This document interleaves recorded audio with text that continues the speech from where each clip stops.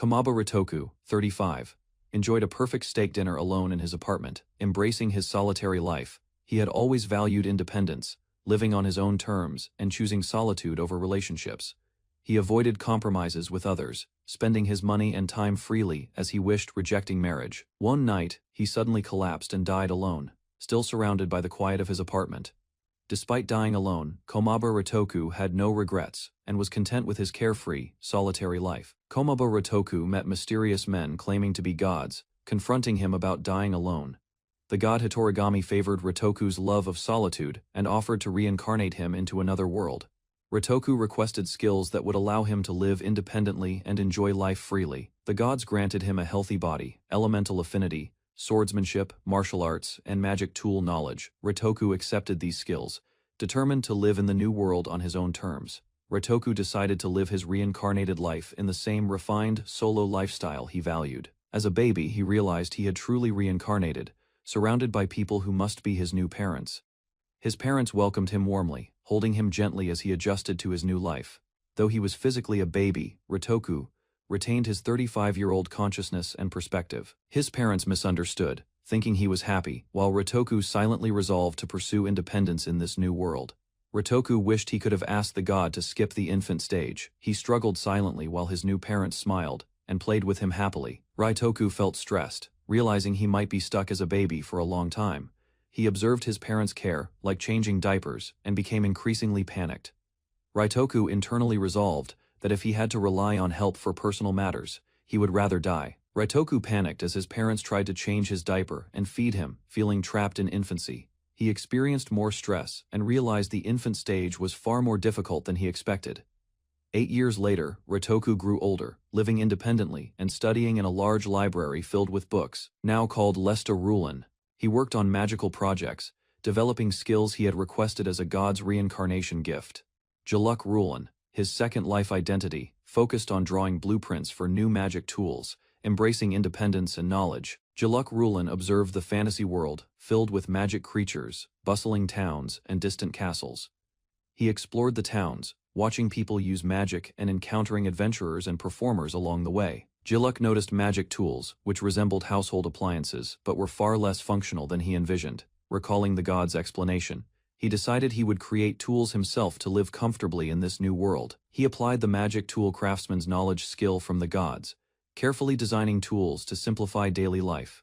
Jaluk Rulen worked in the Rulen household, which specialized in magic tools, with guidance from Hitorigami. He sketched a design for a refrigerator, a box that could preserve food by releasing cold energy. He analyzed how food spoiled in summer, and understood drying and curing were the common preservation methods. Remembering his love for eating, Jaluk prioritized creating tools that improved daily life and food storage. Using a magic circuit, he calculated the cold energy distribution, showing Mira Rulen and his parents the tool's potential. Mira and Lesta Rulen reacted in surprise as Jaluk explained his new tool design. Jaluk considered increasing the efficiency of the magic circuit to preserve ingredients by freezing. He examined using 2 magic stones in series, but realized he needed to review depletion and circuit mechanics first. Lesta praised Jaluk, calling him a genius for his careful planning and technical understanding. Mira Rulen and Lesta were amazed, impressed by Jaluk's innovative approach to improving magic tool performance. Visitors admired Jaluk Rulen's invention, praising his intelligence and predicting commercial success. At just 8 years old, Jaluk carefully planned improvements to the magic circuit to preserve ingredients efficiently. He analyzed potential enhancements, reviewing magic stones, circuit connections, and energy efficiency to optimize performance. Lesta Rulen and Mira praised Jaluk's brilliance, calling him a genius and expressing amazement at his innovation. Jaluk reflected on his lifelong engagement in inventing, focusing on acquiring skills and optimizing designs for future projects. Jaluk focused on his studies and magic tool development, maintaining his refined solo lifestyle. Alto and Ilya Rulen invited him to play, eager to spend time with their older brother. Jaluk tried to resist, explaining that he needed to continue his work on magic tools. Ilya protested, insisting she wanted to play with him, ignoring his dedication to inventing. Alto and Ilya complained about Jaluk always avoiding playtime, highlighting his habitual focus on training and study. Jaluk was interrupted by his siblings, who eagerly invited him to play. Despite his focus on magic tool development, Ilya and Alto expressed excitement, insisting Jaluk join their game and suggesting hide and seek. Jaluk reluctantly agreed, feeling it was his duty as the eldest son to care for them. Playing with them reminded Jaluk of his past life, where he often couldn't pursue his own interests freely. He tried to guide the play carefully while managing his workshop, longing to become a fully fledged magic tool craftsman. Jaluk Rulin prepared for a sparring match at the Imperial Academy, holding his weapon with focus. His opponent charged at him, and the match began with rapid, precise movements. Jaluk dodged and countered, demonstrating impressive agility and reflexes that surprised his opponent. The opponent struggled to react, unable to match Jaluk's speed and tactical skill. Jaluk used his elemental magic to control the battlefield, overwhelming his opponent while maintaining careful control. Students were shocked by Jaluk's ability to use all elements, observing his mastery in amazement. At the dining table, Jaluk declared he had no plans for marriage, preferring independence. His parents and siblings reacted in surprise, misunderstanding his intentions, while he clarified he wasn't romantically interested. Jaluk reflected that his disinterest in marriage persisted from his previous life. He valued solitude, asking for personal space, relying on inner support rather than others for his focus and heart. Ritoku reflected on his previous life, valuing freedom and being untied to anyone as his reason for living. He maintained his independent ways in the new life, refusing to change even after reincarnation. His parents expressed concern that avoiding marriage could affect their fiefdom's inheritance. Jaluk calmly explained the fiefdom must pass to the eldest son, so his choice didn't disrupt tradition. His family accepted his perspective, acknowledging that such a personal phase of independence was natural and understandable. Jaluk's family remarked that with time he might fall in love and find a fiancée. At 28, Jaluk Rulin had not married, living alone in the imperial capital. He prepared food in his kitchen, enjoying the solitude and self-sufficiency he valued. Jaluk had fulfilled his dream of obtaining a magic tool craftsman's license and operating his own workshop. He carefully adjusted his tools, continuing to refine his inventions while maintaining his independent lifestyle. Jaluk examined the refrigerator he recreated, noting it was larger than in his past life and took up more space. Over the years, he developed many inventions, including a hairdryer, fan, and magic burner, which profited the Rulin family greatly. He toasted bread, using his creations to make daily life more convenient. Jaluk prepared a hot sandwich, satisfied with the results of his magic tool development. He considered selling a hot sandwich maker as the next magic tool innovation, continuing his inventive pursuits. Jaluk shielded his eyes from the sunlight as he stepped outside, taking in the open air. He felt completely free, enjoying the independence and the life he had built for himself. His family and household gathered around, a mixture of affection and concern regarding succession and responsibilities. Despite their push for marriage, Jaluk reflected on his long-awaited freedom from societal restraints. Walking through the busy city streets, he maintained composure, balancing family, society, and his independent ambitions. Komaba Ritoku, a 35-year-old bachelor, enjoyed a refined solo lifestyle. Preferring freedom, he avoided compromises, spending money and time as he wished. After dying alone, gods reincarnated him into another world. He requested skills to maintain solitude and received knowledge in magic, combat, and craftsmanship. Reborn as a baby in the Rulin family, he quickly mastered magic tools. Even at 8, he innovated a refrigerator, impressing everyone. As an adult, Jaluk Rulin lived alone, making inventions for convenience. He thrived independently, enjoying freedom, invention, and a fulfilled solo life untouched by marriage or obligations. Jaluk Rulin lifted a piece of grilled meat, savoring its aroma before taking a bite. He enjoyed eating alone, appreciating the simple pleasure of food without distractions. Later he walked through the lively marketplace filled with stalls and townspeople. Vendors called out their fresh fish and marbled meats, tempting him to explore. Remembering his past life, Jaluk embraced his solo lifestyle while purchasing ingredients for himself. After dying alone, Jaluk was invited by a god to a new world. He was reincarnated as the eldest son of the Rulin household, skilled magic tool craftsman. As a child, he earned praise for inventions but avoided pressures of marriage and succession. 28 years later, he walked through the streets of the imperial capital. Now an independent magic tool craftsman, Jaluk fully enjoyed his peaceful and self-directed life. Jaluk Rulin stepped outside, ready to start his day, carrying his work briefcase. He approached his workshop, a large building prepared for the day's tasks. Inside, he paused for a moment, surveying the workspace before beginning. His employees greeted him cheerfully as he prepared for the day's work. Jaluk calmly started his tasks, maintaining his focused, peaceful routine while overseeing operations. Jaluk Rulin's employee encouraged him to smile more while preparing for the day. Jaluk remained serious, focused on his work, ignoring suggestions about popularity. He calmly maintained his routine, uninterested in socializing or seeking attention. He checked on the processing of magic stones, overseeing their careful handling. Jaluk supervised the cutting and evening of irregular stones, ensuring they were usable for crafting. Jaluk Rulin examined raw materials, preparing to assign tasks for the day. Rouge, a female employee, arrived and organized requests for new magic tool production. She handled deliveries and sales, ensuring products reached their customers efficiently. The team discussed the workload, noting the challenges of having limited staff. Jaluk continued supervising the workshop with only 2 employees, maintaining focus on production and quality. Jaluk Rulin reviewed the workshop's delivery and staffing needs, remaining focused on efficiency. Rouge suggested increasing staff, but Jaluk declined, stating he only created magic tools for convenience. His employees expressed concern about workload, but Jaluk remained calm and rational. They worried it might affect personal lives, noting limited social opportunities in the workplace. Jaluk observed quietly, aware that his unsociable, focused approach left little room for romance or extra interactions. Jaluk Rulin listened to his employees, requesting more staff, remaining calm and rational. He explained that a workplace is no place to expect encounters or romance. Rouge suggested marriage has joys, but Jaluk reminded everyone to focus on work first. Rouge described spending time with loved ones and raising children as fulfilling. Jaluk stated he preferred being alone and was not suited for relationships or childcare. Jaluk's employees argued about marriage, noting why he seemed unlikely to marry. Jaluk calmly explained that he was not incapable of marriage, but chose not to. He emphasized that marriage proposals did not interest him, and he remained focused on work. Rouge reflected on his qualities, but Jaluk dismissed the discussion, directing attention back to work. He noted that for some, remaining alone is a personal choice, not a limitation.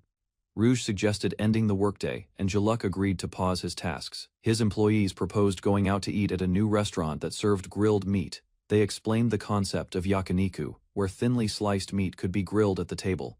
Rouge and the team discussed the popular BBQ restaurant, confirming it was always crowded. Jaluk considered eating grilled meat, but realized Rouge had other responsibilities and would pass on joining.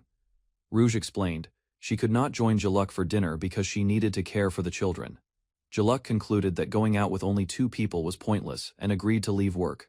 He decided he would go alone, carrying his briefcase and heading out. Jaluk arrived at the restaurant, noticing the lively crowd and the delicious smells around him. He observed the long lines, realizing that arriving at dinner time meant waiting like everyone else. Jaluk arrived at the popular yakiniku restaurant and saw a long line outside. He quietly waited his turn, following the restaurant staff's instructions to line up. The chef apologized for the delay, explaining that new staff were still learning. Jaluk reassured the owner, noting that the restaurant seemed to be thriving and successful. The owner thanked Jaluk, saying his suggestion had helped make the restaurant flourish. Jaluk entered the restaurant, explaining that he only requested things he personally wanted. The staff guided him to his usual seat, ensuring it was available. He prepared at the table while the chef asked what he would like to order. Jaluk requested the usual, calmly adjusting to sit and start grilling. A plate of crimson beef, thick-cut harami, galbi, and a pint of beer was served for him alone. Jaluk placed crimson beef on the grill, emphasizing the restaurant's specialty. He appreciated the age, cutting technique, and seasoning, noting this restaurant surpassed others. As the meat grilled, he prepared to take his first bite. Jaluk enjoyed the meat with beer, smiling at its delicious taste. He reflected that the sense of fulfillment he felt could not have happened with others present. Rouge and Tristan debated which meat to eat, while Jaluk remained calm and observant. Tristan accidentally burned the offal, and Jaluk noted it was not his fault. Jaluk reflected that coming alone allowed him to fully savor the taste. He observed the lively restaurant scene while enjoying his meal peacefully. The staff and other diners were impressed by his focus, following his lead for orders. The chef recognized Jaluk as a longtime regular and benefactor of the restaurant. The restaurant had been struggling, nearly closing until recent improvements. In the imperial capital, competition was fierce, and new stores opened constantly, overwhelming old businesses. The restaurant's finances had been in the red, making survival difficult. One day Jaluk returned, greeted warmly, and continued his patronage that supported the business's revival. Jaluk Rulin noticed the restaurant had fewer customers recently and asked the owner about it. The owner explained the old restaurant struggled to keep up with cuisine diversification. Jaluk considered using the available meat to attract customers with a new approach. He noticed a display with a suggested meat dish illustration and had an idea. Jaluk proposed cutting the meat thin and letting customers grill it themselves. Surprising the owner, Jaluk proposed a new dining style called yakiniku, where customers grilled their own meat. The chef was skeptical, as he had never made customers cook for themselves. Jaluk noted that the restaurant would have likely failed otherwise, so he decided to try this method. He placed thinly sliced meat on the grill to test the concept. The result delighted customers, who enjoyed grilling multiple cuts themselves while experiencing excitement and variety. Customers praised the yakiniku style and lemon salt seasoning, enjoying grilling for themselves. The restaurant owner was astonished by the long lines and booming business. Consecutive days with winding lines and profitability helped the restaurant recover from being in the red. The owner credited Jaluk for the turnaround and growing customer excitement. Despite the success, Jaluk remained alone, reflecting that BBQ was more fun individually for him.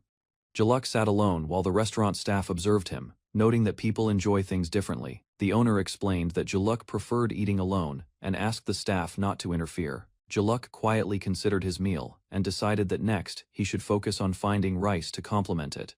Jaluk Rulan spent a quiet holiday alone in his noble residence, enjoying peaceful solitude. He pondered new ideas, reviewing his notes and adjusting his glasses while sitting at his desk. Deciding to leave the house, Jaluk looked over the city, planning to explore beyond his familiar surroundings. He arrived at the Adventurers Guild, observing people organizing quests and preparing for monster hunting. Jaluk chose tasks carefully, focusing on collecting herbs and subjugating minor monsters peacefully. Jaluk stood at the Adventurers Guild counter, waiting his turn to select a task. The guild receptionist recognized him and greeted him warmly, ready to assist with his request. He requested a herb collecting quest, handing over the paper with instructions for the task. The receptionist suggested forming a party to gain more experience and money, observing his B rank status.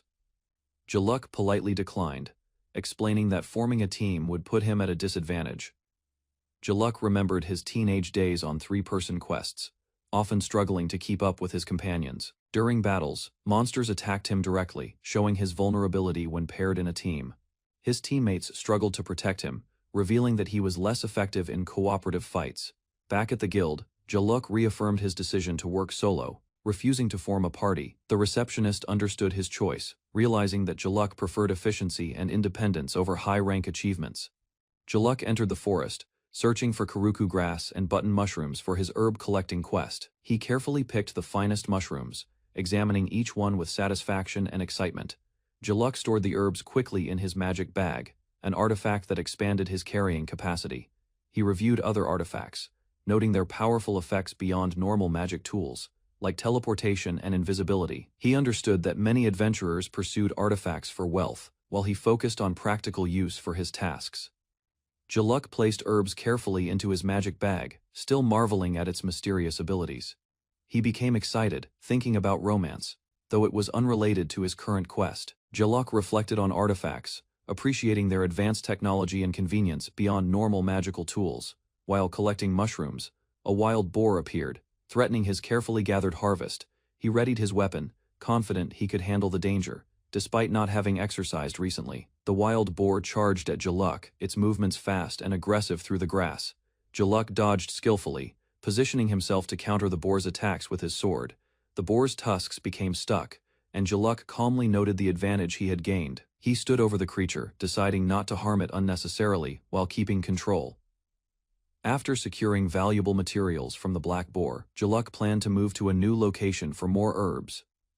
Jaluk walked through the forest, noticing movement among the trees and approaching quietly. He admired the flying creatures above the water, appreciating the serene beauty of the landscape. Finding a quiet spot, Jaluk prepared to enjoy the peaceful view alone, away from distractions.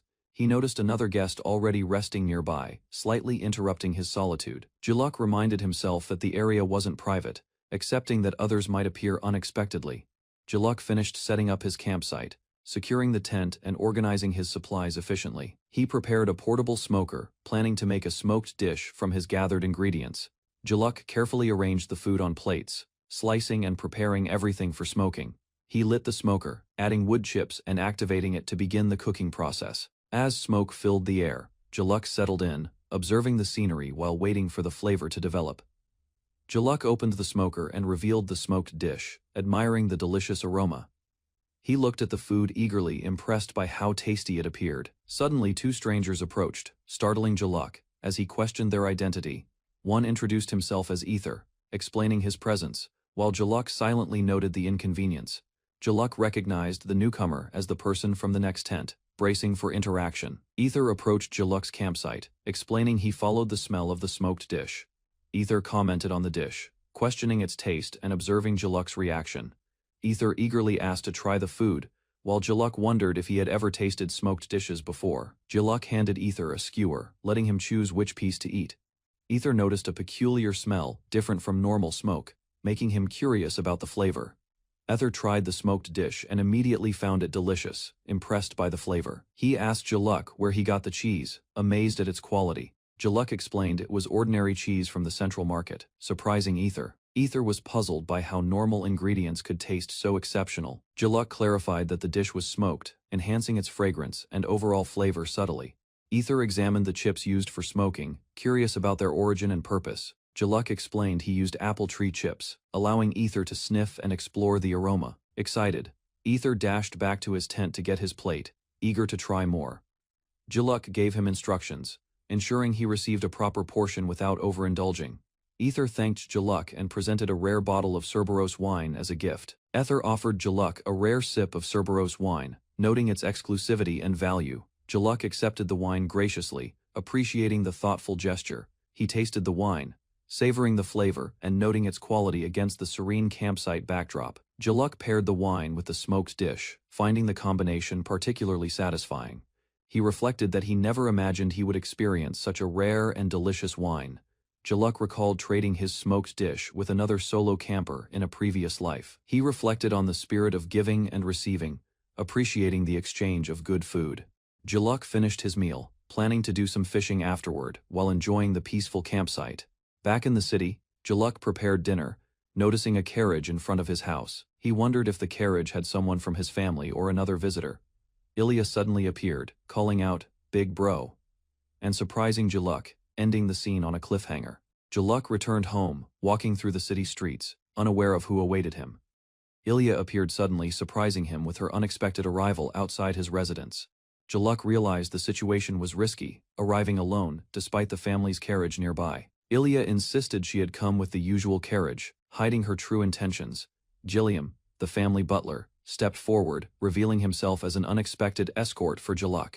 Ilya confronted Jaluk about arriving alone, predicting he would flee from the family carriage. She insisted repeatedly, waving letters to demand his attendance at the dinner meeting. Jaluk refused, citing his work as a reason to avoid going with them.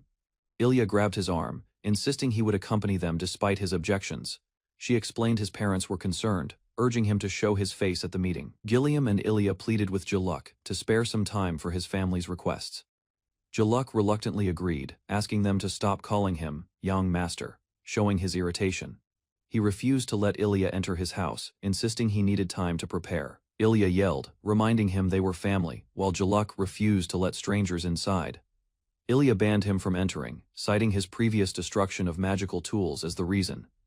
Jaluk argued about being banned, annoyed by the noise and neighbors' complaints. The group rode in a carriage toward the grand mansion, preparing to meet family. Jaluk greeted his father, exchanging polite words after a year apart. He followed his father inside, with Ilya commenting on the unchanged youthful energy of their parents. Jaluk's mother waited in the dining hall, noting that he had arrived late. Ilya reminded Jaluk that he would skip the dinner meeting if she didn't pick him up. Ludwig, Ilya's husband, appeared, surprising Jaluk as he joined the family gathering. Jaluk's father insisted that he attend the family dinner, no matter what. Ludwig explained his background as an alchemist and former colleague, surprising Jaluk further. Jaluk reflected that the dinner meeting was bothersome, remembering Ludwig's earlier complaints at work. Jaluk tried to avoid the topic, while Ludwig teased him about the atmosphere. Ludwig reminded Sarah that she could finally meet her uncle, emphasizing family importance. Sarah, unaware, asked who Jaluk was, as he had been absent for so long. Ilya encouraged Jaluk to introduce himself, urging him to interact with his niece. Sarah curiously asked if her uncle was unmarried, highlighting Jaluk's prolonged single life. Sarah asked Jaluk when he would get married, prompting him to groan in frustration. Jaluk insisted he preferred being alone and had no interest in marriage. Ilya suggested he at least get a lover, but Jaluk refused firmly. His parents reflected that none of the women he met had been suitable. Ilya concluded that Jaluk was every woman's ideal based on looks and status, yet single. Jaluk's mother and Ilya worried over his refusal to marry, puzzled by his behavior. Jaluk wished to leave, while whispers reminded him of his magical achievements. Ilya asked about Alto, explaining he was attending a social event and could not come. Ilya and his mother scolded him, noting he hadn't visited the family for a year. Jaluk accepted Alto's refusal and resolved to attend the party himself, showing responsibility as the older brother. The family gathered to eat, with Sarah eagerly mentioning her empty stomach. Jaluk explained he liked to cook for himself, prompting his mother to ask about his home meals. Ilya teased him, imagining Jaluk grilling expensive meat or making dishes for Strong's sake. Jaluk realized her guesses were accurate, recalling his daily habits of grilling and eating freely. Ilya warned him that unbalanced eating could make him sick, emphasizing the importance of proper meals. Jaluk declared he remained healthy, attributing it to the goddess of solitude's blessing. Despite his claim, whispers reminded him of proper eating and self-care, making him anxious. Sarah asked if she could eat, and Jaluk realized he could use her playful influence. The family toasted to the prosperity of the Lauren family, raising their glasses together. Jaluk decided he wanted fish for dinner, showing a simple enjoyment in the family meal. The family eagerly ate the grilled fish, praising how tasty it looked and tasted. They noted the flavor was different from normal grilled savanna fish, curious about the taste. Sarah enjoyed the fish, despite normally disliking its smell, surprising the adults. Gilliam revealed that the fish was prepared using a special magic tool brought by Jaluk. The tool created smoke from dedicated chips, enriching the flavor and making the dish special. Ludwig and his father asked Jaluk if they could buy the magic tool he invented. Jaluk resisted, knowing it would be troublesome to refuse, though they were excited. He finally agreed, promising to make it and send it to them, relieving the family. The next day, Jaluk felt gloomy, reflecting on the lingering fatigue from previous events. He decided to take a lunch break, acknowledging that his work progress wasn't advancing as planned. Jaluk realized his work wasn't progressing well and decided a change of pace was needed. He walked through the bustling market, observing the lively stalls and people cooking food. He ordered seafood tomato soup from one of the vendors, smiling as he interacted. He paused, looking at various dishes, considering what to try next. Finally, he chose a grilled armored crab skewer, pleased with his selections and the bustling atmosphere. Jaluk admired the grilled crab, noting its enticing smell as he prepared to eat. He took a bite of the crab, enjoying the first taste with satisfaction. The flavors, perfectly seasoned and enhanced by the charcoal aroma, created an astonishing combination. He carefully cleaned the crab, savoring every bite with precision. He noticed the seafood soup portion was large and decided to taste it, completing his meal. Jaluk tasted the seafood tomato soup, overwhelmed by the rich combination of seafood tomatoes and chili. He focused on the large, chunky ingredients. Savoring each bite carefully, he ate slowly, enjoying the flavors with satisfaction, appreciating the effort behind the meal. After finishing the soup, he expressed gratitude, leaving the bowl empty. Jaluk reflected on the meal, noting how tasty and satisfying today's lunch had been. Jaluk received a paper, unexpectedly, regretting letting his guard down, and considered discarding it. Curious, he examined the paper more closely, unsure of its contents. He realized it was an orchestra concert flyer, piquing his interest despite initial skepticism. Jaluk Rulin walked through the ornate hall, feeling the strain in his legs as he kept pace. Catalina struggled with her heels, trying to follow the group, fearing she would be left behind. The orchestra waited on stage, instruments ready, as Jaluk hurried to join them. He found a seat among the audience, appreciating the grandeur of the performance. As the music played, Jaluk reflected on his past life, smiling at the familiar classical melodies.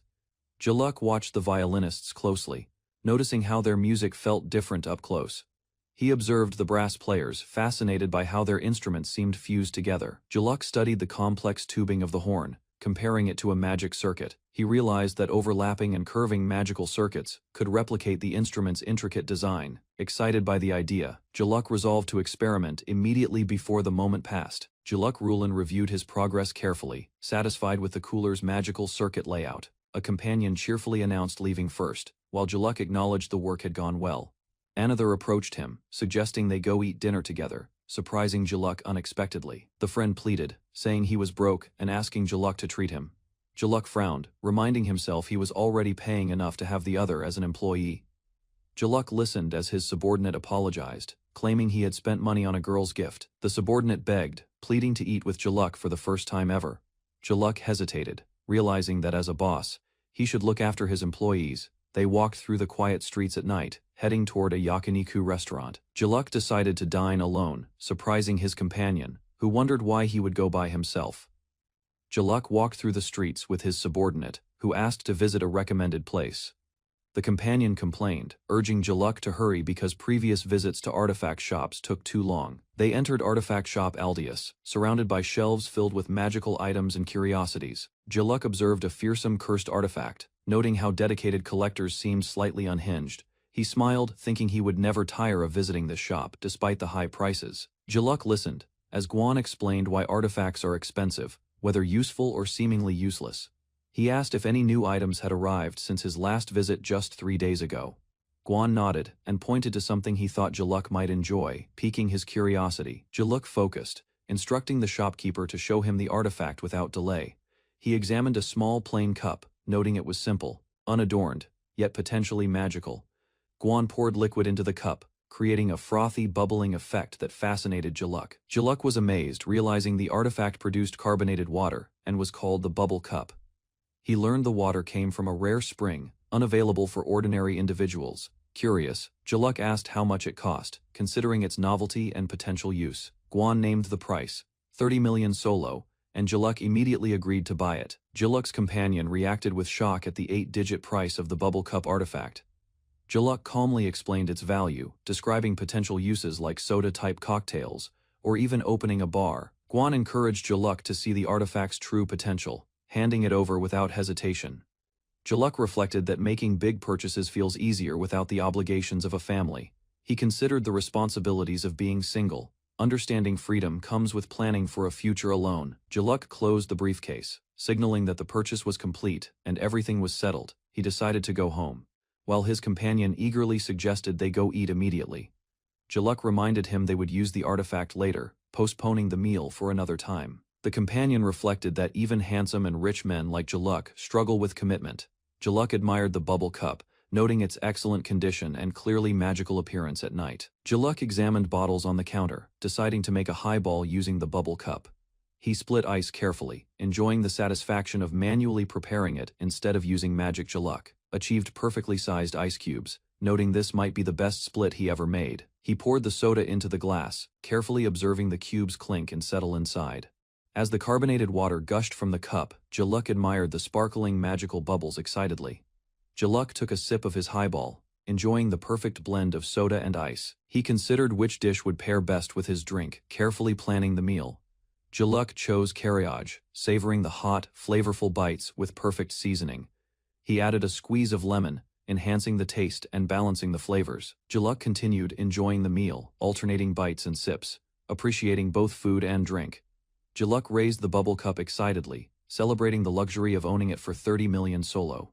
He reflected on his efforts to live a single, independent life and the freedom it brought. Jaluk praised his past self for working hard, earning both the magical artifact and his independence. He resolved to enjoy his drink at home fully, planning to make a spritzer next. Jaluk sang under the starry night sky, savoring the culmination of a satisfying, successful day. Catalina returned home, noting how dark it was, and mentally prepared to focus on her music. She struggled up the stairs in heels, reminding herself she couldn't survive the musical world feeling lonely.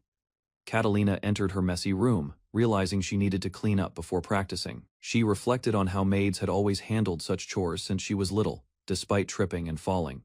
Catalina resolved to try again next time, determined to manage on her own. Catalina collapsed onto the couch, wanting to forget everything and fall asleep, but resisted hunger. She glanced at the dinner, noticing it was spoiled, and decided to skip the meal. Catalina examined the large refrigerator, wishing for more compact, improved appliances for convenience. She wrote requests to the magic tool craftsman, hoping for better, more compact products. Catalina picked up her violin, determined to practice using her soundproof magic tool for concentration. Catalina tried to focus on her violin, but the noisy neighbor distracted her from practice. Frustrated, she dashed across the room, attempting to regain control and discipline over her practice. Catalina yelled, insisting the use of a soundproof magic tool, while Jaluk happily enjoyed his drink nearby. Jaluk Rulin walked through the busy streets, searching for a quiet place to have breakfast. He noticed a small cafe and paused, intrigued by its empty yet inviting interior. Curious, he examined the entrance and realized he had never seen this charming cafe before. He opened the door and stepped inside, preparing to enjoy a peaceful morning. A friendly waiter greeted him, guiding Jaluk to a comfortable seat to start his day. Jaluk Rulan found a quiet corner and examined the menu, deciding on the morning set.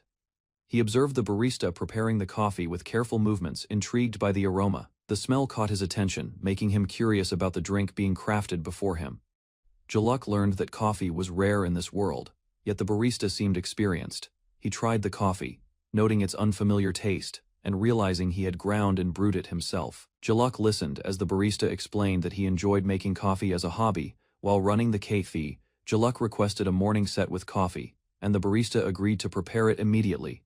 The barista carefully set up the brewing equipment, ensuring each step was precise. He measured and poured ground coffee into the filter, preparing it for brewing. The water boiled and flowed through the grounds, completing the delicate coffee preparation for Jaluk. The barista completed the brewing process, carefully stopping the siphon and preparing to serve. He poured the freshly brewed coffee into a cup, releasing its rich aroma into the cafe. Jaluk accepted the cup with a smile, appreciating the warm presentation of the coffee. He inhaled the scent, noticing the smooth color and the absence of any sour smell. Jaluk took a sip and found the coffee delicious, complimenting the barista's careful preparation. The barista introduced himself as Rondell, while serving toast alongside the coffee to Jaluk. Jaluk introduced himself as Zilk Lauren, revealing he was the renowned magic tool craftsman. Rondell expressed honor at serving such a skilled artisan, though Jaluk humbly downplayed it. Another familiar butler, Noid, joined, commenting that seeing someone else order coffee was unusual. Impressed, Noid and another customer decided to order the same coffee, joining Jaluk in enjoying the cafe. Jaluk greeted Tristan in the morning, looking cheerful and energetic as he settled in. Tristan noticed Jaluk's good mood, but Jaluk declined to explain the reason immediately. Jaluk shared that he had tried a new drink with the artifact, along with fried chicken, and enjoyed it. Maid handed Jaluk a request letter, explaining it was not unusual for him to act this way. Jaluk examined the letter carefully, learning that Catalina-san was the sender, preparing him for a new task. Catalina arrived, and Jaluk internally groaned at her constant complaints about various matters. Tristan and the maid noted that Catalina had purchased nearly all of Jaluk's products. Jaluk reflected that complaints were just complaints, and he didn't mind how much she bought. He read her written requests, noting they highlighted practical improvements from a woman's perspective. The maid commented that most of Catalina's notes were selfish, yet Jaluk acknowledged their unexpected usefulness. Tristan explained that Catalina's complaints helped make magic tools more compact. Though it was difficult work, Jaluk remained indifferent, claiming he had nothing to do with the complaints, despite the maid's encouragement. He reflected that the true purpose of magic tools was to make his own life easier. Later, musicians completed their practice, and the instructor dismissed them, thanking everyone for their effort. Some members complained about the rehearsal, while others decided to leave early and have dinner together. Eldova approached Catalina after rehearsal, asking if she had a moment to discuss music. Catalina flustered, worried he noticed her mistakes during the practice session. Eldova reminded her that the next concert required an original piece from orchestra members, not just him. He explained that anyone whose music was accepted would perform it at the concert. Catalina eagerly volunteered, promising to complete her composition by the one-week deadline given by Eldova. Eldova noticed Catalina's nervousness and encouraged her to practice daily for the upcoming concert. Catalina determined that she needed to seize this opportunity and not let it go to waste. She resolved to step up and compose a piece that would impress the orchestra. Frustration set in as she struggled to think of any suitable musical composition ideas. Catalina calmed herself, deciding to stay up late and skip dinner to catch up on practice. Catalina focused on playing her violin, trying to create a melody from any notes she could produce. She successfully arranged a piece, but worried it was plagiarized since she copied her neighbor's melody. Reflecting on her music experiences, she realized her neighbor's performances had always been unfamiliar to her ears. Unsure, she decided to create another composition to ensure it was entirely her own work. The next morning, Catalina hurried to the orchestra rehearsal, apologizing for being late, but ready to perform. Eldova reminded Catalina that the composition deadline was today, prompting her to hand in her work immediately. Catalina accidentally dropped some sheets while presenting her music, causing Eldova to notice. Eldova discovered another sheet and questioned its origin, making Catalina nervous. Catalina realized she had mistakenly included the melody she copied from her neighbor. Eldova reviewed both pieces, praising the second composition as elegant, innovative, and marvelous, leaving Catalina relieved. Catalina nervously thanked Eldova while hoping her copied music would not be chosen for performance. She feared her neighbor's melody might be selected despite her own work. Jaluk attended the concert again, appreciating the experience of hearing live music firsthand. Eldova introduced the next performance, announcing it as new music created by the orchestra members. Jaluk observed the audience and musicians, curious to hear the upcoming piece and its impact. Jaluk noticed the new composition reminded him of a song from his previous life, but realized it was different.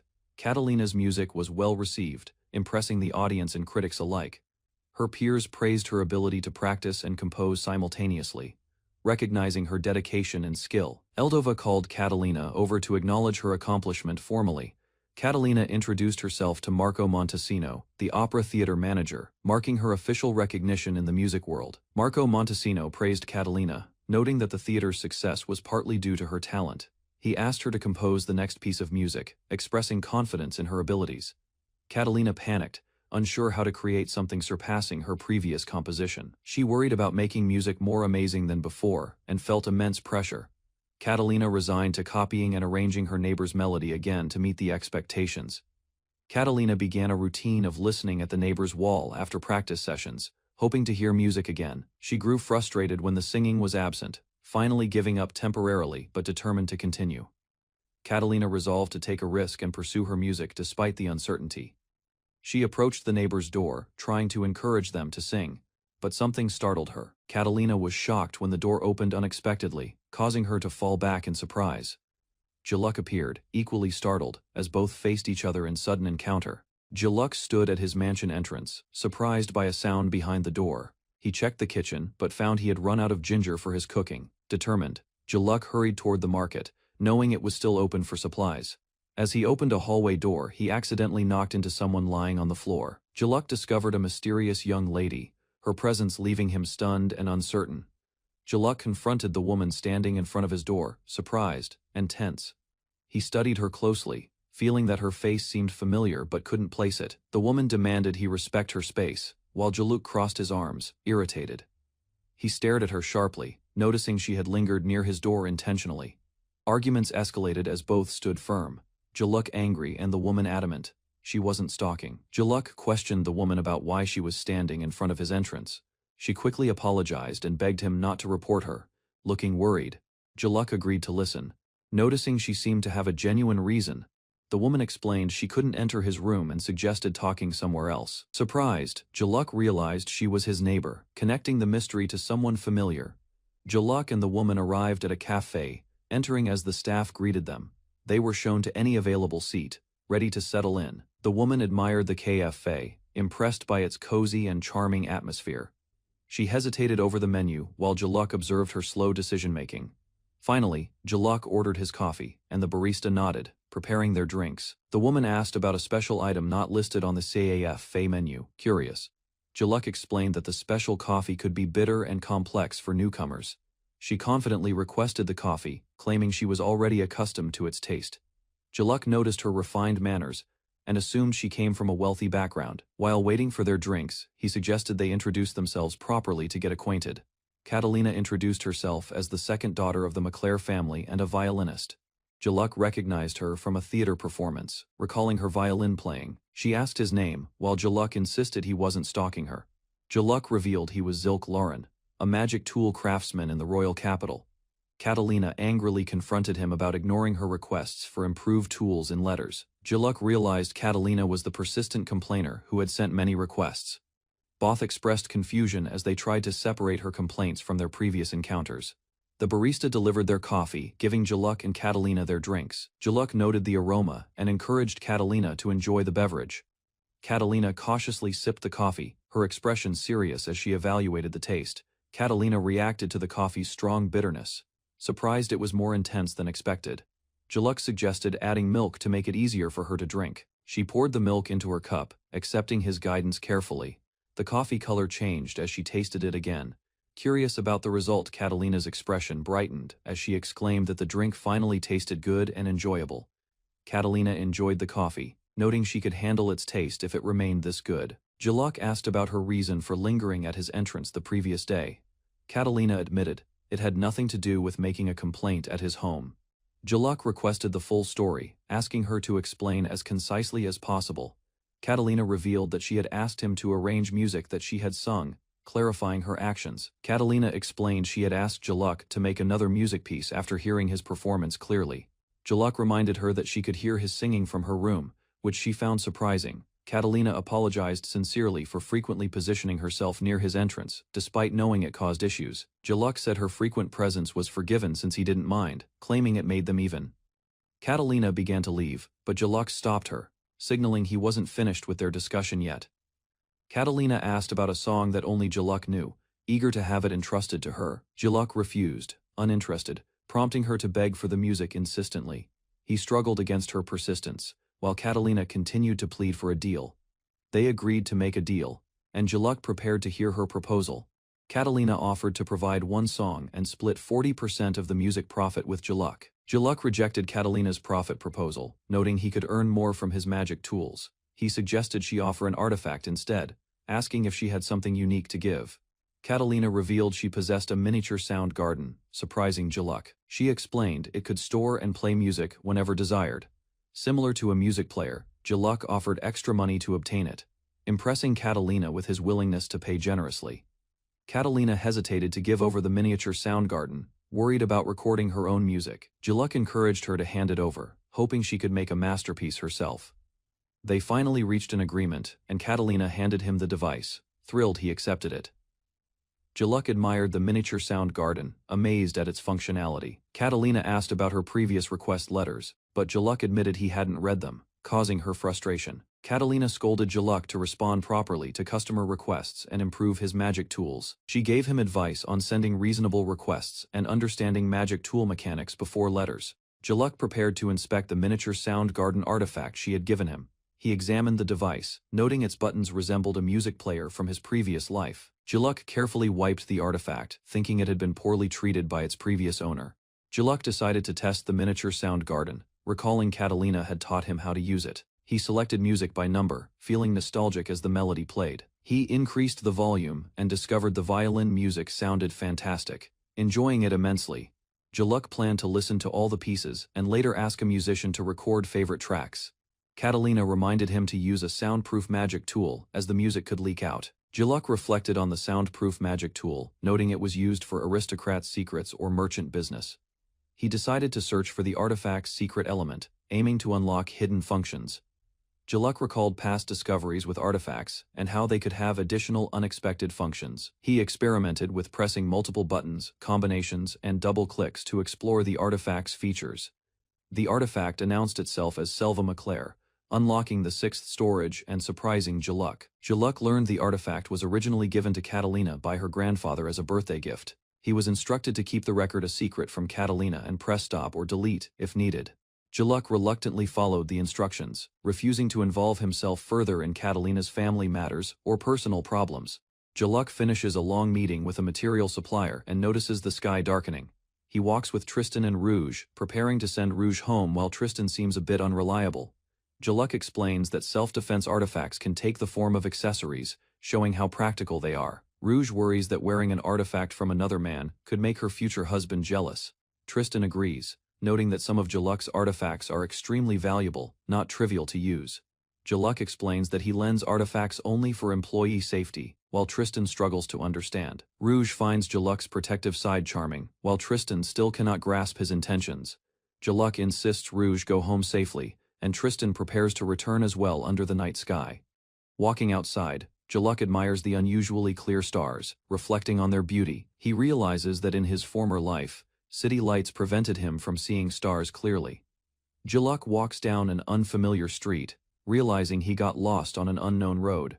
He decides to return to the main road, but notices a bar called Ice Rock. Entering the bar, he is surprised by its spacious interior and well-arranged furnishings. An elf bartender welcomes Jaluk politely, catching his attention with her calm demeanor. He observes that female elves are often used to attract customers with their beauty. The elf bartender offers Jaluk a drink before he leaves, insisting he doesn't need to pay. Jaluk accepts the offer, understanding the advice to take a drink before making a decision. He requests the bartender to suggest a drink, showing trust in her expertise. The bartender skillfully manipulates ice magic, crafting the drink with precise control over floating crystals. Jaluk is impressed, recognizing the bartender's mastery of ice magic and her ability to control it flawlessly. The bartender expertly shatters ice, showing Jaluk her exceptional magical skills. She combines liquors with ice to make a frozen daiquiri, surprising Jaluk. Jaluk notices her adding a pink liquid, understanding it is syrup for the drink. She uses nectar from a 1000-day flower, a rare and valuable ingredient. Jaluk questions whether she will actually use such an extraordinary ingredient for the cocktail. The bartender uses magic to spin ice and mix the ingredients, astonishing Jaluk. She presents the finished frozen daiquiri, which looks perfect and refreshing. Jaluk inspects the drink, ensuring the flavor and ice consistency are balanced correctly. He notices the ice sand is perfectly combined with the liquor, creating a refreshing taste. After tasting, Jaluk confirms the drink is delicious, impressing him with her magical mixology. Jaluk admires the bartender's cocktail skills, noting that perfection comes from experience and technique. He apologizes for calling the bar a girl's bar, and the bartender laughs, forgiving him. Jaluk requests another drink, showing his satisfaction and enjoyment of the bar's creations. The next morning, Jaluk is in a good mood at home. While preparing ingredients, Tristan asks about his mood, and Jaluk explains he discovered a bar with a skilled bartender. Tristan asks Jaluk what he is making, curious about his latest project. Rouge also wonders, showing interest in Jaluk's activities at home. Jaluk explains he is making magic tools to grind coffee beans, the main ingredient for coffee. He enjoys being able to drink coffee anywhere, so he decided to make his own coffee mill. Tristan and Rouge are surprised, having never heard about coffee beans before. Tristan reacts dramatically as Jaluk makes another magic tool for grinding coffee beans. Jaluk explains, creating different magic tools for fun occasionally will bring joy and profits. Rouge tries to calm Tristan, suggesting it's easier to let Jaluk make whatever he wants. Rouge reassures Tristan that she will distribute Jaluk's creations even if their demand is uncertain. Jaluk completes the coffee mill, offering both manual and automatic functions, impressing both Tristan and Rouge. Jaluk tells Tristan and Rouge he is leaving work early, surprising them both. He explains he only wants to check that the coffee mills are functioning correctly. Jaluk prepares to make coffee immediately, setting up his equipment in a quiet outdoor spot. A familiar face suddenly appears, greeting Jaluk unexpectedly. Jaluk questions if the newcomer has lived in the area, but the visitor denies it playfully. Jaluk announces he is leaving early, prompting Tristan and Rouge to react in surprise. He explains he only wants to ensure the coffee mills are working properly. Setting up outdoors, Jaluk prepares to brew coffee immediately with his new equipment. A familiar man appears, greeting Jaluk, catching him off guard. Rouge and Jaluk question the newcomer's identity, and he introduces himself as Zilk Lauren. Tristan asks about Zilk's acquaintance, and Zilk explains the woman is a client who sometimes assigns tasks to the guild. Zilk clarifies that he instructs Rouge on which materials to acquire, leaving her to handle the rest. Rouge introduces herself as Mariella, also an adventurer, creating an interesting coincidence. Zilk responds calmly to her enthusiasm, showing his usual composed demeanor. Tristan asks what Zilk plans to make today, shifting focus back to his ongoing work. Zilk explains he plans to grind coffee beans using his prototype magic tools. Tristan and Mariella are curious, learning about coffee's slightly bitter taste and deep flavor. Zilk notes this is a good way to test the durability of his magic tools. Tristan and Mariella ask Zilk to make coffee for them as well. Zilk instructs them to bring their cups, while Tristan and Mariella look on, confused. Zilk notices Mariella alone, thinking there's nothing to discuss. While she glances around, Mariella asks Zilk if he and Eth have known each other for a long time. Zilk explains he doesn't know Eth well, this is only their second meeting. Mariella observes Eth's cheerful behavior, contrasting with his usual distant personality. Tristan and Mariella discuss Eth's distant nature, and how Zilk sometimes had to adjust to it. Tristan notices Zilk's open-hearted side, commenting on how he interacts with others. Mariella demands to know the secret to getting closer to Eth, surprising Zilk. Zilk refuses to answer, admitting he isn't good at that kind of thing. Mariella insists, pointing out there must be a secret behind Eth's behavior. Finally, Mariella blushes and admits that she likes Eth, revealing her feelings. Zilk internally sighs, reflecting on being unexpectedly asked to act as a love consultant. Eth confessed her feelings to Jaluk, surprising him during their peaceful afternoon. Jaluk sighed, feeling awkward as he admitted he had no experience giving love advice. When asked if he had a girlfriend, Jaluk quietly revealed that he had none. Eth reacted with shock, amazed that such a talented craftsman remained single. Jaluk calmly suggested introducing her to other adventurer women, avoiding romance for himself. Toshinori faced a persistent aunt who tried to set him up, finding it annoying. Juluk reminded Eth to mind her own business, noting he was still unmarried. While grinding coffee, Juluk reflected that many people, like him and Eth, remain unmarried. He considered that Eth might someday want to marry. Though she had not said so, Juluk advised Eth to maintain appropriate distance if she hoped for a long-term relationship. Juluk explained to Eth that single men value their time and cannot be pressured. He reflected on how being single allowed him to understand Eth's feelings clearly. Eth and others often overreacted with love, tiring those who were not ready. Juluk considered that a future partner should respect boundaries and not demand too much. He concluded that mutual support, distance, and understanding are key in any relationship. A companion noticed the surprising harmony between Juluk and Eth during their quiet afternoon. Eth panicked when the companion revealed a gift, clarifying the misunderstanding about the paper bag. Juluk gratefully accepted the cookies and prepared coffee for everyone to enjoy. They noticed the coffee's aroma, appreciating its fragrant and comforting smell together. The group enjoyed the taste, noting its slight bitterness and agreeing it was proper coffee. Juluk offered more coffee to Eth and the companion, encouraging them to enjoy it freely. Eth and the companion smiled, happy that there was enough coffee for everyone. They prepared the automatic grinded coffee, noting its strong, sour, and refreshing taste. Each person compared flavors, discussing personal preferences between the new and previous coffee. The companion suggested making another batch, while Juluk warned that too much would remain unfinished. A companion asked Juluk to sell coffee beans and tools, though they were still prototypes. Juluk explained that he needed to test durability and grinding quality first. He gave the companion directions to a cafe that serves coffee in exchange for feedback. Toshinori visited the cafe and was welcomed by the barista. Preparing to try his creation, Juluk presented his custom coffee mills, asking the cafe master to test them and give opinions. The cafe master admired Juluk's coffee mill, surprised it was more compact and efficient. He noted that grinding beans by hand was enjoyable, but Juluk's design saved effort without losing taste. The master realized his current mill was inefficient for serving a large group of customers. Juluk allowed the master to examine the interior, explaining the design and sophistication. The master considered the blade material, noting metal could affect the bean's smell over time. Juluk hesitated to ask the cafe master about the material of his coffee mill blade. The master revealed that his mill blade was crafted from silver wolf claws. Juluk worried about using it, unsure if it was acceptable or too delicate. The master offered support, lending his knowledge and strength to help Juluk improve the mill. Grateful, Juluk promised to use the mill and report back his experience making coffee. Juluk introduced his self-invented coffee tool to the cafe, surprising the staff and visitors. A visitor named Noid greeted Juluk warmly and introduced himself.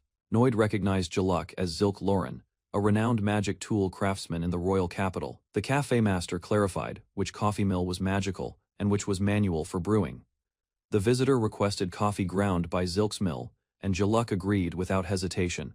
Juluk warned that the coffee taste might differ from what the visitor usually enjoyed. The cafe master agreed to make an extra portion for Noid without hesitation. Juluk observed as the master ground the beans more slowly. Curious about the effect, once brewed, Juluk noticed the coffee tasted completely different, smoother than his own version. He realized coffee flavor varies, depending on bean ripeness, temperature, humidity, and grinding technique.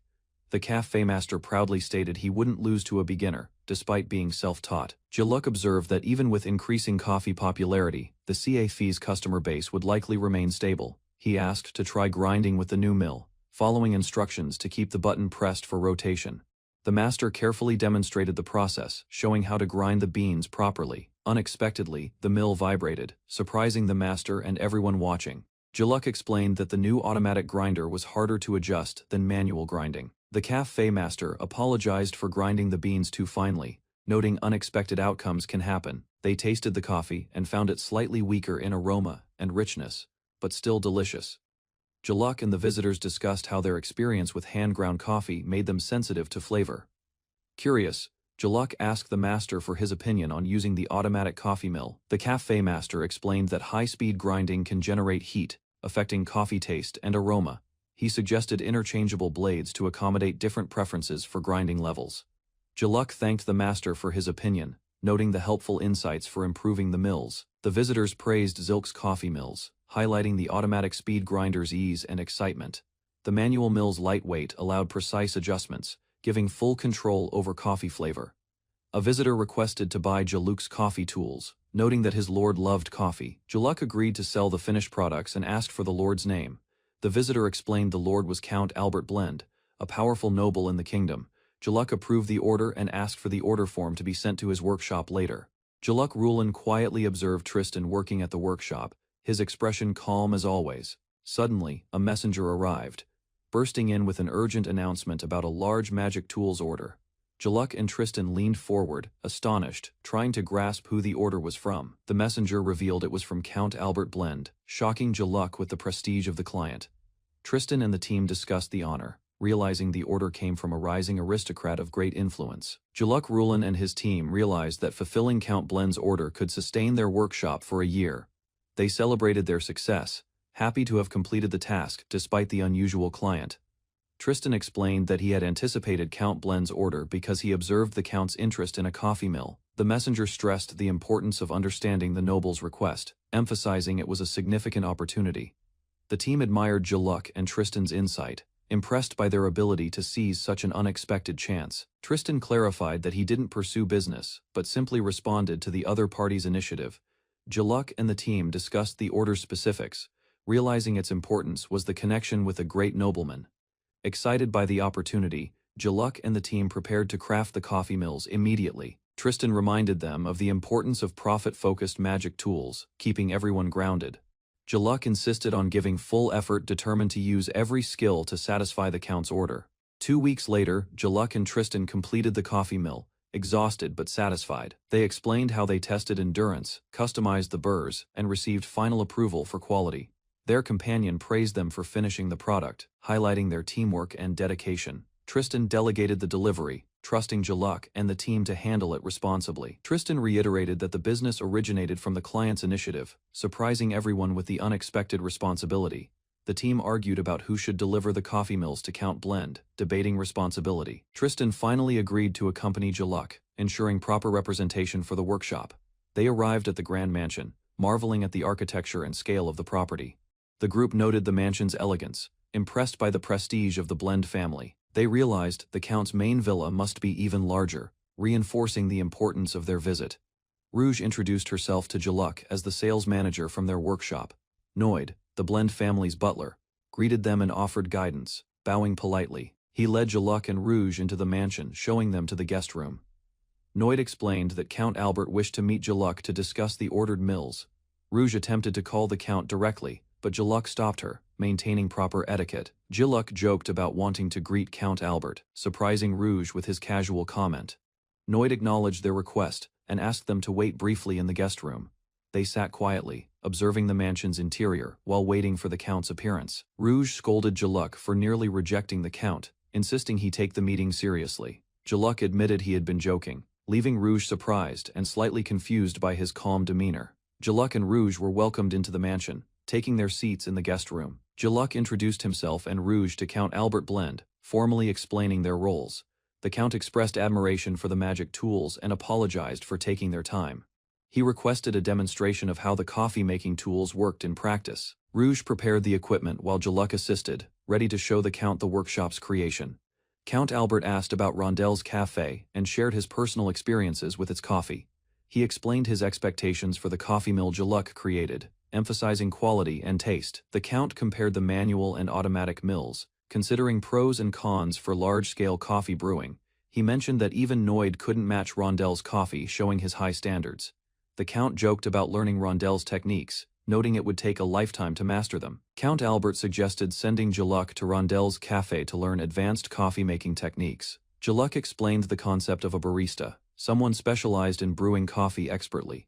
The Count enthusiastically agreed, expressing his desire to train and hire baristas. Jaluk and the Count confirmed their agreement while Tristan reminded them to stay focused on the tools.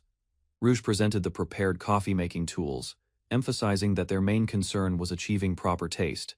Rouge offered Count Albert the chance to grind the coffee beans himself, demonstrating the tools. The Count enthusiastically tried it, enjoying the experience of manually grinding the beans. He explained he had always wanted to try it since seeing Rondel grind coffee. He was amazed as the beans ground smoothly with the tool's help. The Count compared the prototype to the final version, impressed by the improvements made by Jaluk and Rouge. Rouge offered Count Albert both coffee samples, one from the manual mill, one from the automatic mill. The Count tasted both, appreciating the coffee and the effort of grinding beans himself. He compared the drinks, noticing subtle differences, and contemplating which he preferred. Jaluk and Rouge explained the purpose of the two mills and awaited the Count's feedback. Count Albert praised the work, expressing delight at enjoying quality coffee in his own home.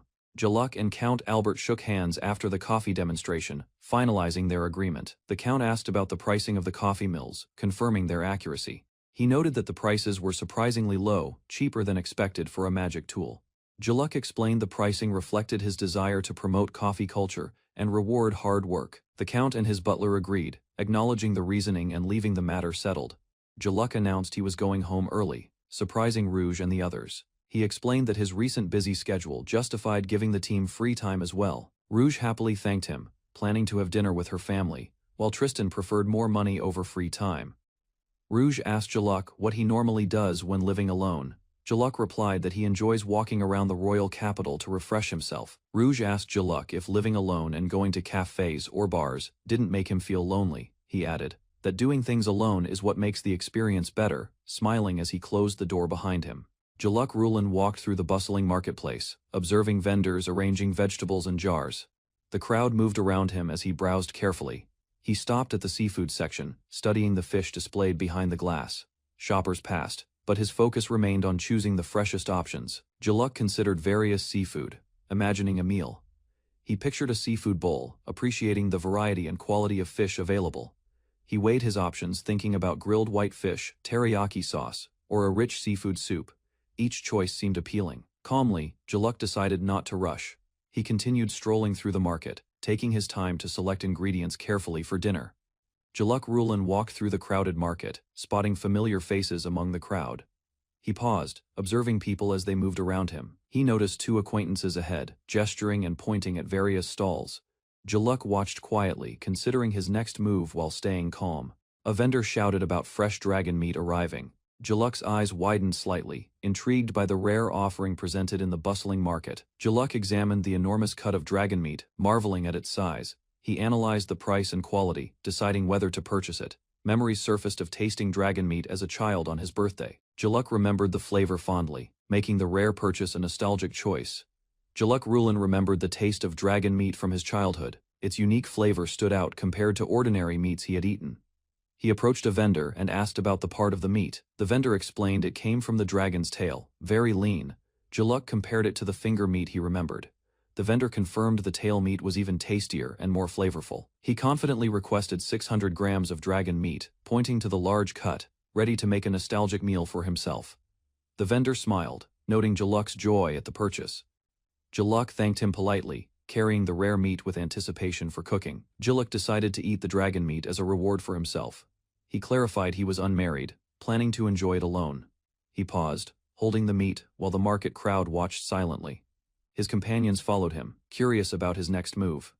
Jaluk asked if eating it alone was inappropriate. The vendor reassured him warmly, smiling, confirming it was perfectly fine.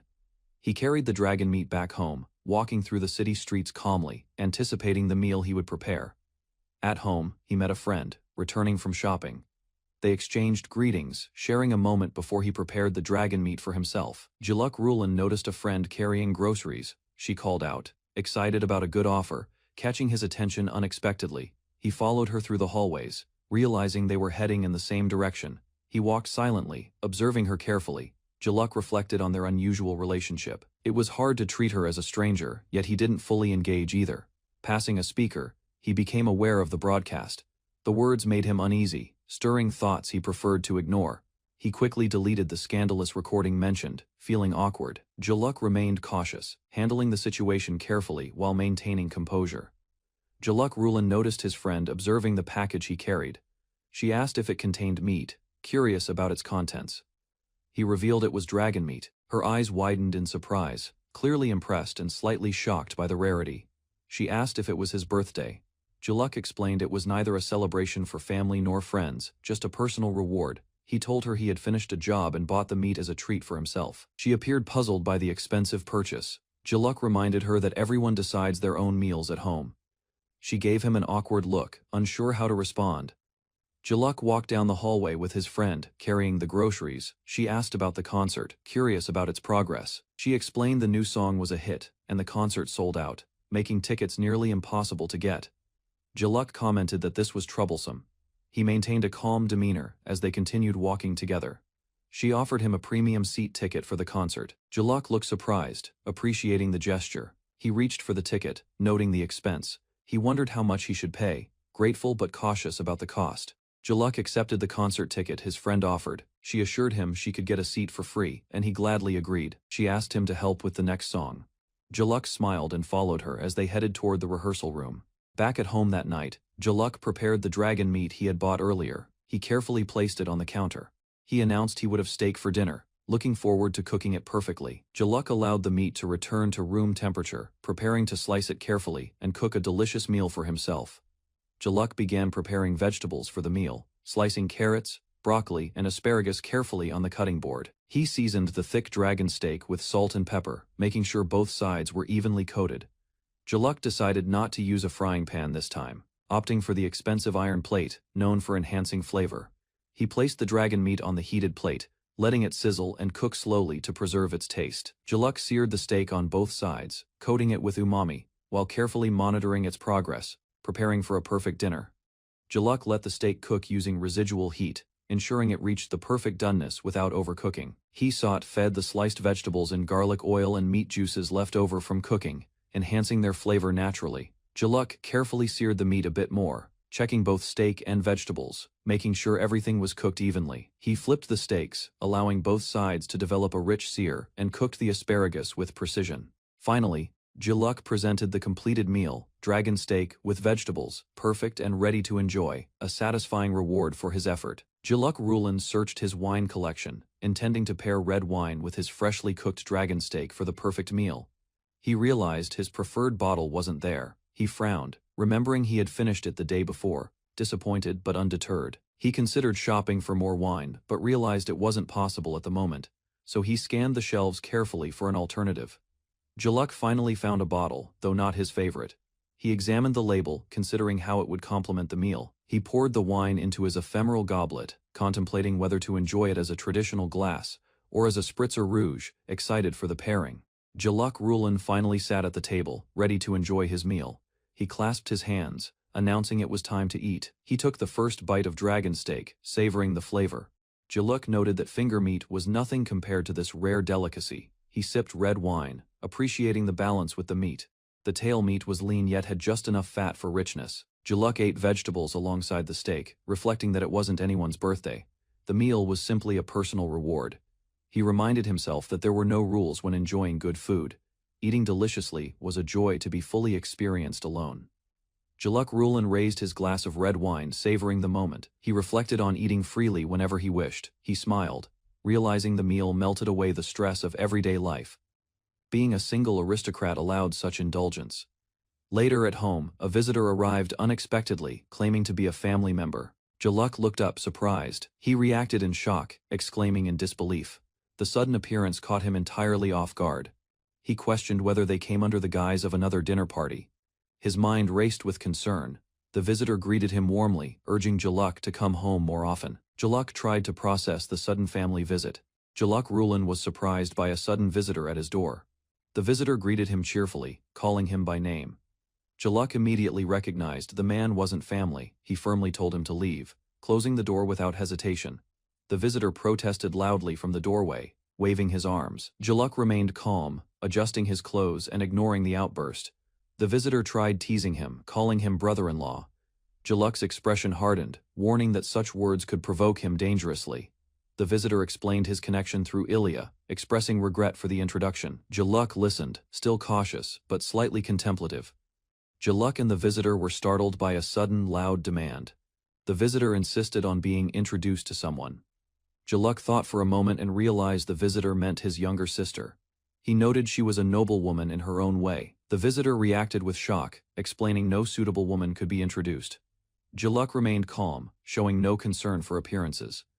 Jaluk silently observed the visitor's frustration. He seemed indifferent, aware that looks did not guarantee companionship. Jaluk's sister and another noblewoman happily interacted with him.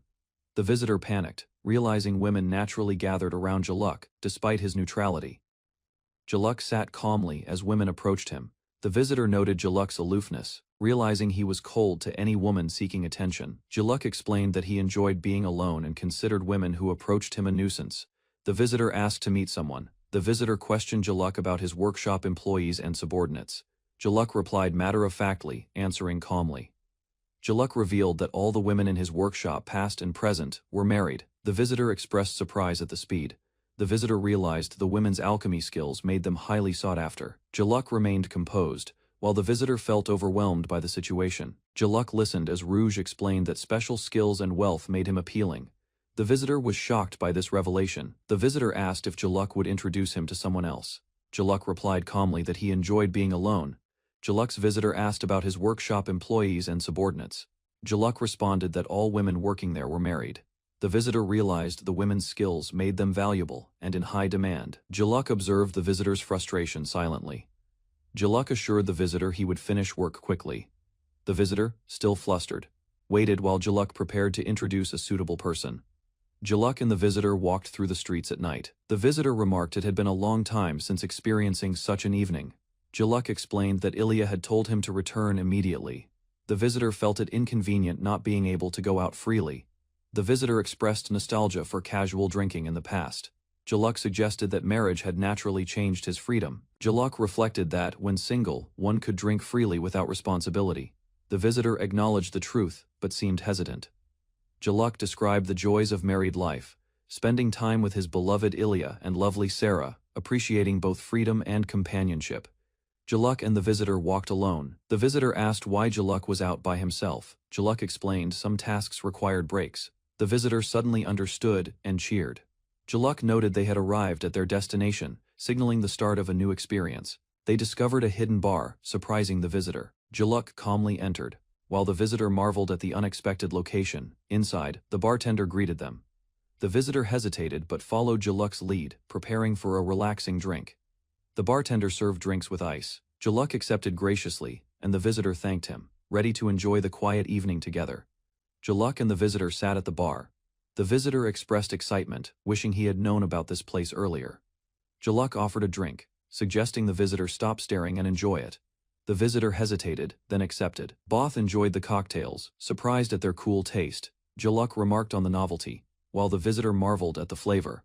The visitor praised the bartender's magic skills. Ludwig introduced himself and asked for the bartender's name. The bartender revealed her name as Elsie. Both Jaluk and Ludwig acknowledged the name, impressed by her skill and hospitality. Elsie asked for Jaluk's name. He introduced himself calmly as Zilk Lurin, catching her attention. Elsie recognized him as the magic toolmaker who invented the refrigerator. Zilk humbly downplayed his work, explaining it eased his own life. She studied Zilk and Ludwig closely, noting they didn't resemble each other much, despite sharing a surname. The observation surprised both men. Elsie commented on their appearance. Ludwig explained Zilk was his brother-in-law, and Zilk remained indifferent. Zilk reflected internally that, as the eldest son who never married, he had left responsibilities to his younger sibling. Ludwig observed Elsie quietly serving drinks. He was impressed by her calm and efficient handling of talkative customers. Zilk and Ludwig entered the bar. They were surprised when Elsie immediately recognized Zilk. 8, a familiar acquaintance, appeared and greeted Zilk warmly. Zilk was nonchalant, explaining 8 had recently started coming to the bar. Ludwig asked Zilk about the newcomer. Zilk remained composed, while Ludwig tried to understand the connection. 8 introduced himself as Zilk's friend. Zilk protested, explaining they had met many times, confirming a light-hearted friendship. 8 teased Zilk for acting cold while eating a drink. Zilk calmly defended himself, noting familiarity with others was rare. 8 looked at Zilk curiously, trying to understand his reserved nature. Zilk remained composed, observing quietly. 8 suddenly realized Zilk had good friends, expressing surprise and joy. Zilk listened silently, reflecting on the revelation. Elsie asked what drinks they wanted. Zilk and Ludwig responded quickly, 8 happily commenting on Zilk's friendly nature. Zilk inquired about Marietta at the market. 8 mentioned seeing him recently, confirming that Zilk's life intersected with familiar faces. At the bar, Zilk and his friends noticed a woman from their party. They observed her quietly, curious about her presence. 8 teased Zilk, noting how much time he had been spending with her lately. Zilk remained calm, sipping his drink. 8 remarked that Zilk seemed calmer than when they were at the lake. Zilk considered the comment thoughtfully. 8 asked if Zilk had said anything to Mariella. Zilk reflected on the recent events and her changed behavior. Zilk noted that unlike other women, he felt natural and relaxed around Mariella. 8 agreed, impressed by the difference in her demeanor. Zilk smiled quietly, accepting the situation with ease. He seemed at peace, sipping his drink calmly. 8 and Ludwig reacted with surprise, questioning whether Zilk had said something unnecessary to a girl again. Zilk explained he was simply advising on maintaining distance from a freedom-loving bachelor. 8 listened, startled but intrigued. Zilk continued, noting that the girl's ability to follow guidance came from her good character. 8 nodded thoughtfully. 8 jokingly asked if Zilk was thinking about getting married. Zilk remained calm, while 8 expressed gratitude, teasing lightly. 8 reflected on the idea of getting married, finding it surprisingly appealing. Zilk and Ludwig observed quietly, sipping their drinks. Zilk reacted in shock internally. He couldn't believe that 8, who had remained single for so long, would consider marriage. Zilk turned to Elsie, thinking 8 had lost his mind. He wondered if there was any reason behind this sudden change. The group fell silent. Zilk, 8, Ludwig, and Elsie all processed the unexpected conversation, each reacting differently to the awkward tension. Zilk Rulin was focused on preparing magical tools in his workshop when a knock on the door interrupted his work. He looked up surprised to see a familiar face approaching, and immediately recognized 8 entering the room. 8 introduced Mariella, explaining they had come to consult Zilk about a matter related to his workshop. Rouge's expression shifted to shock as she realized Zilk knew both 8 and Mariella from before. 8 and Mariella expressed surprise that Zilk had friends, while Rouge observed the situation with mild concern. Zilk Rulin refused to meet 8 and Mariella at first, asking his assistant to tell them he was not available. Despite his refusal, 8 and Mariella noticed that Zilk's eyes briefly met theirs, hinting at recognition and past familiarity. Rouge reminded Zilk to handle the situation carefully, as he already depended on 8 for certain matters in the workshop. Zilk agreed to guide them, asking for details about their visit while leading them to the reception room. 8 and Mariella revealed their decision to get married, presenting Zilk with the purpose of their consultation. Zilk responded calmly to 8 and Mariella's marriage announcement, noting it was something worth celebrating despite their expectation for a stronger reaction. He explained that he had anticipated this outcome after observing their interactions at the central market, leaving Mariella slightly embarrassed. 8 clarified that their decision was made quickly, but after being together as part of the same adventuring party, they understood each other well. Zilk pointed out that Mariella had struggled to close the distance with 8, making her flustered. 8 reassured Mariella that their shared adventures as a party allowed them to understand each other naturally, highlighting their strong bond. 8 requested Zilk attend their wedding, but Zilk immediately refused, questioning the reason behind the invitation. Mariella and 8 reacted in surprise, unsure why Zilk would decline such an important request. Zilk explained that his relationship with 8 and Mariella was limited, while they considered their bond meaningful despite limited encounters. 8 clarified that, despite appearances, his connection with Zilk was deep, reflecting their mutual understanding and shared experiences. He reminded Zilk that at their age, few remain single, emphasizing Zilk's value as a friend who shared similar views on life. 8 asked Zilk to celebrate their wedding, but Zilk paused, considering whether attending was truly necessary. Zilk reflected that the world valued marriage and family, seeing 8 and others as conventional. Despite his differing perspective, he realized that 8's closeness to him stemmed from shared sensibilities, highlighting the deep connections he maintained with few friends. Zilk considered the meaning of their bond, acknowledging that true friendship was rare and only with those he genuinely connected to. 8 asked why Zilk seemed upset, prompting Zilk to think quietly about the unusual nature of their shared understanding and friendship. Zilk explained that he chooses to live single and does not agree with the idea of marriage, refusing to attend the wedding. 8 and Mariella noticed Zilk's seriousness, realizing that his refusal came from deeply held personal beliefs rather than indifference. Mariella admitted that she normally does not think much about others' matters, surprised by Zilk's careful consideration of their request. She commented that Zilk's way of thinking is sincere, showing that his perspective is thoughtful and honest compared to others. 8 reassured Zilk that regardless of his thoughts, they wanted him to celebrate with them, and urged him to join the occasion. 8 encouraged Zilk to join the wedding celebration, asking him not to worry and to simply come along. Later, Zilk received an envelope, addressed by Rouge, which caught his attention and made him pause in thought. He examined the envelope carefully, pondering its contents and the decision he had yet to make. 8 and Mariella mentioned that Rouge would be attending, highlighting her involvement and their care for each other. Zilk admitted he was still deciding whether to attend, reflecting on the invitation and his personal principles. Zilk commented on the situation, noting Ate and Mariella's persistence, and teasing him for his hesitation, calling out his twisted nature. They emphasized that attending the wedding and offering congratulations was a small request for the happiness of the couple. Ate and Mariella reminded Zilk that the main purpose was to make Ate and Mariella happy, even if he felt conflicted. Zilk reflected that the couple's feelings should be prioritized since they were the stars of the wedding celebration. Yet he felt internally conflicted, as the thought of marriage gnawed at him, making the decision to attend emotionally complex. Zilk felt frustrated as he wanted to congratulate Ate and Mariella, but struggled with the feeling of not belonging at the wedding. While preparing his workshop, he remembered he had forgotten to inform Ate about the new grinder, momentarily shifting his focus. Later, Zilk left his home, heading out with briefcase in hand, encountering someone unexpectedly at the entrance. A young woman approached Zilk, asking for help recording a new song, reminding him of a prior promise. Zilk considered refusing due to his mood, but she cheerfully insisted, prompting him to gather his things and head to their usual café. Zilk arrived at the café and noticed the woman inside through the window, preparing to record her song. She added sugar to her coffee, causing a small mishap, which Zilk observed quietly from outside. Zilk reminded her that peeking at someone from a window was not good, noting he had only been in her line of sight. She asked Zilk if he could make a song for her, prompting him to consider the request seriously. Zilk listened as she explained she liked romantic songs, setting the theme for the piece he was about to compose. Zilk sat across from the woman at the cafe, finally agreeing to help her with the song composition. He listened carefully as she prepared, noticing subtle musical notations and rhythms in her practice. She stopped him, commenting that he was acting strangely today, prompting him to explain his distracted behavior. She noted that his singing was off rhythm and pitch, clearly affected by something on his mind. Zilk apologized sincerely, admitting he had a lot on his mind, which made her tease him lightly for his honesty. Zilk reflected on the woman's words, realizing she encouraged him to voice any worries to ease his mind.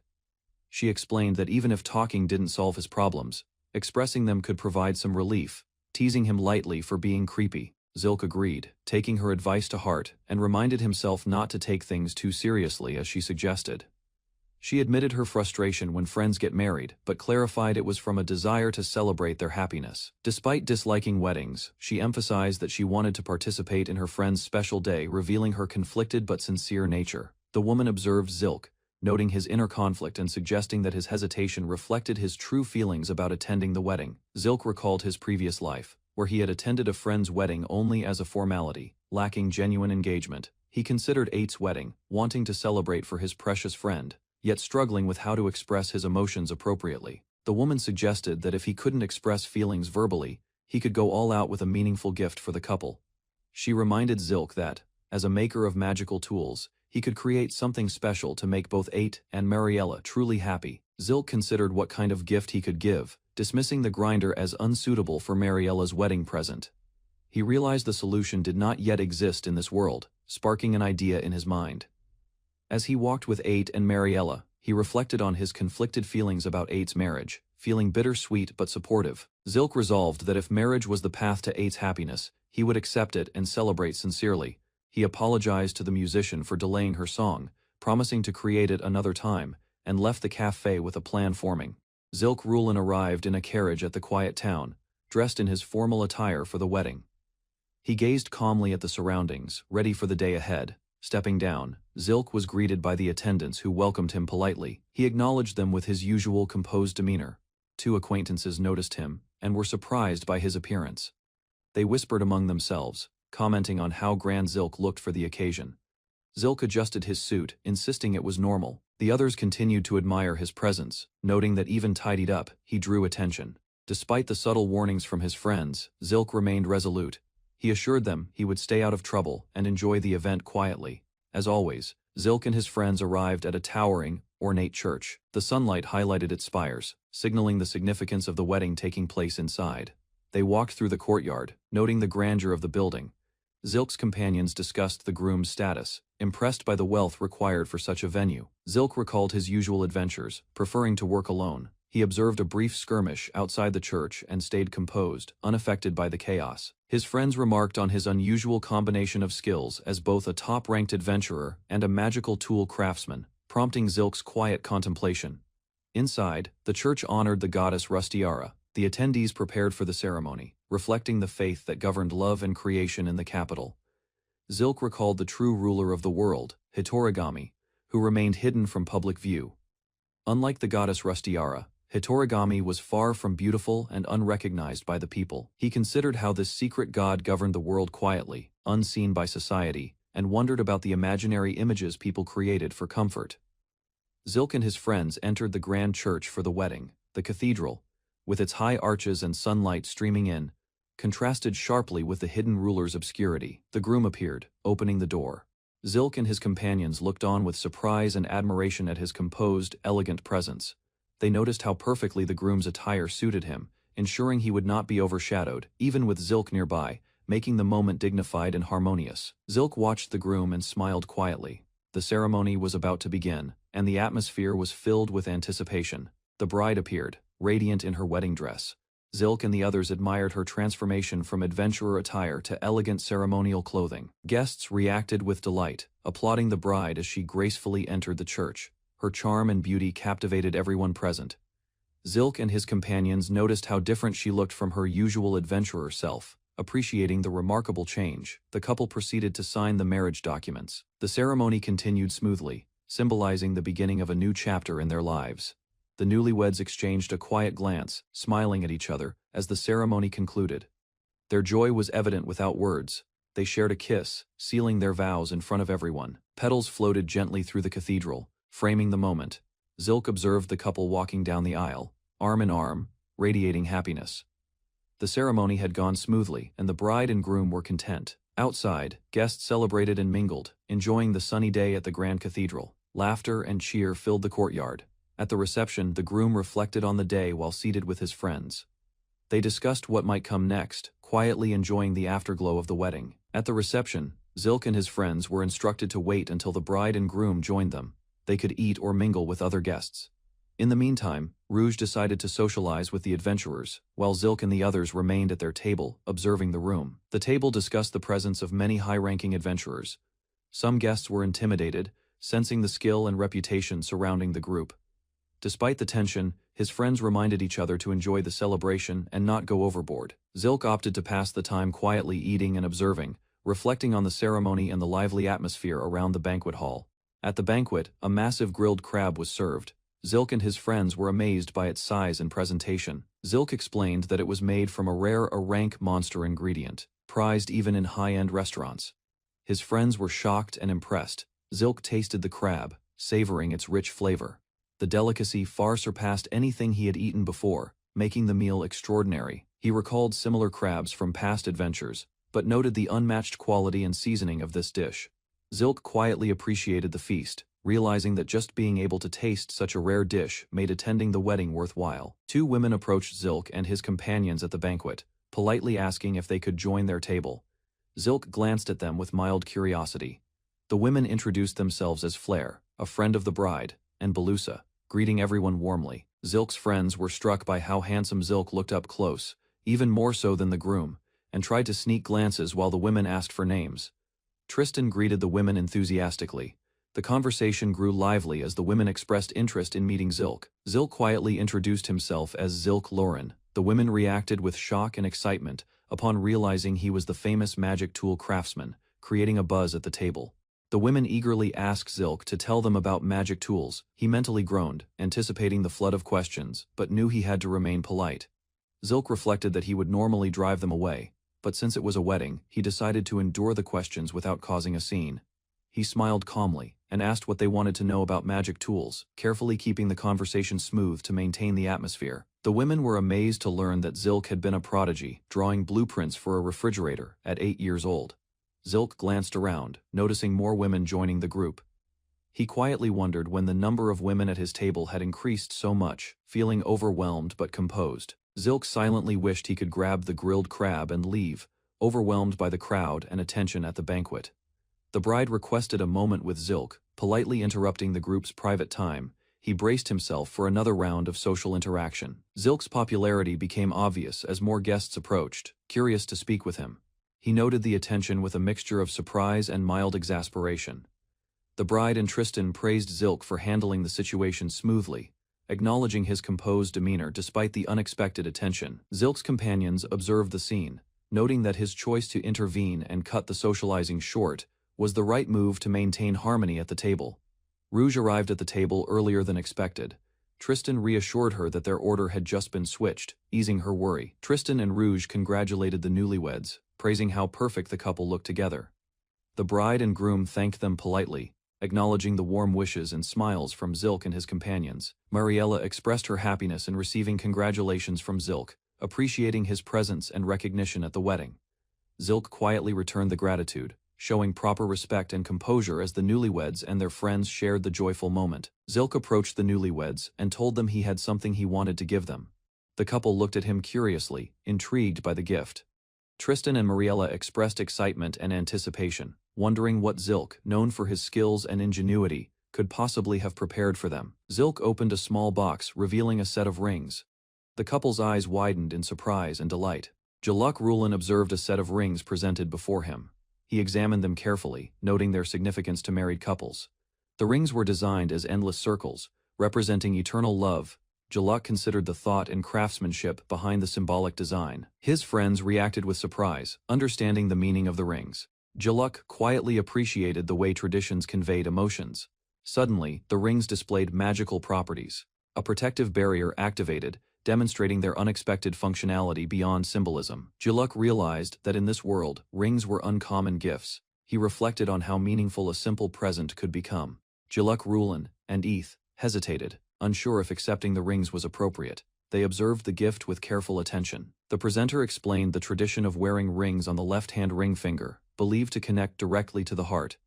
Jaluk and his friends reacted with interest as they learned the practical and symbolic reasons behind the choice. Eth indicated which finger the ring should go on. Jaluk followed her guidance, preparing for the ceremonial exchange. The rings were placed carefully on each finger. Both Jaluk and Eth appreciated the moment quietly, treasuring the meaningful gesture. Jaluk and Eth held hands as the rings settled onto their fingers. Their friends watched with admiration. Both felt the rings fit perfectly, as if made for them, a symbol of shared life ahead. The crowd cheered, applauding the couple. Jaluk and Eth smiled at each other, sharing a quiet connection amidst the celebration. They proudly displayed the rings, appreciating their value as the best present they had received. A friend jokingly revealed a tracking spell on Eth's ring, and Jaluk reacted with surprise, though it added humor to the moment. Jaluk joked, causing Eth to glare at him suspiciously. Friends commented on his unusual humor with mild exasperation. Some attendees expressed disbelief at Jaluk's behavior, noting how he undermined his otherwise thoughtful actions. Despite the humor, Eth and the friends discussed the ring's potential popularity, sensing they would become a trend. Jaluk observed others admiring the rings, feeling the excitement and curiosity surrounding their elegant design. A friend reminded everyone to focus on the wedding, setting aside business matters. Jaluk and Eth agreed, enjoying the present moment. Jaluk reflected that even if the world changed or he were reborn, he would remain true to himself. He considered his beliefs and identity unchanged, anchored by his soul's constancy, despite new surroundings. Jaluk and Eth smiled warmly, holding hands and sharing a quiet happiness, with their friends watching supportively. Their rings shone on their fingers, a symbol of commitment and the enduring bond between them. The scene shifted to peace at home. Life continued calmly, with Jaluk and Eth enjoying ordinary moments together. Jaluk prepared the food dehydrator, checking the layers of fruit and vegetables carefully. He noted the timing was perfect. The dried fruits were crisp and flavorful. Jaluk admired his work, proud of the magical tool's efficiency. He cooked additional dishes on the stove, ensuring each plate was properly prepared. The kitchen was orderly and methodical. Fried eggs sizzled in the pan, filling the room with a comforting aroma. Jaluk worked with precision. He chopped fresh vegetables for a salad, completing the meal. Every step reflected care and attention to detail, showing his enjoyment of daily life. Jaluk prepared dried fruit yogurt, carefully arranging each piece in the bowl. The process was precise and satisfying. He finished the full breakfast, including eggs, toast, fruit, and coffee. Everything looked inviting and complete. He enjoyed the meal, savoring the crunch of dried fruit and the warmth of the coffee, appreciating the flavors. Jaluk reflected that a good breakfast was the perfect start to a productive day, reinforcing his daily routine. Looking out at the morning sky, he felt optimistic, sensing that today would be a good day. Jaluk walked down the stairs, carrying his bag, noticing something unusual on the way to his mailbox. He discovered a letter in his mailbox, glancing at the envelope with curiosity and concern. Recognizing his family crest, Jaluk's expression shifted. He unfolded the letter, reading carefully, thoughts racing. Realizing it was an invitation to a dinner party, he sighed, feeling his perfect morning slightly disrupted. He returned home, greeted warmly, and prepared to make coffee, resuming his routine despite the unexpected letter. Jaluk and his friend discussed coffee, joking about its taste while preparing for the day ahead. A messenger arrived, dropping off a large shipment. Jaluk noticed the unusual quantity and paused in surprise. He opened the boxes to find numerous letters, requests to make wedding rings from various clients. His friends explained that anyone witnessing something beautiful would naturally want it included in their own weddings. They discussed the symbolic meaning of rings, reflecting on love and the value of tangible tokens, while Jaluk pondered the practical side. Jaluk's friends confronted him, frustrated and annoyed that he had suggested the idea yet criticized it. They explained that because of his suggestion, he now had to handle the growing number of wedding ring orders. Jaluk hesitated, reluctant to accept the responsibility, noting the majority of requests were from high-ranked adventurers. He insisted on his policy of not making things he didn't want to, maintaining his personal boundaries. His friends argued he could still benefit from the materials for magical tools, trying to persuade him to reconsider. Jaluk's friends encouraged him to take advantage of the wedding ring requests, emphasizing the potential to gain materials and resources. He reflected on the necessity of building connections with high-ranking adventurers to acquire rare magical stones and monster materials. Jaluk realized that the more connections he had, the more resources he could gather for crafting magical tools. After considering the benefits, he nodded in agreement, understanding the practical side of fulfilling the requests.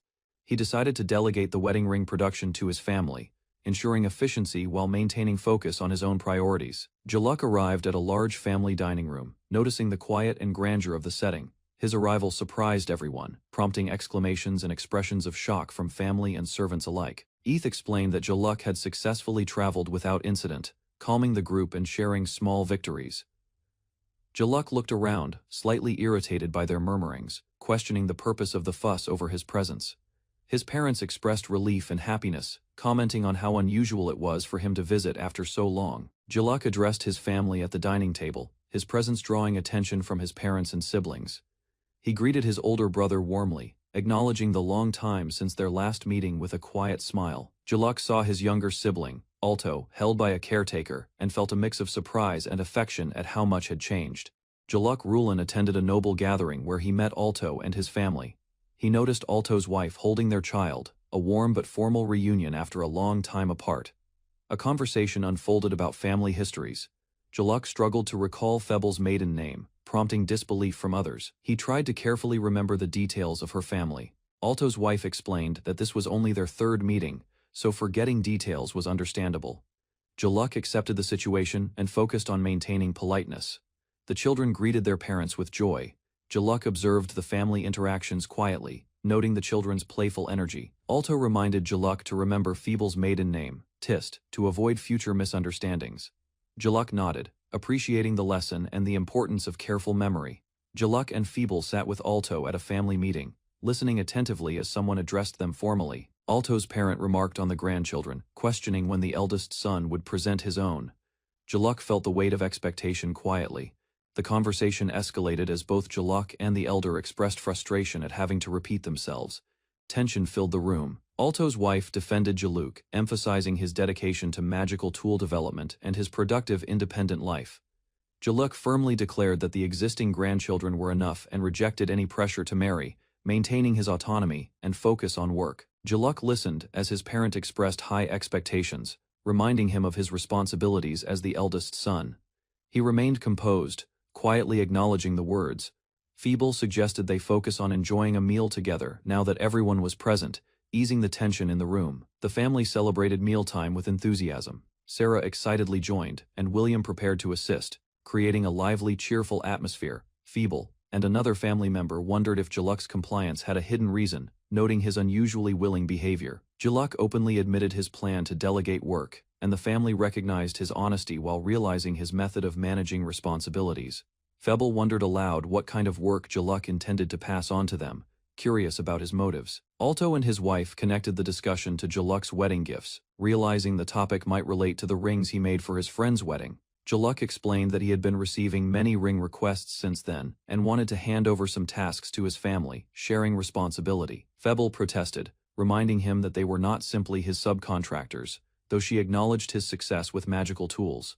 Jaluk encouraged them to examine some ring samples, guiding the family through the work he wanted them to handle, bridging collaboration with curiosity. Febble asked if the family could help with Jaluk's project, curious about the work he intended to delegate. William explained that he and Myra were already busy producing improved refrigerators, fulfilling ongoing responsibilities. Febble admitted she was occupied with teaching and meeting production quotas for magical tools, unable to assist. Alto also declined, citing his duties as a lord, leaving Jaluk to reconsider his plan. Jaluk realized that no one could help, so he would need to request assistance from an acquaintance, skilled in magical tool creation, acknowledging his difficult position. Feeble raised her hand, expressing her desire to try making the magical rings herself, surprising the family. Alto gently reminded her not to force herself, noting her responsibilities with raising Abel, while Febble reassured him that her health and energy had improved. Jaluk considered the request carefully and decided to let Febble take charge of producing the rings, giving her the opportunity she wanted. He added a condition: Febble would accept the production only if Jaluk attended the Aquinas family's party the following week. Jaluk was startled by Leonard's insistence that he personally accompany Febble, leaving him surprised, but willing to comply to ensure the project moved forward. Jaluk grimaced at the thought of attending social events, internally frustrated that Leonard insisted he participate, despite knowing his dislike for gatherings. His younger brother reminded him that refusing would be awkward, as Jaluk had many admirers among the nobles, making his presence necessary. Jaluk considered negotiating other conditions, hoping to find some compromise before agreeing. He reluctantly agreed to attend the Aquinas family's party, though the idea of a matchmaking scenario made him anxious. The family finalized the plan, expressing their excitement, while Jaluk mentally prepared himself for next week's obligations. Jaluk was asked about the production of the wedding rings, prompting him to explain how he had delegated the task. He revealed that he left the responsibility to Alto's wife, trusting her to handle it. The discussion shifted to Feeble, noting that she had returned to work after having her baby, and was already familiar with the family's practices. Jaluk mentioned that he had agreed to attend a party as part of the exchange for her assistance, acknowledging the social obligation. Feeble commented on the audacity of the younger brother, recognizing the effort it took to involve family and work while balancing expectations. William expressed excitement about attending a party, contrasting Jaluk's reserved reaction and anticipation of social stress. The party was described as dazzling, with extravagant food and young noble ladies in glamorous attire, creating a sparkling atmosphere. Jaluk reflected that nobility parties were not as ideal as they seemed, recognizing the effort required to navigate them. He noted that conversations were filled with fake pleasantries, requiring careful speech and behavior to maintain social standing. Rouge commented that when ladies gathered, they gossiped about husbands, showing the shallow and competitive nature of the noblewoman, leaving Jaluk bemused by the social complexity. Rouge agreed that Jaluk's view of noble parties was accurate, though slightly exaggerated, leaving William shocked by the candid truth. Jaluk explained that glamorous noble gatherings were a swirl of negative emotions, not the idealized vision many imagined. He assigned Rouge to go over the final details of the wedding ring production with Febble, ensuring the project would run smoothly. Jaluk prepared for the upcoming party, checking his suit and reflecting on the importance of self-discipline. The morning of the event, Jaluk was greeted politely by the family, but remained mindful of the social intricacies he would face that evening. Jaluk explained to the butler that his tense shoulders made wearing formal attire uncomfortable, reassuring him he was conscious of his posture. Febble, Jaluk, and Alto's wife arrived at the party, noting the elegant setting and preparing to meet the other guests. Jaluk reflected that the comment was only about his appearance, and he acknowledged the compliment, easing some of his tension. The group observed the Aquinas family party, noting the fashionable attendees and the grandeur of the event. Jaluk commented that not everyone could be called fashionable, sharing a quiet judgment on the ostentatious displays among the guests. The ballroom was set, with tables arranged elegantly and dishes prepared, creating a festive and formal atmosphere. Musicians performed on stage while bartenders attended to guests, completing the sophisticated party environment. Jaluk, William, Febble, and Alto's wife entered, taking in the scene with measured attention and anticipation. The group noticed murmuring among the guests, sensing curiosity and whispers directed at their arrival. Many attendees were surprised to see Jaluk make an appearance, recognizing him as the eldest son of the Rulin family and noting the significance of his presence. Febble reminded Jaluk that it had been a year since he last attended a party, emphasizing how unusual his presence was. Guests noticed Jaluk's arrival with excitement, recognizing him immediately and reacting with admiration and surprise. Leonard, welcoming him personally, noted that Jaluk's presence alone caused the crowd to buzz, showing that he remained as popular and respected as ever. Jaluk Rulin attended a grand party, walking into a hall filled with nobles. He recognized several familiar faces from his past, including Leonard Aquinas, who stood surrounded by friends. Leonard reflected on their shared history at the Royal Academy. Now the head of his family, he wondered why Jaluk, his unmarried friend, had never attended any of his previous events. Jaluk explained he disliked large gatherings and only came when the timing was right. Leonard listened, slightly frustrated, but understanding the reasons behind Jaluk's absence. Questions arose about another friend, Grease. Leonard learned that Grease had been unable to attend due to urgent work on magical sword materials. Jaluk acknowledged that Grease was another unmarried friend from the Royal Academy, realizing their small circle of single companions had remained close, despite busy lives. Greasus worked in his forge, carefully shaping a magic sword. He gathered materials whenever he felt inspired, testing each blade immediately, under the moonlight. Grease faced a fierce creature. He tested his latest magic sword, adjusting techniques while collecting necessary resources. Back at the party, Jaluk Rulin observed the interaction between friends. Alto had successfully convinced Jaluk to attend the gathering tonight. Jaluk discussed their reason for attending.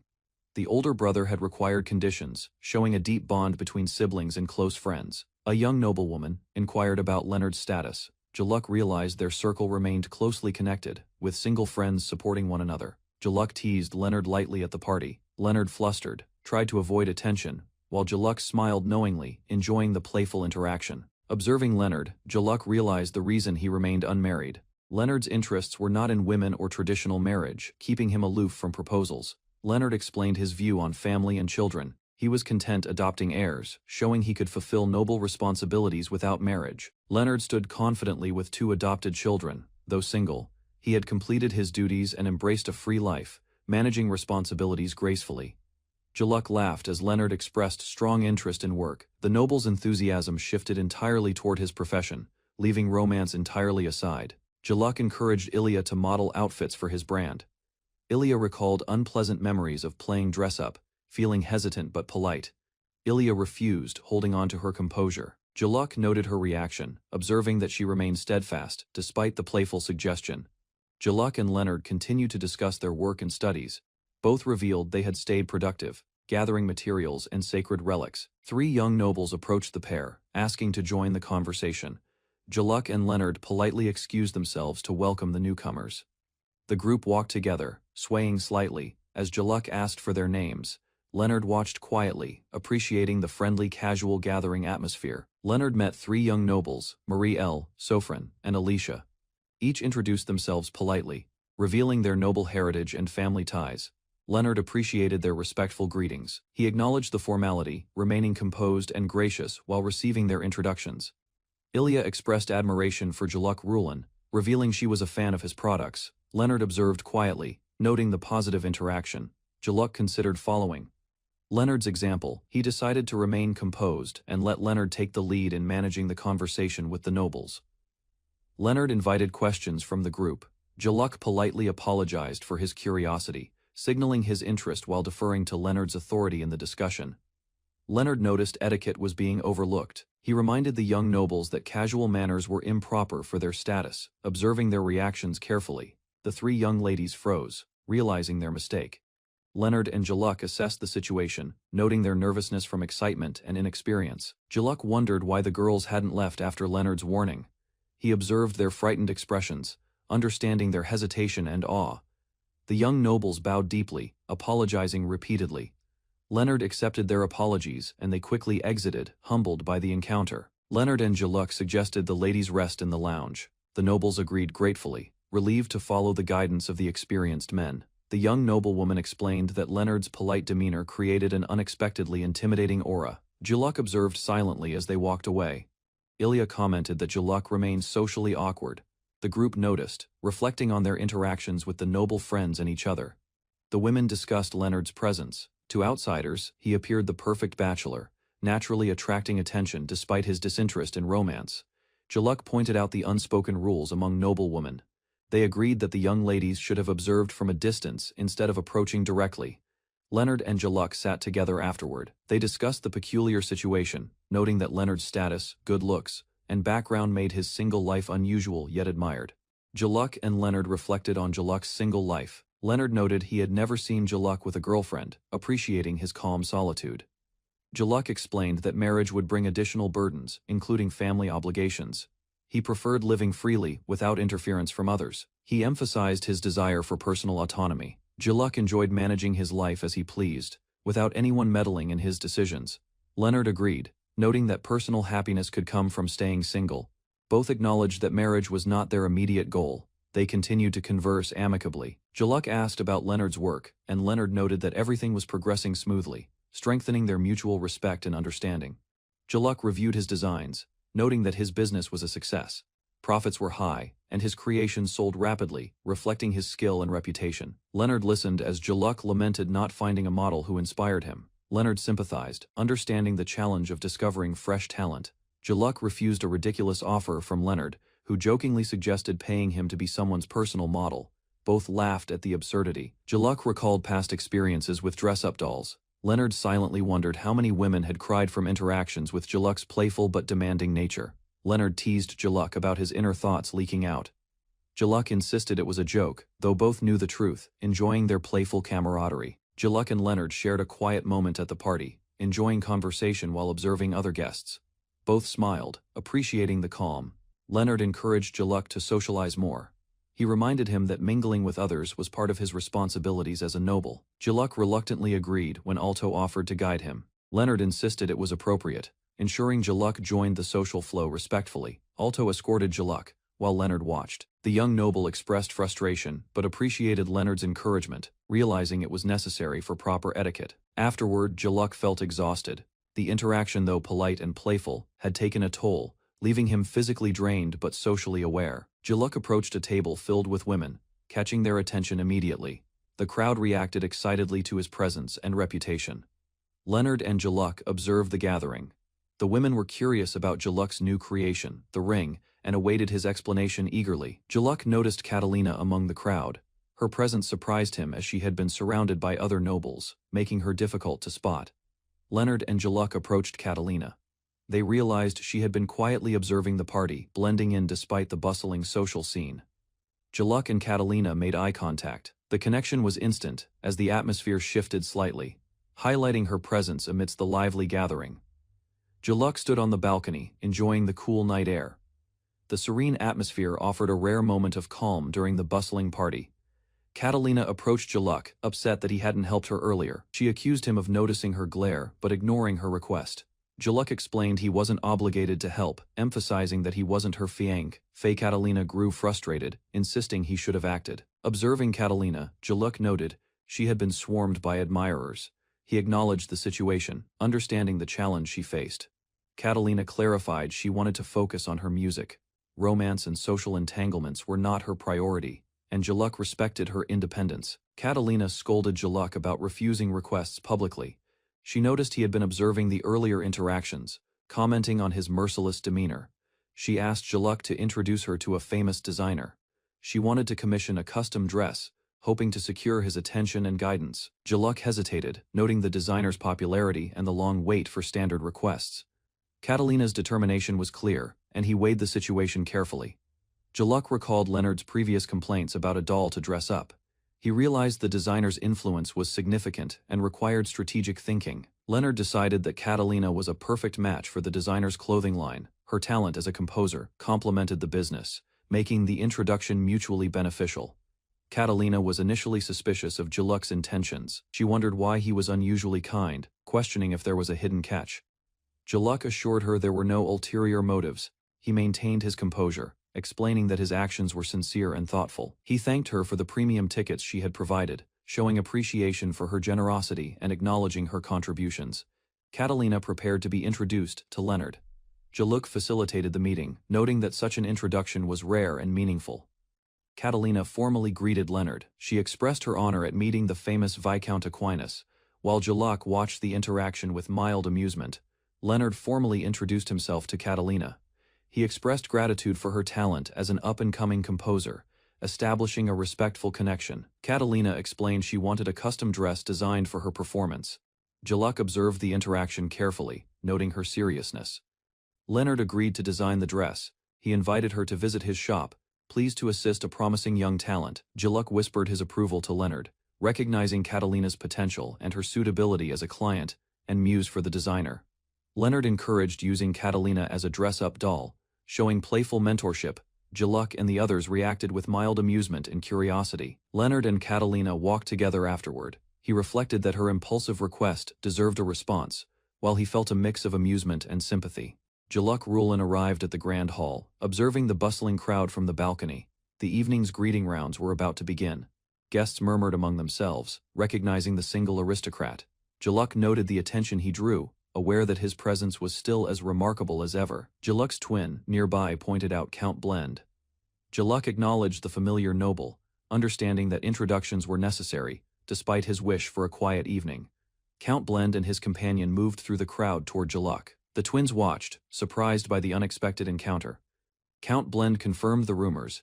He had come specifically to see Jaluk, proving that even in another world, the single aristocrat remained a figure of intrigue and respect. Jaluk Rulin realized Count Blend's presence explained the crowd's excitement. Guests whispered about the unusual attendance of a count at a viscount's party. Alto Rulin, the younger Rulin family head, formally introduced himself to Count Blend. The count acknowledged the introduction, noting their connection through Jaluk. Count Blend expressed his hope to maintain friendly relations with Alto, highlighting his respect for Jaluk and the Rulin family. Alto reflected that his older brother rarely appeared at events like this, making the encounter with Count Blend unusual but welcome. The conversation shifted to magic tools. Both Alto and Count Blend confirmed they were craftsmen, though Alto worked at his family's workshop while Jaluk had his own. Their shared craft solidified a budding connection. Jaluk explained his preference for creativity over mass production. Count Blend and the others understood the need for a freer working environment. Count Blend asked about the coffee mill. Jaluk responded politely, noting he would discuss it later, when time permitted. Jaluk ensured the coffee was working smoothly for Count Blend, who appreciated the consistent quality, enjoying coffee daily thanks to Jaluk. Blend suggested selling the coffee mills commercially. Jaluk admitted he had been busy but planned to sell them eventually. Blend requested 50 automatic and 50 manual mills, wanting to share Jaluk's coffee creations with friends who loved the homemade coffee. Count Blend requested the coffee mills be ready within 2 weeks for the next tea party, emphasizing urgency politely. Jaluk expressed concern about the tight 2-week schedule, calculating how to meet the deadline while maintaining quality craftsmanship. Blend offered to purchase the mills at double price, and promised support if Jaluk faced any difficulties in production. Jaluk considered the Count's support invaluable. He believed he could manage the order alone but welcomed assistance from others. Jaluk noted his workshop had few employees, but planned to enlist his younger brother Alto's help to complete the order. Jaluk contemplated the Count's request, considering how to prepare the 50 automatic and 50 manual coffee mills in time. Alto observed Jaluk's reaction, noticing his concern about completing the order within 2 weeks.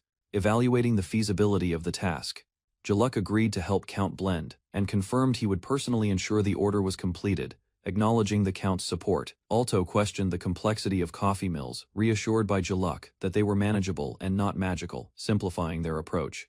Jaluk thanked his older brother for assistance. Both resolved to meet the deadline, confident in teamwork and shared expertise with Alto. Alto acknowledged his older brother's consideration. Jaluk had carefully managed the coffee mill order to benefit both the family and nobles. Alto understood that forming connections with high-ranking nobles strengthened the family's position. The opportunity was advantageous for him as head. Jaluk admitted he had tested Alto with responsibilities, pushing him to grow. Alto recognized his brother's guidance and lessons. Jaluk encouraged Alto to attend social gatherings more often. He explained that visits and events were separate matters requiring distinct effort. The next day, Alto began handling the coffee mill order efficiently. Rouge assisted while Jaluk updated the orders from other nobles. Jaluk left the city, seeking a peaceful and remote place to rest, recovering from exhaustion after the exhausting party events. At the Adventurers Guild, Jaluk noticed an unusual object. Pausing as curiosity drew him closer to investigate. A heavily armored adventurer approached, recognizing Jaluk. Jaluk responded cautiously, asking the adventurer's identity and purpose in approaching him. The adventurer expressed surprise at Jaluk's lack of recognition, prompting Jaluk to explain he did not know who they were. A female mage nearby speculated that the helmet might obscure Jaluk's identity. Jaluk and the adventurer acknowledged the unusual misunderstanding. Jaluk still did not recognize the armored adventurer.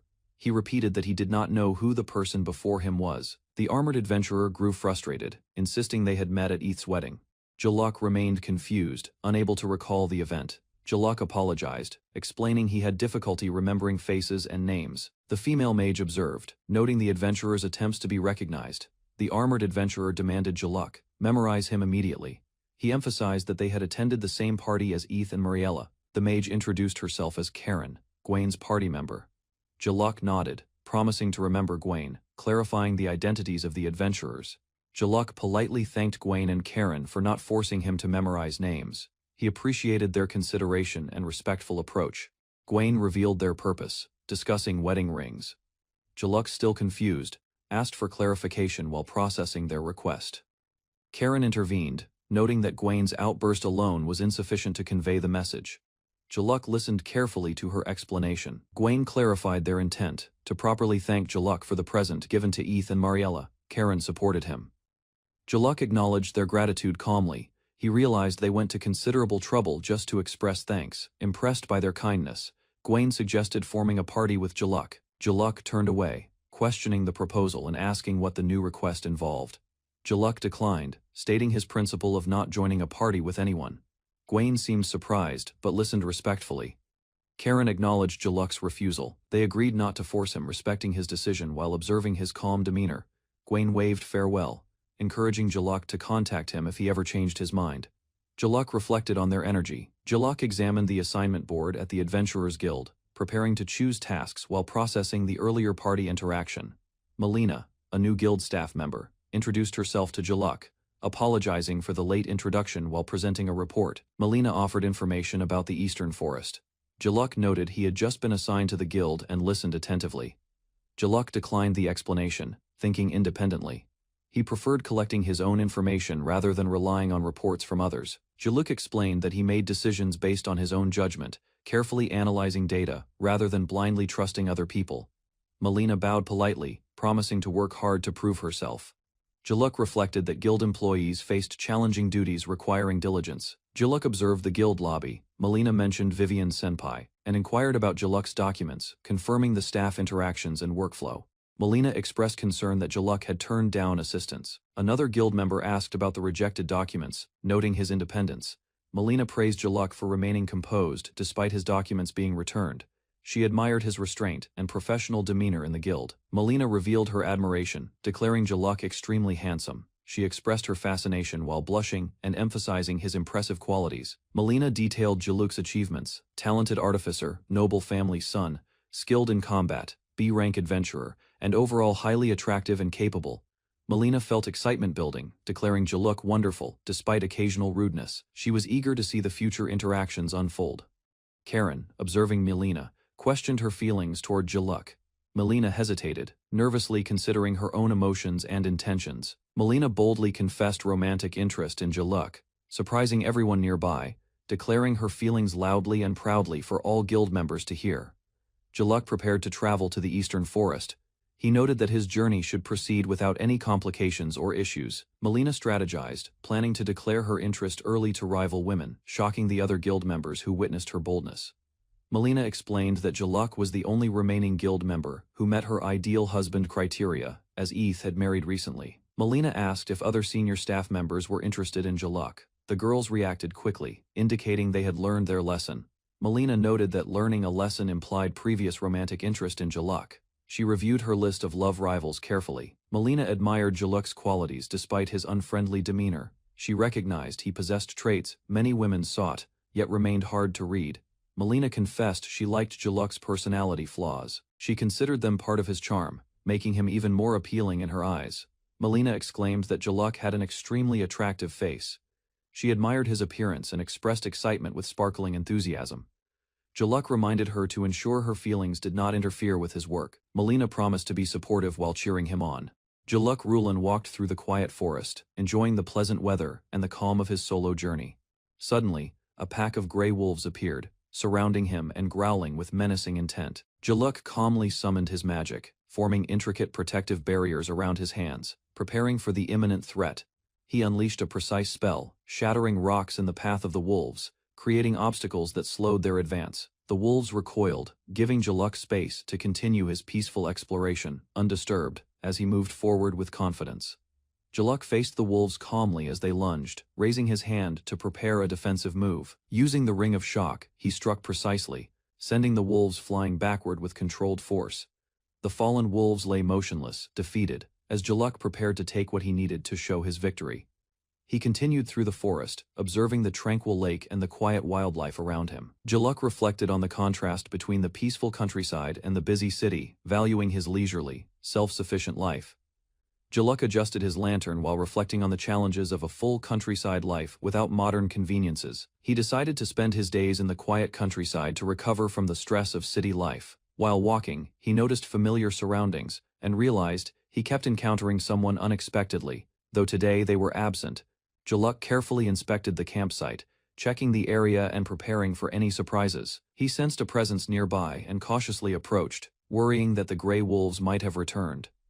Jaluk noticed a faint scent of blood and realized the wolves might have followed him from before. He turned sharply and saw a familiar figure approaching, recognizing a friend he hadn't expected to meet. They met again unexpectedly, laughing at their repeated coincidental encounters, despite not planning to meet. Jaluk's friend explained the strange feeling that brought him to the same place at the same time. Jaluk asked about Mariella, noticing her absence, while the friend reassured him, continuing their casual conversation in the quiet countryside. Jaluk realized Mariella had given him time alone on purpose, appreciating her understanding of his need for personal space. He reflected that a friend's advice had helped him enjoy the peaceful countryside without distraction.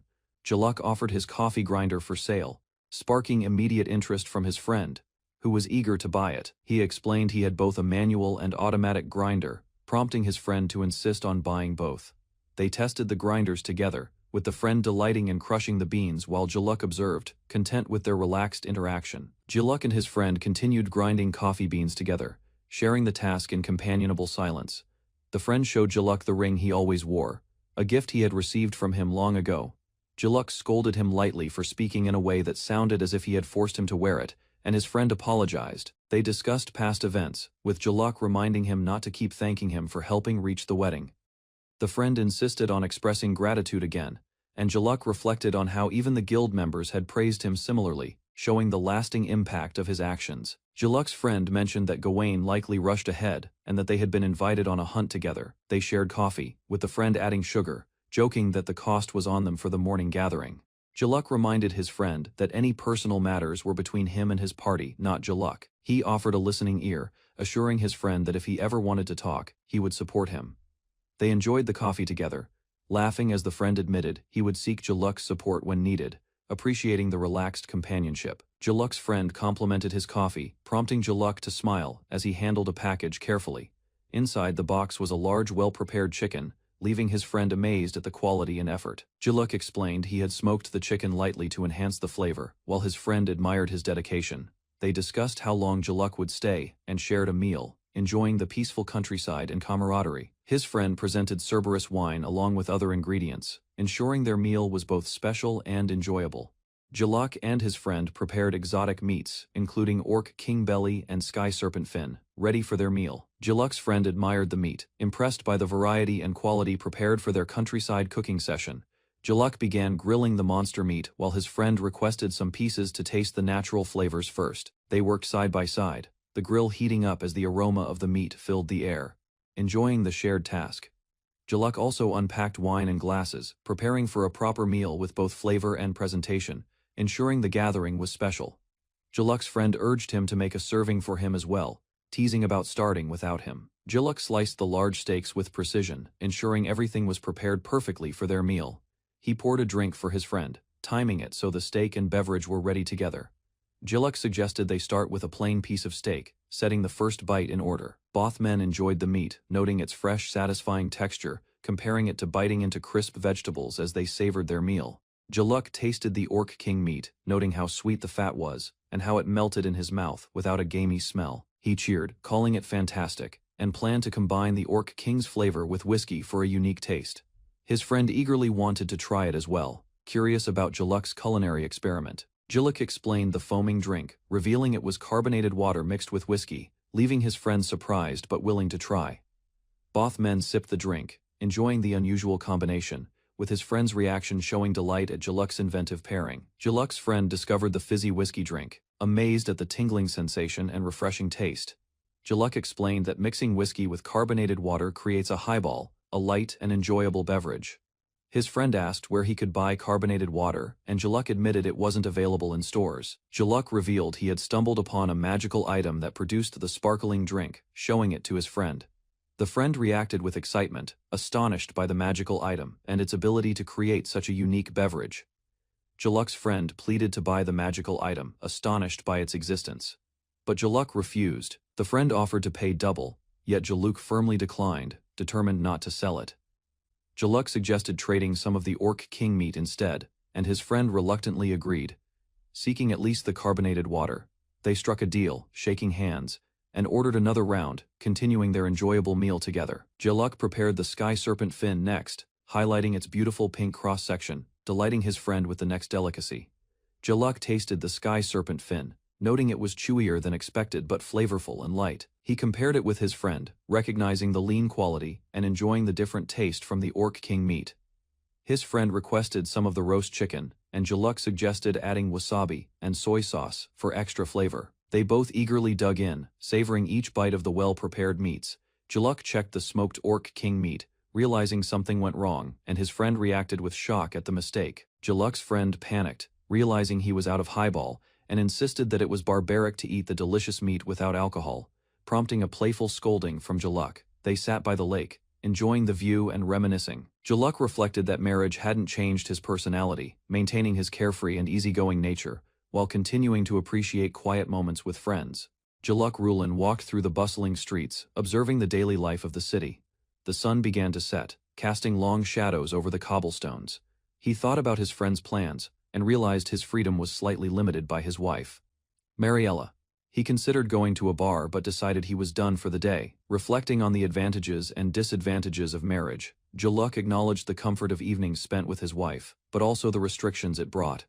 With sudden determination, Jaluk turned and headed home, moving quickly through the streets, unwilling to delay his return. His companion watched as he departed, disappointed by the change in plans. Jaluk's mind was on Elsie and the small joys he could still enjoy at home. Jaluk's companion confronted him, commenting on his obligations as a married man. Jaluk remained calm, acknowledging his wife's influence. Jaluk insisted it was a joke, while his friend decided to accompany him to the bar despite prior plans. They walked together, debating married life. Jaluk's companion expressed frustration, and Jaluk reflected on the difficulties of adjusting to marriage. At home, Mariella awaited, considering how upsetting it would be if her husband stayed out late after marriage. Eth's freedoms became limited, understanding responsibilities. Choices he could pursue were constrained, as he willingly refrained from acting on personal desires. Jaluk realized his choices influenced not only himself but also his friends. They observed his decisions carefully, mirroring his behavior. Eth walked alone, understanding that married friends' time must be respected. Unmarried companions should consider domestic responsibilities before inviting them out. Jaluk reflected on freedom. Marriage would bind him for decades, so he cherished being single, free, and independent from obligations. He entered a quiet bar greeted by a bartender. The evening began with calm anticipation of ordinary pleasures. The bartender noticed a new scent. Jaluk paused, observing her reaction, hinting that small surprises would shape their interaction tonight. Jaluk reassured the bartender about the faint odor. Only acute senses could notice it, so there was no cause for concern. The bartender asked for clarification about smoked food. Jaluk prepared to explain the cooking method, catching her attention. He described the process: food smoked using dried wood, the aroma-infused flavors, demonstrating a cooking technique uncommon in their region. The bartender listened carefully, considering this unusual culinary style. Jaluk noted its rarity and demonstrated polite confidence in his explanation. Finally, Jaluk offered the bartender a taste. She hesitated, curious to experience the smoked flavor he prepared, and suggested trying. Jaluk presented the smoked dish he prepared. The bartender noticed the exotic ingredients, curious if it included meat from unusual creatures. She commented that high-ranking adventurers rarely enjoyed meals together properly. Jaluk listened attentively, hoping the dish would change her perspective. The bartender sniffed the meat and took a bite. Jaluk observed her reaction closely, gauging her response to the flavors. Her expression brightened, approving the dish. She expressed her liking, confirming the smoked meat met her expectations and tasted delicious. Jaluk suggested pairing it with red wine or dry sake, considering complementary drinks to enhance the smoky aroma and flavor. Jaluk asked the bartender if she had sake. He hoped to complement the smoked dish with an appropriate drink. She explained that sake similar to Japan's originated in the Far East. Jaluk considered this cultural import carefully. Products from the Far East were recently introduced. Diplomatic relations allowed new imports, expanding Jaluk's options for beverages and experiences. He realized Elsie must have acquired a Far Eastern sake. Jaluk contemplated the timing and rarity of this imported product. The bartender confirmed she had sake. She presented the bottle to Jaluk, inviting him to enjoy it alongside his appetizers. Sake was poured into cups with care. The liquid reflected soft light, signaling the start of Jaluk's tasting experience. Jaluk asked the bartender about the brand and variety. He wanted to fully understand the drink before sampling it. She explained it was Haru no Megumi, a daginjo shu made from rice koji, and brewing alcohol. Jaluk considered how the rice polishing below 50% clarified the sake. It paired well with smoked dishes. Both raised their cups in silent acknowledgement. Jaluk prepared to enjoy the carefully paired flavors with the smoked meat.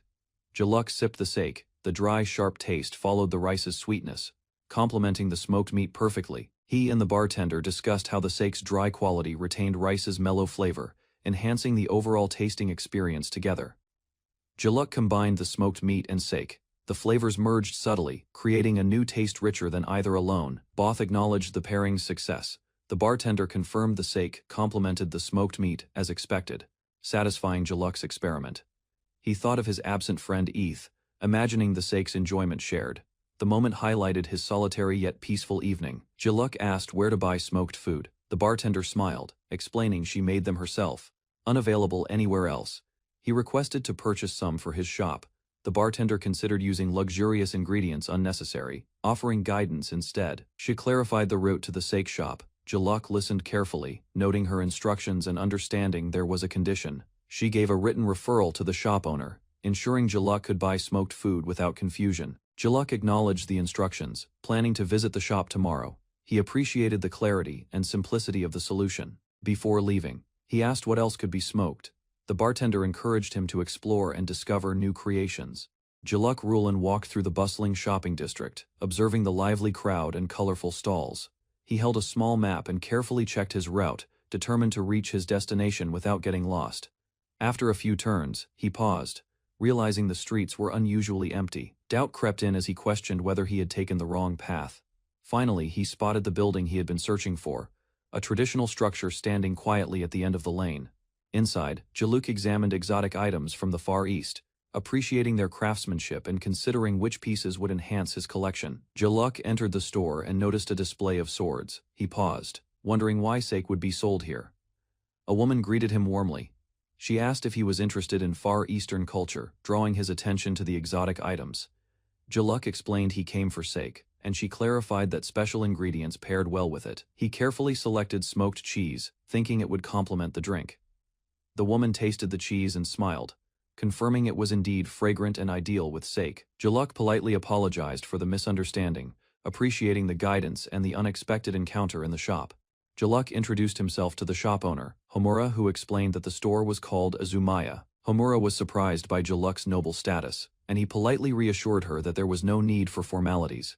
She reacted with curiosity and slight clumsiness, realizing that nobles might visit the shop more often than she expected. Outside, they discussed why the shop was located in a remote area, despite its unique Far Eastern goods. Homura explained that trade was unstable, and that the shop was more of a personal hobby, not intended for many customers. Homura led Jaluk to a room in the back, indicating that this was where the sake was kept. Jaluk looked around in awe at the expansive collection of sake bottles, neatly arranged on shelves. Homura explained that he was only allowed in because Elsie had vouched for him, and normally strangers were not permitted. She asked if he was familiar with different types of sake, and Jaluk confidently said he knew enough to choose. Homura invited him to select the sake he wanted, and Jaluk eagerly prepared to make his choice from the collection. Jaluk studied the sake bottles, noticing that many had descriptions he had not seen before.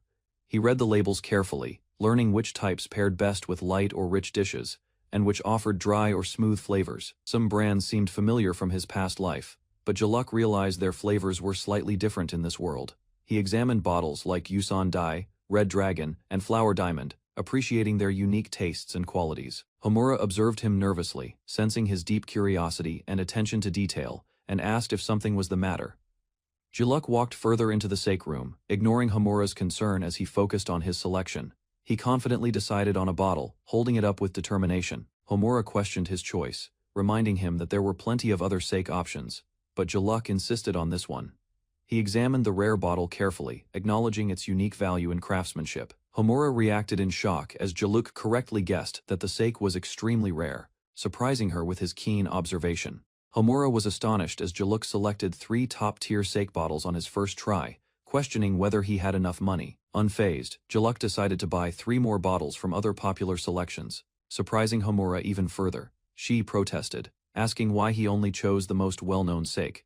But he remained cheerful and focused. She asked if he had traveled to the Far East, assuming he must be from there. But Jaluk explained he was native to the kingdom. He noticed a sake labeled Denshu and confidently chose 3 bottles, leaving Homura overwhelmed by his decisive knowledge. Jaluk requested 1 bottle of each sake, prompting Homura to nervously remark about how overwhelming his choices were. He added the first 2 bottles he had previously considered, further surprising her with his decisiveness. Jaluk then moved on to select sake cups, signaling that he was thorough in preparing for his tasting experience. He examined cups made by renowned potters, including Tokuri and Ochoko, carefully choosing the right vessels for the sake. Homura offered to show him sake glasses as well. While Jaluk considered all the options with calm precision, Jaluk examined the sake glasses, noting their transparency and how it allowed the color of the sake to be seen clearly. He observed the thin rims, appreciating the delicate craftsmanship and how it enhanced the tasting experience. Comparing 2 glasses, he noted the differences in rim thickness and how it would subtly affect the flavor perception. Jaluk decided to purchase Tokuri, Ochoko, and 2 sets of each glass type, carefully selecting the right tools for his sake. He then asked about other ingredients, eagerly collecting rice, soy sauce, and miso to complement his selections. Jaluk explained to Homura that the main ingredients of sake were rice, soy sauce, and miso, surprising her with his knowledge. He reflected on how long it had been since he last had Japanese cuisine, clarifying that he was native to the kingdom, not the Far East. He expressed interest in ordering pickles like nukazuke, prompting Homura to exclaim in surprise at his familiarity. Meanwhile, back home, other acquaintances prepared to leave, signaling the day's routine winding down. Jaluk packed a bag, planning to cook a special recipe for dinner, eager to apply the ingredients he had collected. Jaluk was asked if his reason for being late was related to something specific, prompting a curious look. He noted that Rouge was likely busy with her increased workload, especially dealing with wedding rings and the coffee mill. To raise morale, Jaluk mentioned he had brought souvenirs for his colleagues, showing his thoughtfulness. The 2 co-workers speculated it might be alcohol, surprised by the gesture as he revealed the bottles. Jaluk proudly explained that the bottles were sake, not just any alcohol, emphasizing their quality and uniqueness. Colleagues were astonished by the rare sake Jaluk had brought, curious if it was produced in the Far East. Jaluk explained that the shop did not welcome first-time customers, and the sake was not widely available yet, surprising them further. He handed a bottle to one colleague as a token of appreciation, showing his thoughtfulness and understanding of their recent struggles. The co-workers were overjoyed, expressing excitement and gratitude for the gift, lifting the mood in the room. Jaluk quietly left, satisfied that his gesture had brightened everyone's day and ensured their hard work was acknowledged. Jaluk began preparing dinner at home, carefully washing rice and ensuring it remained fluffy and well-shaped. He added miso into ingredient-filled tanjiru, preparing a hearty and flavorful soup. He combined a rolled omelet with kombu broth and added soy sauce, continuing to assemble the meal with precision. Jaluk plated the cucumber and turnip nukazuke he had obtained from Homura, pairing it with salt-grilled sabfena fish. Finally, the classic Japanese meal was complete, and Jaluk expressed gratitude before beginning to enjoy the food he had carefully prepared. Jaluk began eating his meal, savoring each bite of rice and soup with careful attention. He was overwhelmed by the nostalgic taste, remarking that the flavors reminded him of home, and his soul seemed to tremble with delight. The rolled omelet, salt-grilled fish, and tanjiru, with pickles harmonized perfectly with the rice, compelling him to keep eating without pause. Jaluk prepared a light evening drink, thoughtfully selecting sake from his collection to accompany the meal. He paired root vegetables wrapped in bacon and mushroom grated daikon with the drink, completing a carefully balanced and satisfying dinner. Jaluk held a sishu glass, appreciating how its clarity enhanced the experience of drinking sake. He sampled Jusan Dai sake, savoring its deep flavor, gentle fruity sweetness, and the aroma that enhanced the rice's savouriness.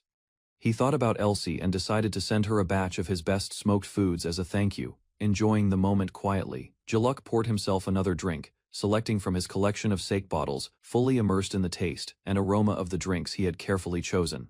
Jaluk Rulin was reviewing paperwork in his office when a messenger arrived with a note from Lord Alto about a completed coffee mill. He adjusted his glasses and considered the message. He believed Alto could manage the task alone and initially saw no need to intervene. Still, he weighed the situation carefully. The delivery was meant for Count Blend, and perfection seemed important. Though reluctant, Jaluk recognized it as a task assigned to him. He reluctantly agreed to follow through and check on it. With a sigh, he prepared to leave his desk, muttering to himself as he headed out to ensure the delivery was satisfactory. Jaluk quietly approached a large mansion, aware that visits outside of meals were unusual, and opened the door cautiously. Inside, he startled the household staff who were busy with chores, creating a brief commotion as they reacted to his presence. A young girl ran toward him, calling him uncle, but paused nervously, wondering if he had forgotten her name. Jaluk smiled warmly and confirmed he remembered her, Sarah, and the girl's delight was immediate, brightening the room. He began asking about work matters, and an older man greeted him courteously, ready to discuss the updates from Alto, marking the start of Jaluk's tasks for the day. Jaluk asked about Alto's whereabouts and learned he was in the workshop, likely staying until evening. He realized spending the afternoon idle would be boring, while the young girl, Sarah, wanted a playmate. Deciding to keep her company, Jaluk chose to visit the workshop, surprising Sarah with his unexpected plan. Sarah expressed her frustration at being surrounded by her family, but feeling lonely, drawing Jaluk's attention to her need for companionship. Jaluk recalled his own childhood, remembering how he longed for a playmate like Sarah, and understood the importance of spending time with her. Jaluk requested to read a book, hoping to engage Sarah's curiosity while keeping her occupied. He reflected on his younger sister, recalling that she was troublesome but easy to manage, and used small incentives to encourage Sarah's focus. Jaluk presented a tray of smoked nuts to the older man, seeking feedback on whether they would be enjoyed. The older man agreed to try them, noting prior success with Lady Ilya, while Jaluk hoped Sarah would like the snack. Sarah's eyes lit up at the smell of the smoked nuts, and she eagerly expressed her desire to eat them, delighted by the treat. Jaluk agreed to a playful challenge with Sarah, escaping quickly as she ran toward him, and politely declined the carriage, choosing to walk. He arrived at the Lauren family workshop, observing artisans and apprentices of all ages performing research and testing magic tools. Jaluk noted the organized activity, seeing the workshop buzzing with workers, crafting and experimenting diligently. Sarah's friend warned Jaluk about the workshop's strict entry rules for non-family members. Concerned for his safety, Jaluk reassured them that he was part of the Rulin family, surprising the boy who had assumed he was a new employee and continued into the workshop. Jaluk arrived at the workshop and faced resistance from Kurt, who accused him of showing off and demanded he bring his boss along. Sarah intervened, explaining that they should treat Jaluk as a customer for now, calming Kurt and diffusing the tension. Kurt hesitated but agreed to follow Sarah's instructions, allowing Jaluk to proceed further into the workshop.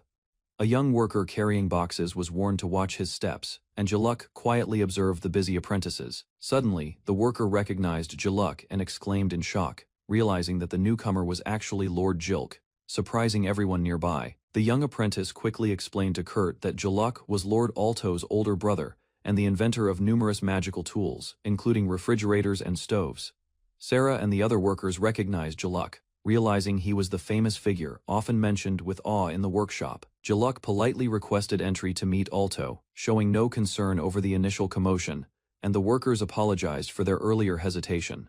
As he walked through the workshop, other apprentices and staff glanced at him, impressed by his tall and composed appearance. The workshop quickly filled with excitement, with multiple workers greeting him warmly, calling out Big Brother in recognition of his status and contributions. Jaluk greeted an old acquaintance in the workshop, noting it had been about a year and a half since his last visit. He quickly shifted focus to business matters, discussing manpower and the number of employees to manage mass production efficiently. Another Rulin family member remarked on Jaluk's rare appearance, noting that it was the first time he had shown up at the family workshop in a long while. The workers turned to watch him, astonished by his presence, some showing visible admiration and surprise. Jaluk's sibling nudged him, remarking that everyone was waiting for him to speak, highlighting the respect and attention he commanded. Jaluk cleared his throat and introduced himself as Alto's older brother, acknowledging the potential disruption his presence might cause. He addressed the workers, noting that those at the Rulin family workshop were likely magic tool craftsmen or apprentices. Jaluk instructed them to create magic tools that make life easier, emphasizing the importance of considering practical solutions for daily challenges. He encouraged the staff to use their knowledge and collaboration to turn innovative ideas into reality, even if the concepts seemed unusual. The workers reacted enthusiastically, applauding Jaluk and showing admiration for his leadership and vision, though he quietly thought their reaction was a bit exaggerated. Jaluk expressed that he had no interest in how others perceived him, yet his words still impressed his companion. He emphasized the importance of creating magic tools to make life easier, advising that more subordinates might be needed to accomplish the work efficiently. Jaluk reflected that if someone couldn't reach a high standard, they weren't worth discussing further. He assessed an apprentice's skills, noting his talent with magic stones and stabilization, but also recognized his limitations as a beginner. Jaluk evaluated the apprentice's magic circuits and efficiency, concluding that while talented, his level of expectation remained as high as ever. Jaluk confirmed that there were no issues with his prepared goods, easing his assistant's concerns. He was asked why he seemed nervous over a simple task, while he reassured that it was minor and under control. Jaluk assigned 30 sets of goods to be delivered to Earl Blend, organizing the logistics with calm efficiency. Fievel arrived, seeking consultation with Jaluk, and he welcomed her and politely ready to assist. Ilya appeared unexpectedly, teasing Fievel while Jaluk internally wondered why Ilya was present, noticing her playful annoyance. Fievel and Ilya brought the wedding ring prototypes to Jaluk for his evaluation and feedback. Jaluk carefully examined the rings, distinguishing the designs intended for men and women. He immediately recognized the enhancements Ilya had added, including a magic shield, enhancement, and resistance to abnormal conditions. Jaluk accurately identified that the mismatched rings were crafted by Ilya, impressing the others with his insight. He explained that he could understand the maker's habits and style, just by examining their work, leaving Ilya surprised. Jaluk observed that assembling magical circuits in small objects was inherently difficult, noting that this was likely Ilya's specialty. Fievel asked if there were other distinctive features in Ilya's work, showing curiosity about her techniques. Jaluk explained that while Ilya excelled at compact designs, her large-scale circuit work was less careful, and her focus on design sometimes wasted potential. Ilya became frustrated at the critique, expressing annoyance at Jaluk's observations. Jaluk remained calm, and Fievel smiled, observing the dynamic between the siblings and the accuracy of his evaluation. Fievel and Ilya were surprised to learn that Jaluk had always been observing Ilya's work, which touched her unexpectedly. Ilya acknowledged that Jaluk's recognition was enough to make her happy, and they decided to proceed with the customer's order. Jaluk noticed that Fievel was enjoying the process, and he realized her design sense differed from his, but complimented the work. A knock at the door revealed that Jaluk's father had arrived, confirming that handing the project over was the right decision. Jaluk hurried to tell Alto to inform the others that he was leaving, surprising his father and others at home. Jaluk jokingly suggested that the visitor stay over for the day, but quickly realized that such a proposal wouldn't work on him. He walked through the street, relieved that the mill's production was finished, intending to take it easy that evening, only to be confronted by Ilya, who shouted in frustration at his escape. Jaluk Rulin walked calmly through the city streets. A noblewoman, clearly frustrated, pointed at him with anger. He noticed a familiar scene, and realized the shout came from someone he recognized. Sweat formed on his brow as he assessed the situation. Jaluk casually pointed out to the woman that her orchestra friends were waving behind her. She turned, slightly confused, trying to understand. Before she could react, Jaluk dashed away with agility, leaving her flustered and yelling after him. The woman shouted in fury, demanding he stop immediately, but Jaluk's smirk showed he had already vanished into the streets. Jaluk ran swiftly through the streets, the noblewoman chasing closely behind. She was determined not to let him escape. He glanced at the nearby apartment building, hoping it could provide a brief refuge. She followed relentlessly, closing the distance. The noblewoman lunged at Jaluk, grabbing him in an attempt to stop his escape. He struggled lightly, calculating his next move. Jaluk acknowledged her speed with surprise. She smiled, confident, showing her athletic skill. They both paused, breathing heavily. Jaluk teased her gently, noting her stamina, while she admitted she had been keeping fit despite her music-focused life. The noblewoman glared at Jaluk, calling him an adventurer. He calmly explained he traveled outside the royal capital regularly. She smirked, teasing him about his rank as a solo adventurer, implying it wasn't high. Jaluk smiled, confidently, noting that even as a B-rank solo, his achievements were respectable, surprising her. She paused, realizing that Jaluk's combined skills as a magic tool artisan and adventurer made him flawless in her eyes. The noblewoman regained her composure and declared she had come to complain, standing firm as Jaluk listened, a faint smile on his face. The noblewoman yelled at Jaluk, blaming him for a terrible situation caused by introducing Viscount Aquinas. Jaluk followed her down the hall, trying to calm her, while she explained she had been treated like a dress-up doll. She expressed her frustration, claiming she had been dragged around all day, and Jaluk listened carefully.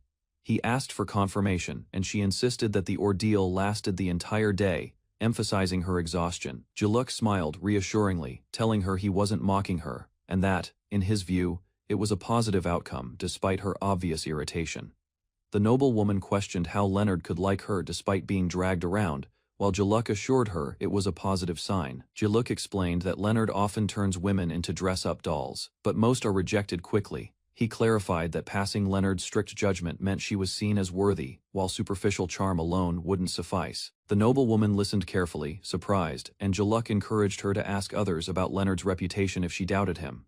Finally, Jaluk noted that he had anticipated Leonard would take a liking to her, at least to some degree, leaving her thoughtful but reassured. The noblewoman hesitated, embarrassed, unable to fully accept Jaluk's words about Leonard's approval. Jaluk remained calm, telling her that her personal feelings didn't concern him, and that just knowing Leonard took a liking to her was enough. He decided to leave, mentioning that he would take the next day off to relax alone. Jaluk settled into his quiet home, enjoying solitude, reading a book, and sipping coffee in peace. He looked out the window at the nice weather, planning to go for a walk and do some shopping, appreciating the comfort of a peaceful day alone. Jaluk walked through a bustling market, considering whether to grab a bite before shopping. He decided against a restaurant, scanning food stalls for something light to eat. Jaluk ordered yakitori skewers of negama and sasiri, evaluating the flavors, despite the unconventional preparation. He noticed the simplicity of seasoning, just salt and pepper, and admired the confidence of the stall owner. Taking a bite, Jaluk's expression turned to shock and disgust, as he realized the meat was unexpectedly fishy, ruining the snack. Jaluk grimaced as he inspected the yakitori, noticing issues like insufficient seasoning, tendons left in the meat, and poor reheating. He approached the shop owner, criticizing the low-quality meat and sloppy cooking. The owner responded nonchalantly, suggesting the bad quality was just random misfortune, and dismissing it as normal. Jaluk became frustrated, explaining that the meat was essentially a rip-off and unfit for eating. The shop owner calmly suggested that if Jaluk was unhappy, he could make it himself, leaving Jaluk speechless at the blunt response. Jaluk realized arguing with the shop owner would not improve the yakitori, and that it was a total waste of time. He decided there was no choice but to cook it himself to ensure it met his standards. Determined, he declared it was time to go home and make yakitori properly. Back at his residence, Jaluk completed prep work on the rockbird chickens, readying them for skewering. Finally, he began the process of skewering the meat, focused and determined to get it right this time. Jaluk began with the skin, wrapping it smoothly around the skewer and securing it tightly at both ends, following a method he learned in his previous life. He examined the finished skewers, surprised that the work took more effort than expected. Piercing the meat to keep the skin stretched, Jaluk admired the clean, beautiful arch of the skewers. He carefully prepared the neck meat, ensuring that overhanging portions would not droop or burn during cooking. Next, he moved on to the heart, meticulously handling each piece to maintain the quality of his yakitori. Jaluk pressed the meat with his thumb, carefully piercing it without letting the skewer poke through, aligning the ends for a neat appearance. He moved on to the negama skewer, placing each piece precisely on the skewer. Next, he skewered the gizzard at the end, ensuring every piece was secure, with all pieces on skewers. Jaluk surveyed his work, satisfied that the preparation was complete. He then prepared the grill, ready to cook the skewers perfectly, determined to achieve the ideal yakitori. Jaluk began grilling the skewers over charcoal, soaking them in a sauce he made from the seasonings Hamura gave him. Although time-consuming, he found enjoyment in carefully tending the meat as it cooked. He reflected that wholehearted effort in cooking makes food taste better, unlike with people, where devotion may not be returned. Jaluk remembered the stall owner taking money for poor quality, half-cooked meat, and felt it was unforgivable. Noticing the ventilation was inadequate, he decided to open a window, ensuring the smoke wouldn't overwhelm him while grilling. Jaluk realized the smoke from grilling had stuck to his shirt, and decided to change into home clothes. He opened windows and hung his clothes outside to air, letting the smoke dissipate. Returning to the grill, he checked the skewers, noting that they were cooking perfectly over the charcoal. The savory aroma of the sauce and meat juices filled the kitchen, irresistible despite the lingering smoke. Suddenly, the noblewoman appeared, and Jaluk, frustrated that his perfect preparation was being interrupted, asked why she had come. The noblewoman complained about the intense smell of grilled food spreading through the house, reaching her laundry. Jaluk acknowledged the situation, realizing the odor was strong and extensive, and offered to cover any cleaning costs. She insisted it wasn't necessary but warned him to stop before neighbors or others started complaining. Jaluk remained focused, determined to finish grilling the yakitori properly before starting to eat. Satisfied with his work, he reflected that by eating the yakitori he prepared with his own hands, he could fully enjoy his day and move forward into tomorrow. Jaluk and the noblewoman struggled briefly, each insisting on their own stance regarding the smell and disruption. Jaluk paused, realizing a solution was needed, and motioned her to wait. He returned with a tray, presenting the perfectly prepared yakitori for her inspection. The noblewoman looked at the skewers in surprise, curious and slightly hesitant about what he had prepared. Jaluk explained that the tray contained yakitori made from rock birds, arranged with skin, heart, gizzard, neck meat, and negama, each properly seasoned with salt and sauce, showcasing the care he put into the meal. Jaluk offered the plate of freshly grilled yakitori to the noblewoman as compensation for the smoke and disruption, insisting she take it. She accepted, holding the plate carefully, while Jaluk returned to the grill to finish cooking a few more skewers for himself. The noblewoman looked at the tray of skewers with wide eyes, a mix of curiosity and apprehension. Realizing the care and effort Jaluk had put into preparing the yakitori herself, appreciating the skill behind each perfectly arranged piece. Jaluk Rulin woke in his luxurious mansion, the morning sunlight spilling across the quiet halls. He stretched lazily in bed, feeling he had slept far longer than usual. Reluctant to start the day, deciding to remain inside, he rose slowly, moving through his room while ignoring the outside world. Facing a massive pile of laundry accumulated over the week, Jaluk sighed, realizing chores could not wait. He activated his magic-powered washing machine, relieved at its convenience, and carefully sorted the clothes to avoid mistakes. Jaluk added the special detergent to the washing machine and pressed the button, initiating the magic water stone. Water flowed over the clothes, cleaning them effortlessly, but he still felt housework was a hassle. He decided to invest in the newest model with a dryer, using his savings, which reduced his family's laundry expenses. Jaluk reflected on how magical tools had changed the labor market, leaving some workers without jobs. Watching the machine operate, he felt a mix of satisfaction and guilt for the impact of his innovations. Jaluk relaxed on the couch, finishing a romance novel as the evening sunlight filtered through the windows. The story of a shy couple discovering their feelings captured her attention, leaving her wanting love like theirs. She held the book close, smiling wistfully, imagining what it would be like to experience that kind of romance.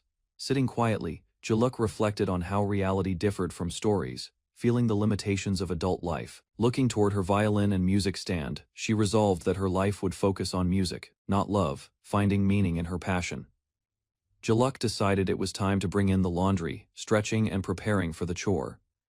As she opened the door, smoke poured in, catching her off guard and causing alarm. Fearing a fire, she hurried inside, scanning the area carefully while her heart raced. Investigating, Jaluk noticed the strong smell and smoke coming from the laundry area. Realizing something unusual had happened, she lifted a piece of clothing and found a large piece of roasted meat caught in the laundry. Stunned by the bizarre discovery, Jaluk realized she had been hit by the savory meat in the laundry and now had to wash everything again. Smoke spread through the mansion as she rushed to locate the source, determined to figure out the cause. Her frustration grew, her expression fierce as she confronted the mess and the lingering smell. A man blocked her path in the hallway, trying to intervene, but Jaluk refused to let it slide. Despite the savory scent tempting her, she steeled herself, preparing to deal with the chaos and finish the laundry properly. Jaluk opened the door, realizing she should have eaten lunch earlier to prepare for the unexpected chaos. A man presented her with a plate of yakitori, carefully explaining the different parts and seasoning. Jaluk hesitated, worried it was charity, but the aroma tempted her despite her pride. He insisted it was compensation for the trouble caused, offering the plate sincerely. Reluctantly, Jaluk accepted the food, vowing to wash the plate before returning it next time. Jaluk examined the yakitori, thinking about the unusual choice of rock bird meat compared to the usual expensive ingredients. She reflected on the man's past preferences, wondering why he chose cheaper meat this time, despite previously eating dragon meat. Jiluk took her first bite, deciding to share her thoughts on the taste next time they met. The flavor surprised her, and she exclaimed in delight, enjoying the unexpected deliciousness. The crispy, juicy yakitori exceeded her expectations, perfectly complementing her meal and leaving her satisfied. Jiluk poured herself a glass of ale, excited to see how well it paired with the yakitori. She examined the heart portion, noting its juicy texture that reminded her of a small steak. Next she tried the gizzard, appreciating its unique crunch and how it complemented the salty seasoning. The sasiri and negama skewers followed, each bite offering springy, flavorful meat and char-grilled green onion, satisfied. Jiluk realized she had finished the entire plate, pleasantly surprised by the unexpected deliciousness of the meal. Jiluk reflected on her aristocratic upbringing, realizing this yakitori was the most delicious chicken she had ever tasted. She examined the meat carefully, questioning whether it was truly from a rock bird. The skewers were tender, with a well-balanced taste of umami and fat, far better than previous rock bird dishes she'd eaten. She acknowledged the effort put into the preparation, the proper grilling, and the flavorful sauce that elevated the dish. Jiluk wondered if Jilk was one of those men who could actually cook, impressed by the craftsmanship. Jiluk admired the man who had prepared the yakitori, noting his good family background, income, appearance, and professional skill. She rested on the couch, reflecting on the day and how impressive the cooking had been. Looking out at her mansion at night, she thought about the contrast between his skills and his personality. Jilk, holding a glass of ale, felt satisfied with his decision to cook himself, proud of the meal's success and flavor. Jiluk Rulin examined the magical artifacts laid out before him. A lightning lance, a blue flame protection stone, and a fairy's ring gleamed with power, each promising unique abilities to any skilled user. At the relic shop, Jiluk discussed the artifacts with the shopkeeper. He carefully considered their properties, showing his usual calm and analytical demeanor. The shopkeeper noted that most customers didn't regularly buy such expensive tools. Jiluk explained he came weekly, collecting the most intriguing artifacts for his personal use. The conversation continued, as Jiluk revealed he would visit every day if he could, but his noble duties often kept him busy. Finally, his attention settled on one particular artifact, rumored to be cursed. Despite its dangers, Jiluk was intrigued, knowing its potential power could be mastered with skill. Jiluk struggled with the idea of using a cursed artifact. Remembering past stress and sleepless nights from powerful tools, he doubted his ability to handle it safely. The shopkeeper presented the black tentacle gauntlet and the staff of the Undying. Jiluk inspected them carefully, weighing their power against their danger. Outside, the artifact's effects became clear. The staff raised low-ranking undead, while the gauntlet unleashed writhing black tentacles, proving their dangerous nature. Jiluk realized such items required official reporting.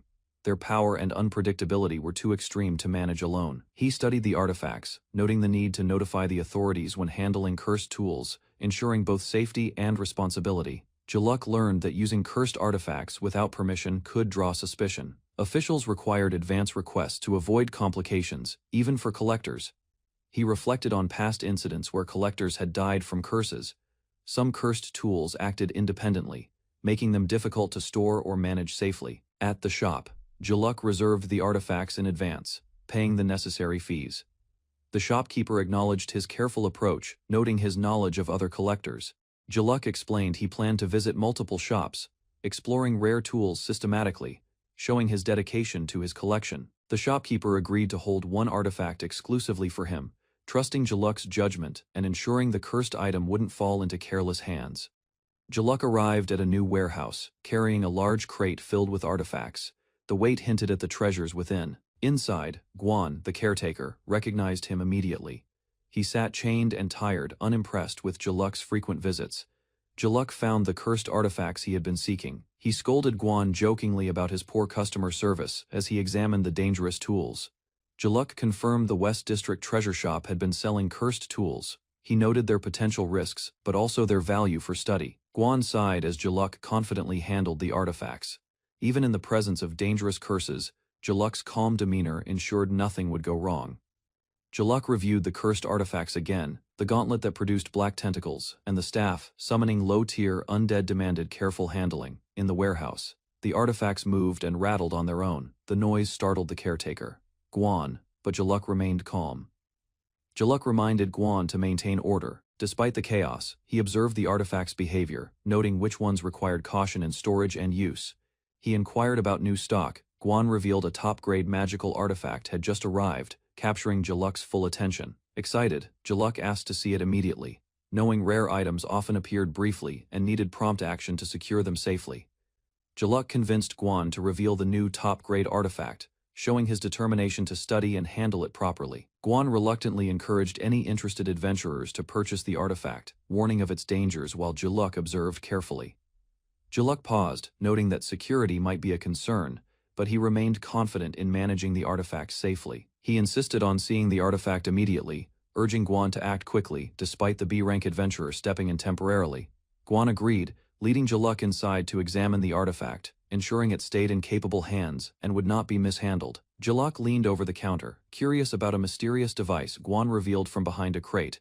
Guan introduced it as the Reflected World, a magic artifact capable of capturing scenery through its lens. He demonstrated the artifact, showing that looking through the small hole and pressing a button allowed one to see the reflected scene. Pressing the button recorded the view onto special paper, producing a tangible snapshot of the captured scene. Jaluk examined the image, impressed by the artifact's craftsmanship and realizing its potential as both a tool and a masterpiece of magical invention. Guan presented the camera artifact, a Polaroid-style device that could instantly develop photos, catching Jaluk's attention. Jaluk carefully held the camera and asked for permission to test it, eager to understand its functions. Guan observed Jaluk, noting how his posture appeared precise and sharp while handling the artifact. Jaluk adjusted the camera, matching Guan's instructions, ensuring he captured the scene correctly and effectively. He discovered that the camera had both close-up and long-distance lenses, functioning just as the cameras he remembered from his past life. Jaluk examined the developed photograph, impressed by the Polaroid-style camera's immediate output. He questioned how the film mechanism worked inside the artifact. Guan explained that normal film development took time, but the artifact allowed instant projection and printing, sparking Jaluk's curiosity about its internal structure. As Jaluk adjusted the camera, a sudden light emitted from the artifact, startling him and making him wonder about its hidden powers. Guan clarified that a magic stone within the camera, shining in 7 colors, was essential for the projection. The stone absorbed the user's magical energy and transferred the captured image onto paper, revealing the intricate magical engineering behind the device. Jaluk examined the Polaroid-style camera, curious about its mysterious material and internal workings. Guan warned that the artifact might deteriorate with use, and if its energy source ran out, it could become unusable. Jaluk asked the price.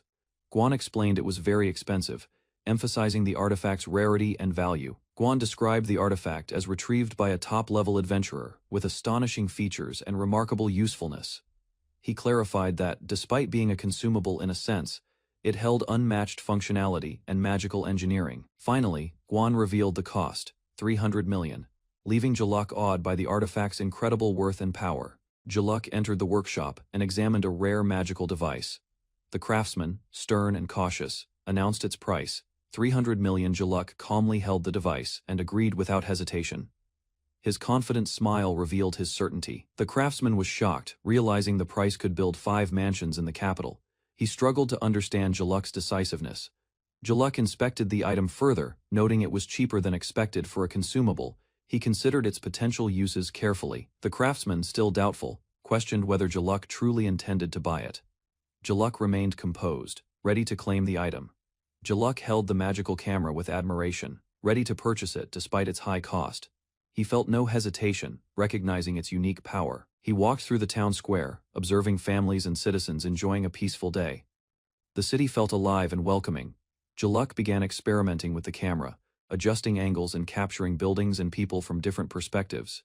He focused on a fountain, discovering a perfect angle that highlighted its beauty. Lying on the ground to get a low-angle shot, he captured the scene enthusiastically, while passers-by looked on curiously at his unusual method. Jaluk continued experimenting with the magical camera while lying in the plaza, drawing curious glances from passers-by. 2 bystanders teased him about being on a date, but Jaluk calmly dismissed their assumptions, focusing on his photography. He explained his unusual position in the center of the plaza was to capture the perfect shot, while others observed him suspiciously. Despite the suspicious looks from townspeople, Jaluk remained composed, treating them with mild indifference as he adjusted his camera. Finally, he began photographing friends who approached, instructing them to cooperate, though they protested, amused by his quirky dedication to capturing the scene perfectly. Jaluk explained to his friends that the magical camera made him appear strange because people did not understand it. He introduced the device as the reflected world and instructed Katerina to stand in a suitable position for demonstration. Katerina reluctantly obeyed, embarrassed by the unusual setup in the middle of the plaza. Jaluk encouraged her to strike a modeling pose. Despite her discomfort, Katerina tried posing as instructed, while Jaluk guided her carefully to capture the best angle. Jaluk enthusiastically took the shot, surprising Katerina and prompting her exclamation, though he remained fully focused on mastering his magical camera. Jaluk was surprised when the magical camera produced its first photo, capturing Katerina perfectly within the scene. Katerina and Leonard examined the picture, astonished that the camera captured both her and the surrounding fountain and sky so clearly. Jaluk explained the camera's function. It could capture scenes instantly and allow clothes to be placed on the model digitally for design purposes. Katerina realized how this tool could simplify fashion demonstrations and make outfits easier for customers to visualize. Leonard was shocked at the camera's cost of $300 million, but Katerina eagerly offered to buy it, fascinated by its unique abilities. Leonard offered 600 million solos to buy the magical camera, but Jaluk refused, insisting it was not for sale. Katerina reacted dramatically, frustrated by Jaluk's refusal, shouting that she wanted the camera desperately. Determined, Katerina commanded Jaluk to save a picture of the clothes she wore so they could be sold, taking control of the situation. Jaluk observed the practical benefit. Photographing people freely would allow him to make photography a habit. A clear win-win scenario. Katerina happily declared that they would resume shopping while Jaluk agreed, and together they continued their day, combining business and fun seamlessly. Katerina asked Jaluk about keeping all the outfits she tried that day, insisting on saving them for later. Jaluk guided her through a clothing store, pointing out specific outfits to try on while she followed dutifully. Katerina saluted dramatically, acknowledging Jaluk's instructions as she prepared to model the chosen clothes. Jaluk preferred to select his own attire, while Leonard suggested outfits for him, showing how Katerina was growing accustomed to this new routine. After changing, Katerina announced she was ready, and Jaluk immediately prepared to photograph her, capturing her final look with focus and precision. Jaluk reviewed the photos carefully, while Katerina and Leonard looked on. He analyzed the images to ensure every detail was captured. The team prepared for the next photoshoot. Katerina posed confidently, and Jaluk adjusted the camera for optimal framing. Jaluk took note of how the photos could be used for reference and security, making sure they were handled responsibly. He supervised Katerina's journey home, ensuring her safety while maintaining control over the camera and images. Before leaving, Jaluk made a final check of the camera and photos, confirming everything was complete and properly documented. Jaluk handed out several printed photos to Katerina and Leonard, making sure everyone had a copy from the previous day's session. Katerina examined the photos carefully, surprised by the clarity and detail, while Jaluk ensured no payment was needed.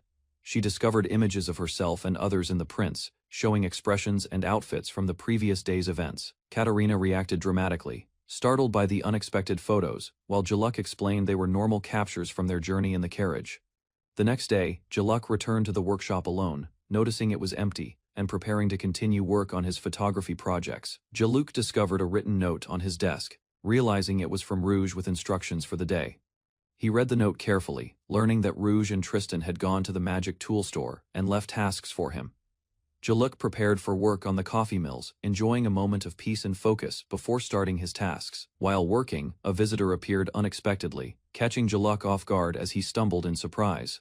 The visitor handed Jaluk an invitation to a coffee tasting event, informing him that he, as the maker, should attend. A messenger informed Jaluk that his attendance was requested at the coffee tasting event, and the Lord specifically wanted him present.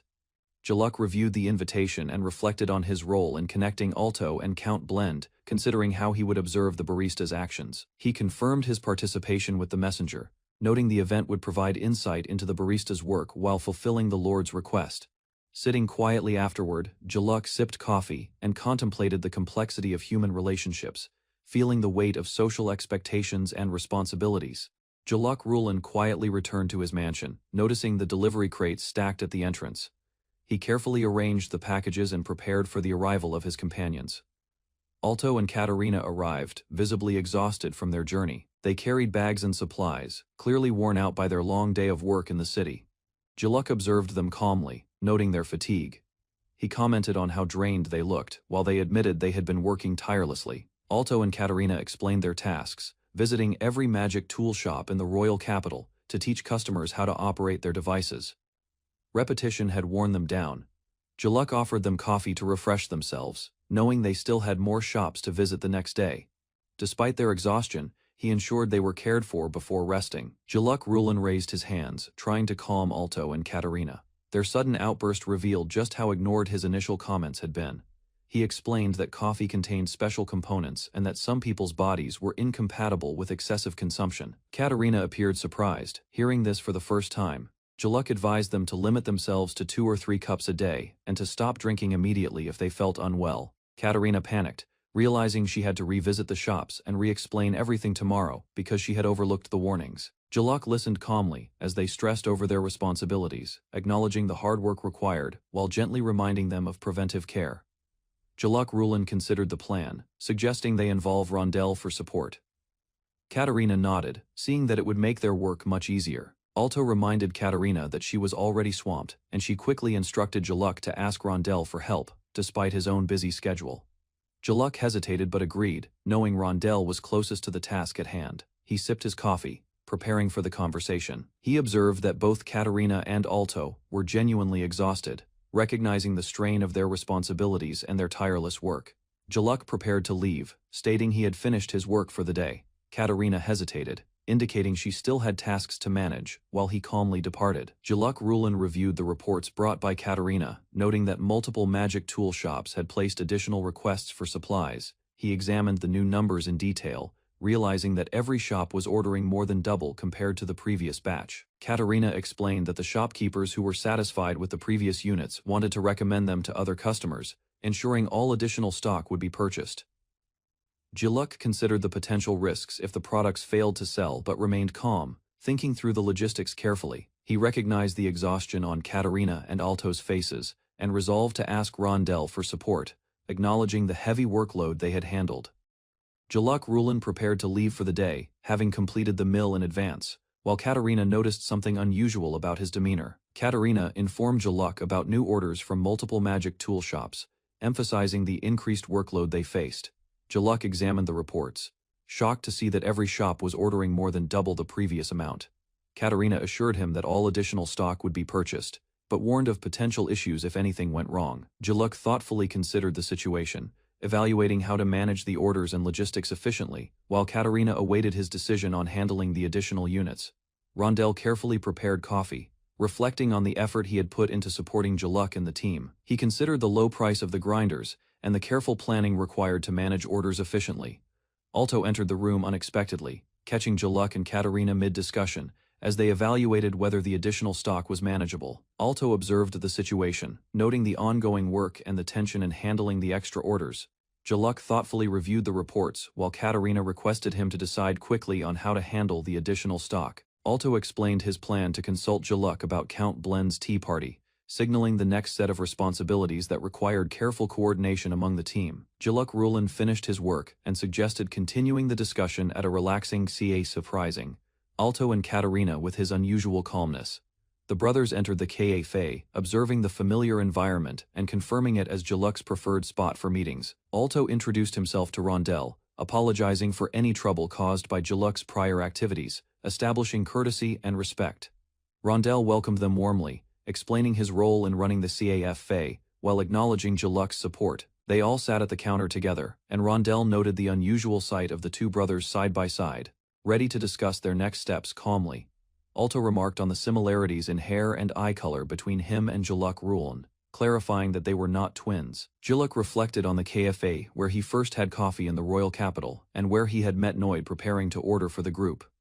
Alto suggested having coffee before attending Count Blend's tea party, prompting Jaluk to acknowledge the practical advice. Alto asked if Jaluk had received an invitation to the tea party, and Jaluk confirmed, noting his strategy and planning. Rondel arrived with the invitation, prompting Jaluk to decline attendance due to work obligations, while the others reacted with surprise at his decision. Jaluk Rulin explained that the previous mill delivery had been rushed, and that they had earned a favor from Count Blend, making it acceptable to miss the tea party. Alto urged Jaluk to attend anyway, emphasizing that it would be easier to manage things in person. Rondel noted that as head of the family, Jaluk's decision would determine the success or failure of their plans, acknowledging the weight of responsibility. Jaluk remained cautious, prioritizing preparation over social obligations, mindful of the major figures involved. Alto insisted on helping and encouraged Jaluk to attend the tea party, showing his dedication to supporting his brother and managing the extra coffee mill orders.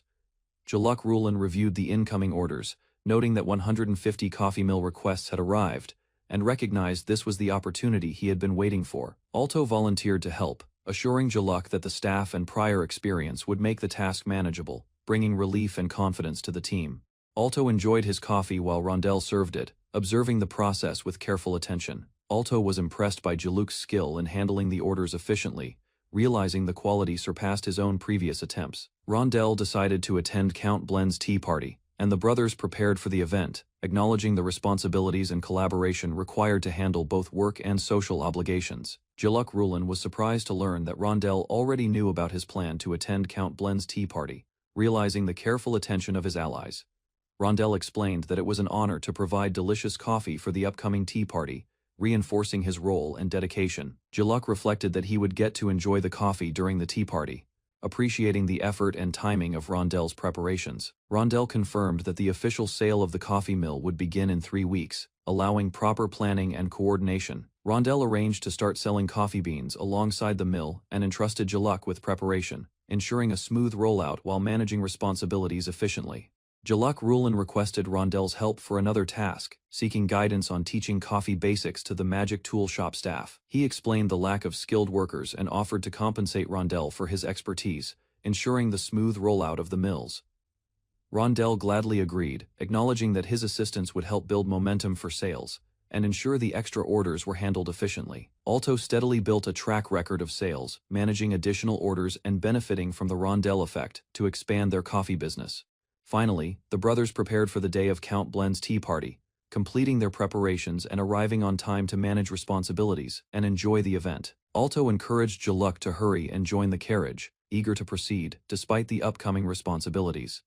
Jaluk expressed concern about maintaining composure, observing his brother's excitement while anticipating the event ahead. The brothers arrived at the city streets, checking on the progress of the extra coffee mills to ensure all preparations were complete.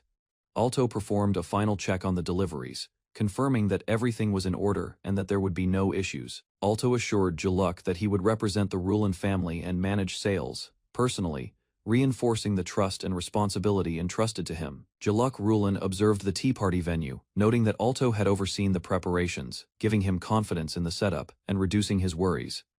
The brothers approached the party, observing other attendees and assessing the arrangements, while maintaining composure in the formal setting. The garden of Count Blend's estate hosted the tea party, with guests mingling and conversing among tables in a relaxed outdoor setting. Alto confirmed that the party was taking place in the garden, while Jaluk silently noted that he had ignored the invitation details, choosing to focus on the event itself. Jaluk and Alto arrive at a formal outdoor tea party standing among other nobles, and surveying the elegant setting. They are warmly greeted by a high-ranking host, who expresses pleasure at their presence and acknowledges their punctuality. The host instructs them to greet the other guests, and both Jaluk and Alto prepare themselves for formal introductions. They meet a seated noble, exchanging polite gestures while observing the surrounding attendees and noting familiar faces. Leonard joins the gathering, revealing that Jaluk's magical drink device has attracted attention, blending social interaction with shared interests. Jaluk senses someone staring at him, while Leonard continues to speak energetically, highlighting his cheerful personality. The three seated nobles react nervously as Jaluk and Alto turn toward them, their presence commanding attention. Jaluk and Alto recognize the men as members of the Baron family, recalling previous encounters at Leonard's party. The Baron's daughters appear behind their fathers, confirming the family connection and surprising Jaluk and Alto. The fathers bow deeply, formally introducing themselves as Kuroa, Leopold, and Gabina, leaving Jaluk and Alto slightly taken aback. The three Baron fathers bow deeply, apologizing for their daughter's previous rude behavior toward Jaluk. Jaluk calmly accepts the apology, explaining that he had already forgotten about the incident and sees no issue. He watches the fathers leave, surprised by how dramatically they reacted and thinking it was unnecessary to be so worked up. Leonard joins Jaluk, discussing the political influence and wealth of the Baron family, warning him about potential social complications. Jaluk reflects thoughtfully, agreeing that Leonard is right, considering the implications of the Baron's status on future interactions. The host announces the main attraction, freshly brewed coffee, signaling a shift from formalities to leisure. Jaluk observes the magical tools provided by his family, which allow guests to grind beans and prepare coffee easily. The Baron fathers examine the beans in the coffee mill, curious about the process and the aroma. Leonard excitedly inspects the coffee mill, impressed by the craftsmanship and Jaluk's innovation. Jaluk quietly instructs Leonard not to disassemble the device, maintaining control over his invention while sharing the experience. The host announces that a professional CA master, Rondell, will demonstrate the coffee-making process using Jaluk's magical tools. Rondell begins grinding the coffee beans, showing guests the proper use of the magical coffee mill. The Baron fathers, along with Jaluk and Leonard, watch in amazement as the process efficiently grinds the beans. Leonard comments on how the magical tools accelerate the coffee-making process, making it effortless compared to manual grinding. Servants deliver the freshly brewed coffee to the guests, and everyone admires the smooth, perfect pour into cups, completing the demonstration. The guests are invited to taste the freshly brewed coffee, with Jaluk and Leonard politely, allowing others to go first. The Baron fathers and Leonard sample the coffee, remarking on its unusual balance of bitterness, sweetness, and tang. Leonard adds milk to his cup, making the coffee easier to drink, and Jaluk watches with interest. Other nobles taste the coffee, some preferring it plain, others adding milk or sugar, enjoying the fragrant drink. For guests who find the coffee too strong, alternate options are offered, ensuring everyone enjoys their experience. Guests ask for refills while the host assures them that coffee and snacks are plentiful, and servants are available anytime. Jaluk, Leonard, and all two enjoy their coffee together, observing other nobles, enjoying the relaxing atmosphere of the tea party. The host approaches Jaluk to discuss matters about the baristas and the preparation process for future events. Jaluk calls Rondell over to assist, and the CFA master responds promptly, ready to demonstrate and share insights. The host asks Jaluk to sit and consider the future of coffee culture, starting a thoughtful discussion about its direction. The host asks Jaluk to confirm if Rondell shares the goal of spreading coffee culture to many people. Seeking assurance, Leonard confirms, expressing hope that coffee will gain popularity in the royal capital. The host smiles confidently, acknowledging that Jaluk's magical coffee mill will help coffee become widely appreciated. He points out that, aside from Rondell, few have the skills to brew quality coffee, highlighting the importance of expertise. The host declares the intention to train specialists, ensuring the future expansion of coffee culture, and Jaluk listens attentively. Jaluk reminds Rondell that without trained baristas, coffee culture could vanish quickly, stressing the importance of preserving knowledge. He explains that passing on skills is necessary to ensure coffee doesn't remain just a passing fad, revealing his long-term vision. Rondell feels guilty for his limited experience, but is motivated to contribute, understanding the significance of the task. Jaluk agrees to send servants to Rondell's store to learn everything about coffee from the ground up. The host encourages using both Rondell and House Ruland's servants to fully support training, ensuring the coffee culture's growth in the future. Jaluk clarifies that they should first confirm whether Rondell truly wants to expand his staff before making decisions. The host asks Rondell about his intentions, and he expresses humility, emphasizing he wishes to maintain the shop as it currently operates. Rondell explains that part of the appeal is the calm, tranquil atmosphere that many customers enjoy, which he doesn't want to disrupt. Jaluk observes Rondell's cafe, noting the peaceful, well-furnished space, dedicated to serving coffee carefully and with attention to detail. Rondell reflects on the importance of preserving this serene environment, ensuring customers experience the quality and calmness that makes his cafe unique.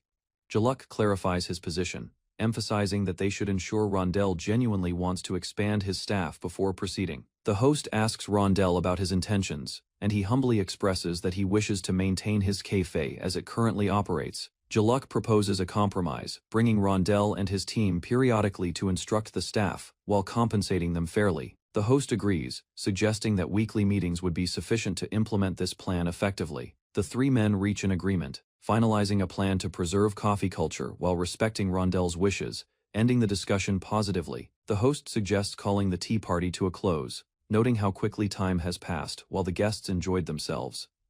Guests and Jaluk approach the carriages to depart, while several nobles request a moment to speak with him privately. They ask Jaluk if he could also sell coffee mills, as they want to share the tools with friends and family. The Baron fathers explain their intentions, each planning to use the mills for birthdays or to introduce them to close acquaintances. Jaluk agrees, understanding it as a gesture of goodwill from the Ruland family, and expresses his surprise and gratitude at the request. Jaluk decides to offer coffee mills as a gesture of reconciliation, prompting Blen's surprise at his independent decision. He explains that giving meals will strengthen social ties more meaningful than simply providing appliances, like stoves or refrigerators. Alto, frustrated by the day's events, refuses to cooperate further, asserting he won't take part in half-hearted plans. Returning home, Jaluk closes the door behind him, reflecting on the day and the stress of social obligations. He begins cleaning and organizing his room, thinking about what to do next to continue his responsibilities and plans.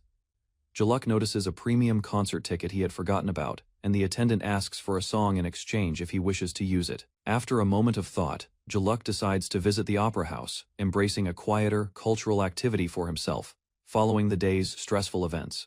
Jaluk Rulin arrived at the grand concert hall, clutching a ticket in his hand. The building's ornate fa fade reflected the importance of the performance he was about to witness. Inside, the hall was crowded with nobles and townspeople. He noticed a band listed for today. Realizing it was Catalina's group, the crowd buzzed with anticipation as the performance neared. At the ticket counter, attendants apologized, explaining that most tickets were sold out. Jaluk mentioned he had an invitation, but worried it might not be enough. A staff member escorted him, opening a reserved seat. Jaluk observed the advantages of connections and wealth quietly. He was led to a lavish seat at the center of the hall. From there, Jaluk could enjoy the concert fully, immersed in the music and the elegant surroundings. Jaluk Rulin settled into the luxurious seat, noting the elevated view and extra comfort. A staff member offered a drink, and he accepted water as the performance was about to begin. The curtains drew back, revealing the stage. Jaluk watched as the musicians took their positions, the hall filled with quiet anticipation. He noticed the usual performer was absent, but the orchestra proceeded efficiently. Jaluk appreciated the dedication of the musicians and the effort they put into every detail. The performance began, and the music resonated through the hall. Jaluk followed the players carefully, admiring the skill of each violinist. At the final note, applause erupted. Jaluk observed the crowd's reaction and realized the performers had truly captivated everyone, becoming the highlight of the evening. The orchestra stood in formation, bows poised, as the audience's applause filled the hall. The musicians prepared to begin under the conductor's guidance. The conductor lifted his baton, signaling the start. Jaluk observed the precision and intensity of each performer as they followed the commands perfectly. Strings, woodwinds, and brass blended in harmony, filling the hall with rich, resonant sound. Jaluk's attention was drawn to every subtle movement of the musicians. Percussion added rhythm and depth, accentuating the music's crescendos. Each beat resonated through the hall, enhancing the atmosphere. The performance reached its finale, and the crowd erupted in applause. Jaluk smiled, appreciating the skill and dedication that brought the symphony to life. The musicians bowed as the audience applauded. Jaluk watched the performers with interest, noting their focus and elegance. From his seat, he observed the conductor addressing the audience. The hall fell silent, anticipation filling the air. The conductor announced the final piece, a new composition by Catalina. The audience reacted with excitement, eager to hear the premiere. Applause and murmurs spread through the hall as the orchestra prepared. Jaluk studied the arrangement and noted subtle changes in the performer's setup. The performance began, with strings and piano blending in harmony. Jaluk realized the music was richer than before, a testament to Catalina's skill and innovation. The orchestra performed a piece that triggered a memory for Jaluk. He recognized the melody as a classical song from his previous life. He recalled humming the tune once, and Catalina had transcribed it into sheet music. The memory made him smile quietly. As Catalina played the violin on stage, Jaluk admired the harmony and precision of the ensemble. Every note reflected her skill and attention to detail. Catalina's expression showed her concentration and passion, her movements fluid and deliberate, bringing the composition to life. Jaluk watched intently, deeply impressed by the music. He could feel the emotions and beauty of the piece resonate throughout the hall. The orchestra finished their performance on stage, and the audience applauded warmly. Jaluk Rulin watched the musicians as they lined up to receive the crowd's appreciation. He considered recording the performance in the miniature sound garden, noting the precision and harmony of the ensemble. The musicians smiled and acknowledged each other's effort. A few days later, Jaluk visited the rehearsal hall. The musicians continued practicing diligently, preparing for the next performance. Catalina wiped her brow, satisfied with the day's work. The music had flowed smoothly, and everyone felt accomplished. Laura and others praised Catalina for her dedication. Jaluk admired how she could compose non-stop while performing flawlessly on her violin. Catalina reflected on her recent performance, acknowledging her drive to push herself and improve. Jaluk observed her dedication and the respect she earned from her peers. She recognized her own limitations and the need to develop both her technical skills and expressive abilities to succeed as a performer. Determined, Catalina committed herself to practicing harder as both a composer and musician, understanding that teamwork had contributed to her compositions. Her curiosity sparked a new question about her creative process, wondering about decisions behind her recent works. Her companions, including Jaluk, encouraged discussion about her creative choices, exploring why pieces were released at particular times, and how she balanced composition and performance. Catalina explained her decision to release a new piece early, believing the audience's engagement made it the right moment. Her companions, including Jaluk, found it curious but accepted her reasoning. She reflected on her talent and acknowledged that without continuous learning and skill, it would be difficult to succeed solely as a performer. Determined, Catalina committed to working harder both as a composer and a musician, understanding that collaboration had been key to her past compositions. Her curiosity sparked questions about her creative process and decisions regarding the timing of releases. Despite their curiosity, her peers agreed to set aside personal questions and focused on celebrating the end of practice, appreciating the day's accomplishments. Catalina and her companions discussed a recent performance, reflecting on audience engagement and her decision to release a piece earlier than expected. She acknowledged her need for continuous improvement, recognizing that technical skill and expressiveness were crucial to succeed as a performer. Determined, Catalina committed to practicing harder as both a composer and musician, aware that past teamwork had supported her achievements.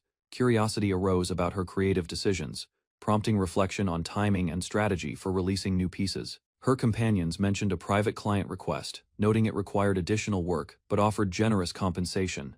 The client's request involved performing a few songs in a rented hall, with high expectations and careful attention, highlighting the challenges and rewards of their profession.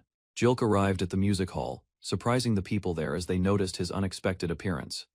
After being recognized, he revealed that he had come for personal reasons and wanted to record a song he greatly enjoyed using the special sound equipment. Hearing that explanation, the woman finally understood why he had suddenly appeared at the venue. Meanwhile, others discussed Jaluk's reputation. His wealth allowed him to support large projects, and the musician credited him as the person who inspired and guided the music. When asked about their connection, both confirmed they had met several times before, leaving the others surprised by their familiarity. Jaluk explained that he had only come to observe a request being handled by people he knew. His presence, however, quickly attracted attention and raised suspicion among those at the venue. The woman questioned why he had not informed her beforehand. Seeing Laura present, she realized he was preparing a recording that required a violinist. Jaluk revealed that he had deliberately kept silent. In his view, involving acquaintances too closely could interfere with making decisions based purely on work. After listening to her performance, he calmly evaluated it. The emotional style did not match the atmosphere he wanted for the song. For that reason, Laura was selected instead. Her gentle and elegant playing suited the recording better, leaving the other woman quietly stunned. Jaluk's decision left both women completely stunned. The unexpected comparison caught them off guard, and neither knew how to respond at first, trying to maintain her composure. The rejected violinist quickly withdrew and claimed she had only caused trouble. Despite her words, frustration was clearly written across her face. As she hurried away, Jaluk noticed the sudden movement and looked toward the corridor, puzzled by her abrupt departure. Once out of sight, the woman finally released the irritation she had been holding back. The rejection had affected her far more than she wanted to admit. Meanwhile, the musicians discussed the situation calmly. Having faced many refusals themselves, they agreed that Jaluk's judgment was reasonable and based solely on what suited the song best. After leaving the hall, the violinist reflected on her reaction. The rejection bothered her more than expected, and she struggled to understand why it had affected her so deeply. Walking alone through the quiet streets at night, she questioned her feelings. Part of her knew the decision had been reasonable, yet the frustration remained. With each step, she admitted that nobody had intended to insult her. The selection process had simply followed practical needs rather than personal feelings. Eventually, she reached a conclusion. Blaming Jaluk was easier than dwelling on her embarrassment, so she decided to forget the matter and enjoy the evening by herself. The following day arrived, but the memory still lingered in her mind, leaving her with a strangely determined expression. The next morning, Catalina felt embarrassed when she remembered her behavior from the previous day. While blaming Jaluk in her thoughts, she suddenly spotted Laura nearby. Trying to act normal, she greeted Laura with forced confidence. The awkwardness quickly overwhelmed her, causing an unusually dramatic reaction. Laura noticed something was wrong and checked on her. Catalina immediately regained her composure and returned the greeting as calmly as possible. Their conversation turned to the previous day's incident. Catalina apologized for her surprise, and Laura accepted the explanation without any resentment. Just as the tension faded, Laura asked about Catalina's connection with Jilk. The unexpected question left her completely caught off guard. Laura explained that her connection with Jilk was limited to occasional conversations and music-related work. Hearing that answer, Catalina relaxed slightly. The explanation matched what she had observed and cleared away some of her earlier assumptions. Curiosity soon returned. Wanting confirmation, Catalina carefully asked whether there was any deeper commitment between Laura and Jilk. Laura hesitated before admitting that she held a favorable opinion of him. Her sincere expression immediately caught Catalina's attention and left her momentarily speechless. As Laura's qualities came to mind, Catalina reflected on her talent, background, and character, then reluctantly concluded that she seemed far beyond Jilk's level. Catalina struggled to understand Laura's feelings. The more she listened, the more puzzled she became about why Jilk had become the subject of such admiration. Soon, Laura began recalling Jilk's praise for her music. His sincere recognition of her talent left a strong impression and made her visibly happy. That memory only deepened Laura's affection. Receiving such honest appreciation from someone she respected had greatly influenced her feelings. As the conversation continued, Catalina considered Jilk's status and circumstances. Realizing he was still unmarried, Laura quietly wondered whether a future with him was possible. Encouraged by that possibility, Laura reached a firm decision. For the first time, she allowed herself to believe that she might have a chance. Filled with new determination, Laura announced that she would invite Jilk to share a meal during their next assignment. The declaration left Catalina speechless. She could hardly believe that Laura had already decided to take such a direct step toward Jilk. Recovering from the shock, Catalina listed Jilk's strengths. His appearance, status, wealth, and understanding of music made him an ideal partner in the eyes of many performers. Even so, she quickly pointed out his flaws. From her perspective, Jilk focused too much on himself and seemed poorly suited for a committed relationship. Laura remained unconvinced. Rather than seeing faults, she viewed his unusual habits and dedication as part of the qualities that made him appealing. Laura's admiration for Jilk only grew stronger, no matter how many flaws Catalina mentioned. Patiently, Laura explained that imperfections were natural.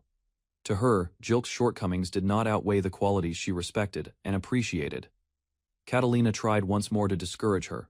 Concerned about Jilk's personality and lifestyle, she warned that getting too involved with him might lead to disappointment. Those warnings produced an unexpected result. Laura began wondering whether Catalina's repeated objections came from personal feelings rather than simple concern.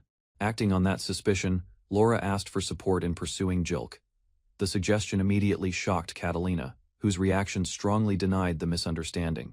Realizing she had misunderstood Catalina's intentions, Laura quickly changed her attitude. However, her interest in Jilk only grew stronger, and she eagerly sought more information about him. Unable to resist Laura's determination, Catalina gave in. Seeing how serious she was, Catalina decided to share everything she knew about Jilk elsewhere. Jilk arrived at a venue to complete another recording session. After confirming his reservation, he prepared to continue the work he had started earlier. Unlike the previous visit, he planned to properly preserve and document his musical ideas. Yet his thoughts soon drifted elsewhere. Waiting at home was a carefully prepared flounder dish, and the anticipation of enjoying it filled him with excitement. Laura arrived early and waited excitedly for Jilk. Determined to get closer to him, she saw this opportunity as an important step toward her goal. When Jilk finally appeared, he casually noted her presence. Meanwhile, Laura struggled to hide her nervousness and carefully avoided revealing her true intentions. Mistaking her eagerness for simple courtesy, Jilk apologized for keeping her waiting. As they spoke, Laura focused on making a good impression. Jilk, however, interpreted her behavior as professional consideration toward a valued client. Preparations soon began inside the hall. While Jilk intended to arrange the chairs himself, Laura immediately offered assistance, eager to spend more time by his side. While helping with preparations, Jilk arranged the chairs using magic. Laura watched in amazement as the task was completed far faster than ordinary manual work. Curious about the display, she asked how he could use magic. Jilk explained that his profession as a magic tool artisan required practical knowledge and experience with magical techniques. From there, he gave a detailed explanation about mana, magical infusion, and the crafting process. Laura listened attentively and found every part of the discussion fascinating. Meanwhile, Jilk assumed she was only being polite because he was an important client. Soon, the preparations were finished. As the musicians gathered and took their seats, Jilk turned his attention toward the recording session. The orchestra listened to the finished recording and was pleased with the result. Jilk confirmed that the sound quality was excellent and that the project had been completed successfully. After reviewing the recording, Laura approached Jilk and asked whether he was satisfied. With the work finished, Jilk paid the musicians and dismissed the group. Relief spread through the hall because the recording had been completed without needing any retakes.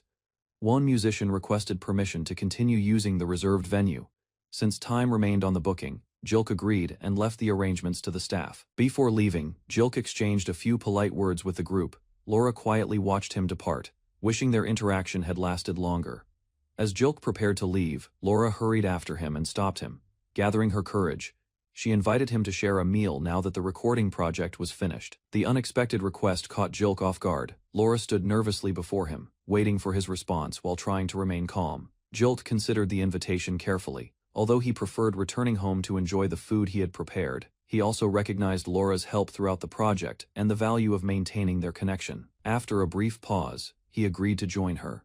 Laura was visibly surprised by his acceptance and had not expected such an easy answer.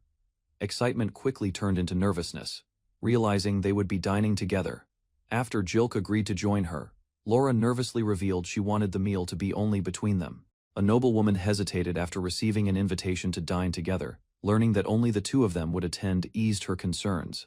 Excitement quickly replaced her uncertainty. After thanking him, she rushed off to prepare while he waited outside. Soon, they arrived at a restaurant together. Their appearance drew attention, as seeing him accompanied by someone was uncommon. Inside, she took a seat while he handled the arrangements. The staff welcomed them and prepared a private space. Rather than a social gathering, the dinner was part of his work. With everything ready, he led her to the reserved room to begin the evening. Seated across from each other, the young woman expected a luxurious venue. Instead, she found herself surprised by his preference for a simple restaurant. Calmly, he explained that quality mattered more than appearance. Good food and a pleasant atmosphere were enough to earn his approval. While studying the menu, she looked for suitable choices. At the same time, he considered which drinks would best complement the meal. After some thought, he recommended the restaurant's steamed clams. The suggestion immediately caught her interest. Encouraged by his recommendation, she eagerly added the dish to their order. A variety of dishes soon filled the table, and the young woman eagerly admired the meal before them. After expressing her appreciation, she joined him in a toast. Their dinner officially began as the glasses met.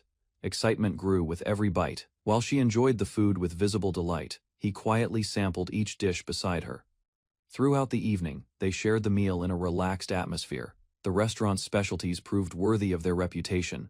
Pleased by the flavors, she asked for another drink and continued eating enthusiastically. Noticing her growing appetite, he watched with mild curiosity as the dinner carried on. Seeing her slow down, he encouraged her to focus on the restaurant's signature dish and enjoy it without concern.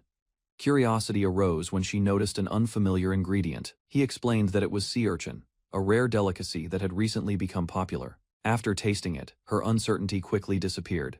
The rich flavor blended perfectly with the cheese, leaving her delighted. Time passed as they continued their meal.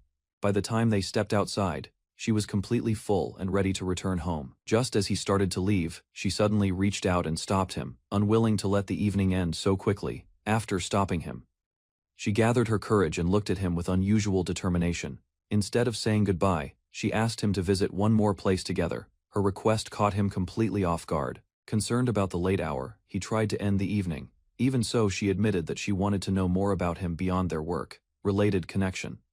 A brief silence followed. Then, he gently pulled his hand away, making his answer clear. Without changing his decision, he explained that other matters required his attention. Left standing under the night sky, she could only watch as he prepared to leave. Trying to change the subject, he enthusiastically began talking about an aged flounder waiting at home. His unexpected answer left her speechless. Comparing herself to a fish only deepened her frustration. Rather than noticing her mood, he continued explaining the appeal of aged seafood with complete confidence. Meanwhile, she listened to his detailed lecture in growing disbelief. The discussion drifted further away from what she truly wanted to hear. Finally reaching her limit, she turned around and stormed off. Confused by her reaction, he could only watch her leave while wondering what had gone wrong. Returning home, he immediately checked the flounder he had been aging. Seeing that it had matured properly, soon, a full spread of dishes covered the table. With everything ready, he settled in for a quiet dinner by himself. Each bite revealed a richer flavor than fresh fish could offer. The carefully aged flounder rewarded his patience. As the meal continued, he compared the different stages of aging. Every version carried its own unique taste and texture. Curiosity led him to try the kombu, cured portion last. The result exceeded his expectations and left him pleasantly surprised. The kombu, cured flounder, delivered an even deeper flavor. Its richness left a lasting impression and confirmed the success of his careful preparation. With growing satisfaction, he continued sampling the meal. Every dish complemented the aged fish and completed the experience. A drink followed shortly afterward. The combination of fine food and sake allowed him to fully relax. Despite enjoying the restaurant earlier that day, he found dining with another person more exhausting than expected. Reflecting on the evening, he concluded that shared meals required restraint and consideration. After returning home, he relaxed with a drink and concluded that meals enjoyed alone were still the most satisfying. Meanwhile, the young woman sat in her room replaying the evening in her mind. Frustration and embarrassment refused to fade. A sudden noise interrupted her thoughts. Limping through the house, she went to answer the unexpected visitor. Moments later, she found herself face to face with a close companion. The emotions she had been holding back immediately burst to the surface. Unable to contain her feelings any longer, she loudly complained about her defeat. Her friend listened patiently, while commenting on the familiar state of the cluttered room. After settling down, she accepted a glass of water and slowly gathered herself. The frustration remained, but she was finally able to explain what happened. As the story unfolded, her friend learned about the dinner and the unexpected outcome. The account sounded almost unbelievable. Eventually, she confessed the source of her embarrassment. In her mind, a dry-aged flounder had somehow ranked above her. The realization reignited her emotions. Remembering how bravely she had approached him, she burst into tears and vented her disappointment once again. While venting her frustrations, she explained that his refusal felt even worse because he had chosen a flounder over her invitation. Her friend imagined how the situation should have been handled. Unfortunately, his thoughts had remained focused entirely on food instead. The more she recalled the evening, the more ridiculous it seemed. Every memory led back to another enthusiastic speech about fish. Listening to the full story, her friend became convinced that the man was hopelessly oblivious. Even so, the young woman still defended him. After a long silence, she admitted that thoughts of marriage had started crossing her mind. After listening to her friend's advice, she finally admitted that the criticism was justified. Even so, the frustration lingering in her heart refused to disappear. Determined to regain her composure, she stepped outside and took a deep breath. For a brief moment, she appeared calm again. Leaning over the balcony, she directed her anger toward the flounder that had ruined her evening. Hearing the outburst, her friend rushed after her in alarm. The situation was quickly spiraling out of control. As the rant grew louder, her friend grabbed hold of her and tried to stop the chaos before the neighbors could hear the entire story. Unable to calm down, the young woman continued venting her frustration at full volume, unaware that her complaints could be heard beyond her room. Hearing the commotion through the wall, he quietly wondered what was causing the disturbance. Juluk entered a peaceful forest seeking fresh experiences, carefully exploring the surroundings, while carrying his treasured instant camera through the quiet landscapes. Stopping beside blooming flowers, he examined the scenery through the camera before searching nearby for a more impressive viewpoint worth capturing. Remembering the camera's limited energy, Juluk lowered it and decided to reserve every remaining shot for truly unforgettable moments. Instead, he framed the scenery with his hands, imagining the perfect composition before preparing himself to photograph something extraordinary. Suddenly, two unfamiliar birds landed nearby, leaving Juluk astonished as he eagerly recognized the rare opportunity he had patiently awaited. Opening his encyclopedia, Juluk searched for the strange bird and identified it as the rare quetzal mentioned within its detailed pages. Meanwhile, the book explained that only royalty could wear quetzal feathers because ordinary people were strictly forbidden from possessing them. Continuing his research, Juluk discovered male quetzals displayed their magnificent tail feathers during mating season to attract potential partners. Realizing the bird's behavior, he calmly concluded the quetzal was searching for a suitable mate instead of acting aggressively. Rather than encouraging it, Juluk dismissed marriage as troublesome, believing surviving alone remained the safest choice in the dangerous wilderness. After giving up on his advice, Juluk asked whether the quetzal understood him, but the bird only answered with cheerful cries. Carefully raising his camera, he patiently focused on the rare creature, waiting for the perfect chance to capture its graceful appearance. Just as Juluk pressed the shutter, the quetzal suddenly flew away, leaving him unsure whether the photograph captured the decisive moment. Examining the printed picture, he discovered only part of the bird appeared, realizing his timing had been slightly too late. Accepting the disappointing result, Jaluk watched the Quetzal soar across the forest, determined to seize a better opportunity another day. Leaving the Quetzal behind, Jaluk admired the peaceful stream and successfully captured another beautiful photograph of the forest's natural scenery. Moments later, a gentle rustling sound drew his attention, prompting Jaluk to turn around and discover a young fawn watching him curiously. Recognizing the timid animal, he noticed the fawn remained calm instead of fleeing, suggesting its mother was probably nearby protecting it. He waited without disturbing the fawn, hoping the unexpected encounter would create another memorable photograph. Smiling at his good fortune, Jaluk quietly raised the camera and prepared to capture the young deer before the peaceful moment disappeared. Moving closer with his camera, Jaluk carefully adjusted the angle before noticing another large animal, quietly standing directly behind the young fawn. Looking up in surprise, he found the fawn's mother watching him calmly, leaving Jaluk frozen as the cautious deer approached. Soon, the adult deer appeared alongside another fawn, showing the youngster's family had gathered to check on the unusual visitor. Instead of leaving immediately, the curious fawn remained beside Jaluk, while its parents waited nearby without showing any signs of hostility. Gently reaching forward, Jaluk stroked the trusting fawn's head, grateful the peaceful encounter ended, with the animals accepting his presence. Smiling at the gentle fawn, Jaluk jokingly advised it to avoid marriage before releasing the young deer, without any hesitation. Soon afterward, the deer family peacefully returned to the forest, leaving Jaluk satisfied after witnessing another memorable moment in the wilderness. Later, Jaluk arrived back at the mansion, where two co-workers immediately noticed his return and greeted him inside the office. Taking his seat, deciding there was no reason to pretend as long as their work continued smoothly. After answering their questions, Jaluk explained he would begin working that afternoon, while his companions accepted the simple explanation without further concern. Back at the office, Jaluk showed his photographs, immediately astonishing his co-workers with the remarkable quality of every nature picture he captured. Without asking permission, one co-worker grabbed the photographs, but Jaluk quickly stopped him before reminding everyone to respect another person's belongings. After receiving permission, both co-workers carefully examined the pictures, admiring the peaceful scenery. Among the collection, the photographs of the fawn and flowing stream impressed them most, revealing Jaluk's talent for capturing beautiful natural moments. Mistaking the photographs for detailed drawings, one co-worker questioned Jaluk's artistic ability, unaware the images had been produced by his unique camera.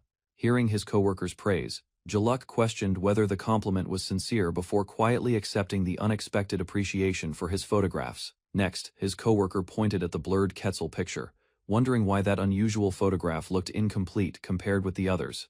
Explaining the result, Jaluk revealed the magical camera reproduced scenes exactly as they appeared, impressing his co-workers with its remarkable accuracy. Excited by the mysterious device, another co-worker reached toward the camera, but Jaluk immediately stopped anyone from touching it without permission. He declared the camera's value reached 300 million Soro, instantly convincing his curious co-worker to abandon the idea of handling it. Listening to his co-workers, Jaluk explained priceless treasures deserved expensive prices because modern civilization could never reproduce their extraordinary abilities. Meanwhile, his co-workers argued ordinary people could never afford such enormous wealth. Hearing that claim, both co-workers became excited and eagerly asked whether they could also accumulate that much money through his method. With complete confidence, Jaluk promised he knew the secret, leaving everyone leaning forward as they waited for his unexpected answer. The greatest way to save money was simply avoiding marriage, ending the discussion with his usual bachelor philosophy. Seeing their confusion, Jaluk calmly began explaining why remaining single offered greater freedom, while both co-workers listened with puzzled expressions. First, he described how marriage created responsibilities that restricted personal freedom and forced people to prioritize protecting their families above everything else. Using a business example, Jaluk explained that supporting a spouse and children discouraged financial risks. Although his co-workers argued marriage seemed cheaper, Jaluk insisted living alone often reduced expenses unless both partners maintained stable incomes. Finally, he concluded that money saved from avoiding unnecessary household costs could instead strengthen personal savings and secure a stable future. Continuing his explanation, Jaluk argued that remaining single increased savings, because unnecessary family expenses never reduced his available income. Using simple calculations, he claimed raising one child required enormous expenses, making parenthood a costly long-term financial commitment. To support his argument, Jaluk explained he had personally reviewed the Roland family's financial records and analyzed their spending patterns. Furthermore, He insisted unmarried people could invest the same money into multiple business opportunities. Despite admiring his reasoning, Jaluk's coworkers admitted they preferred ordinary family lives, while he told them to discover their own path instead. Outside the mansion, Jaluk dismissed his coworkers' complaints, insisting they should find their own solutions, while a pair of affectionate birds rested peacefully above the rooftop.